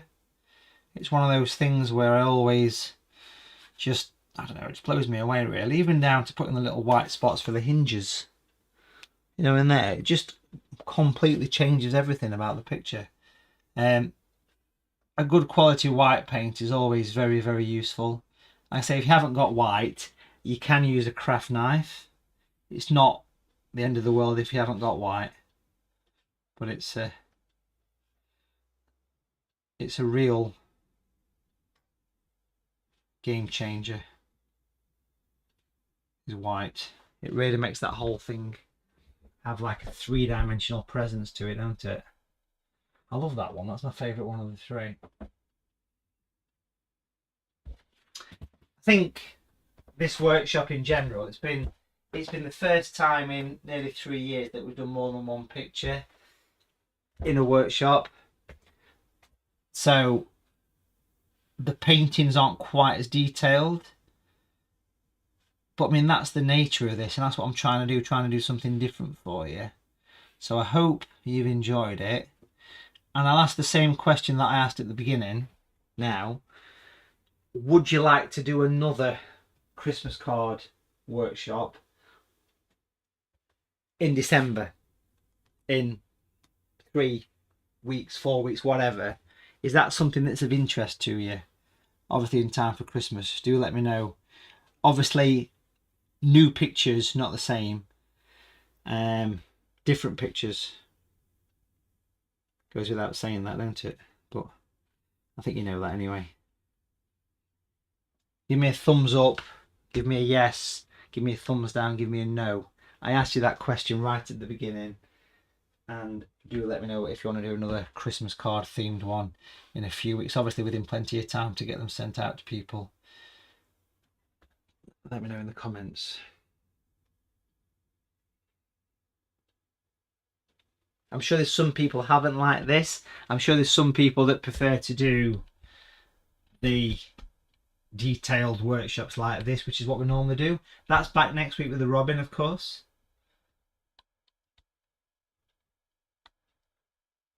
Just one more thing to mention with the white, folks.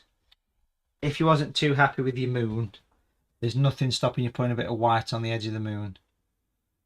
Like, just down the edge. Just makes it stand up a little bit. It makes it look crispy and a frosty moon.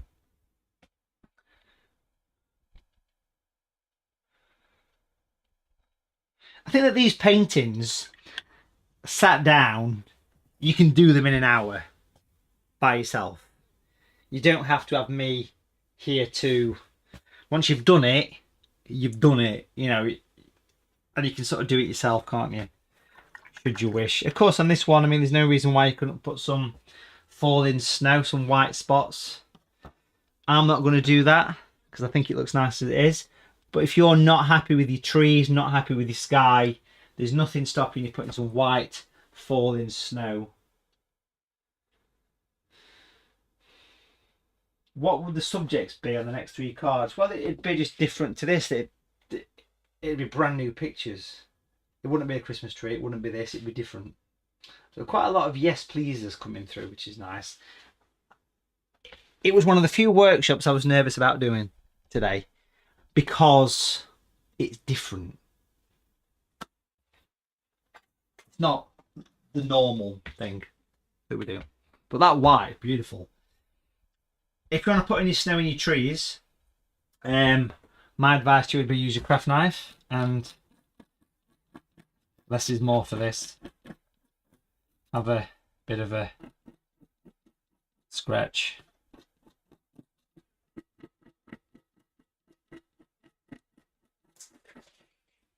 So if you do want to put any snow in your trees, then I'll be using a craft knife rather than white if you've got a craft knife, and you do use the point of the knife, and it just puts a little bit of snow. I wouldn't do much of that, to be fair. I would go in pretty basic. But another prime example of how white paint changes the picture, completely changes the picture. Christmas wreath, says Jane.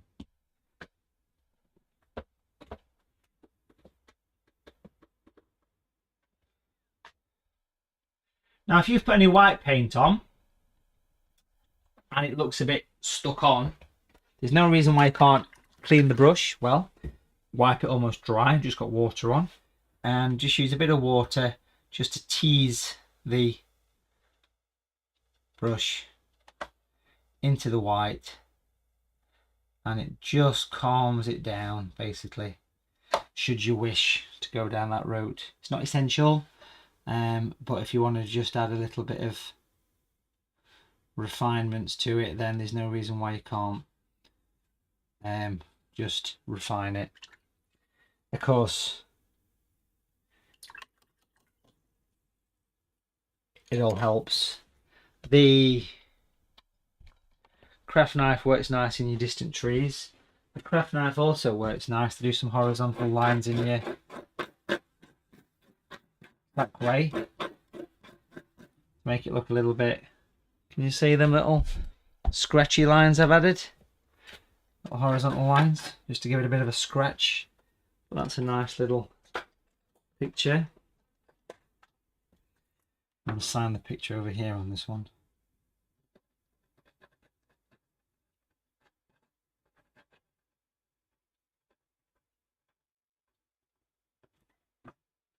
Signed it there. Now, we do have a winner today of a £50 watercolour TV voucher. And the winner of that voucher, picked at random from everyone that's in the workshop, whether you booked through Create and Craft, whether you booked via Watercolour TV, or whether you booked in bulk. Everybody's entered into that, and it's a donation from me. And the winner is Betsy Ensley. Well done to Betsy. Betsy Ensley, you have won a £50 Watercolour TV voucher, which will get sent to you in the next few weeks. You can spend it on anything in the art shop, but you can't use it for workshops. It's just for products. £50 voucher, you can use it in one transaction, and we'll get that over to you. It'll be valid for 6 months as well, so that will be sent to you very, very soon. So well done to Betsy Ensley.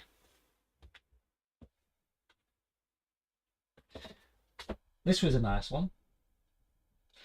And Betsy's there in the chat, so well done, Betsy. Well done to you. I'll get that sent over via email to you soon, all right. Beautiful picture. Really pleased with that one. I'm going to take the masking tape away for this. That's my favourite one of the three, I think. Let's pop the tape at the back and pop that just there. There we go. And we'll leave that on the screen for you. There it is. That was a nice one, wasn't it, that?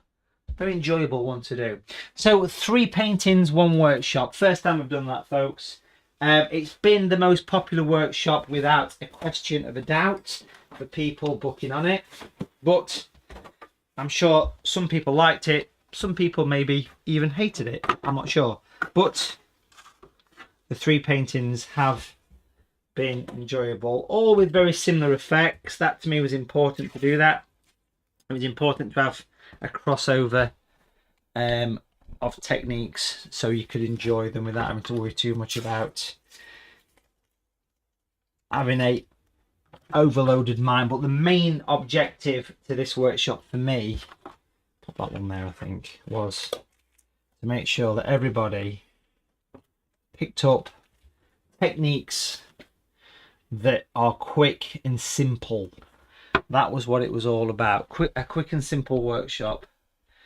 I could have just done 2. I could have done just 1, maybe. But I thought 3 is a good number. And each one's probably an hour's work of your own, off your own back. And I'd love to see yours, of course. And a great place to showcase them is on the Facebook page, which is Matthew Palmer's Watercolour group. If you've not joined it already, please do. It's a great place to showcase your paintings and have a look what everybody's been up to. But that's a good collection of pictures. I hope you feel the same. I've enjoyed it. That's my favourite, without a doubt. But all 3 of them, it's an evolution. The trees started small, got more detailed, and then of course we've gone for the misty one here. So all 3 of them have got their own little properties. I think it's made a lovely little trio of pictures.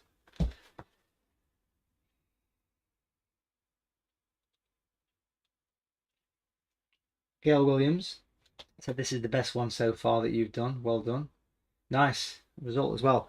Not too taxing. All them little bits at the end do make the picture work quite well, don't they? So listen, thank you for watching. Thank you for painting along if you did. Again, Matthew Palmer's watercolour group on Facebook. It's a great place to join. It's free to join. If you want to follow me on Facebook, Matthew Palmer Artist. We've still got spaces for this, so get yourself booked in for next week. It's one picture next week. So it's back to the normal next week, let's say. 20th of November. About 80% to 85% spaces, maybe a few more than that have gone now actually. So link in the description on the email that was sent to you as well. Remember, this is yours to keep forever. All the previous ones are available. And don't forget, on Tuesday, 15th, 16th, 17th November, 3 days, virtual painting retreat, 5 spots left pretty much. So get yourself booked into that if you want to have a go at painting from the actual scene. Painting from a physical scene is what we're doing on those 3 days. Day 1 is autumn in the national park with bridge, snow stream and golden trees. Day 2 is autumn through a window overlooking the Eiffel Tower in Paris. And then we've got autumn by the sea, which is a lighthouse with a beautiful sky. So 3 days of watercolour tuition. Link in the description if you want to get hold of that. Again, well done. And hopefully I'll see you either next week on the retreat or on the 20th. Space is going quick for that one, so take care. Happy painting.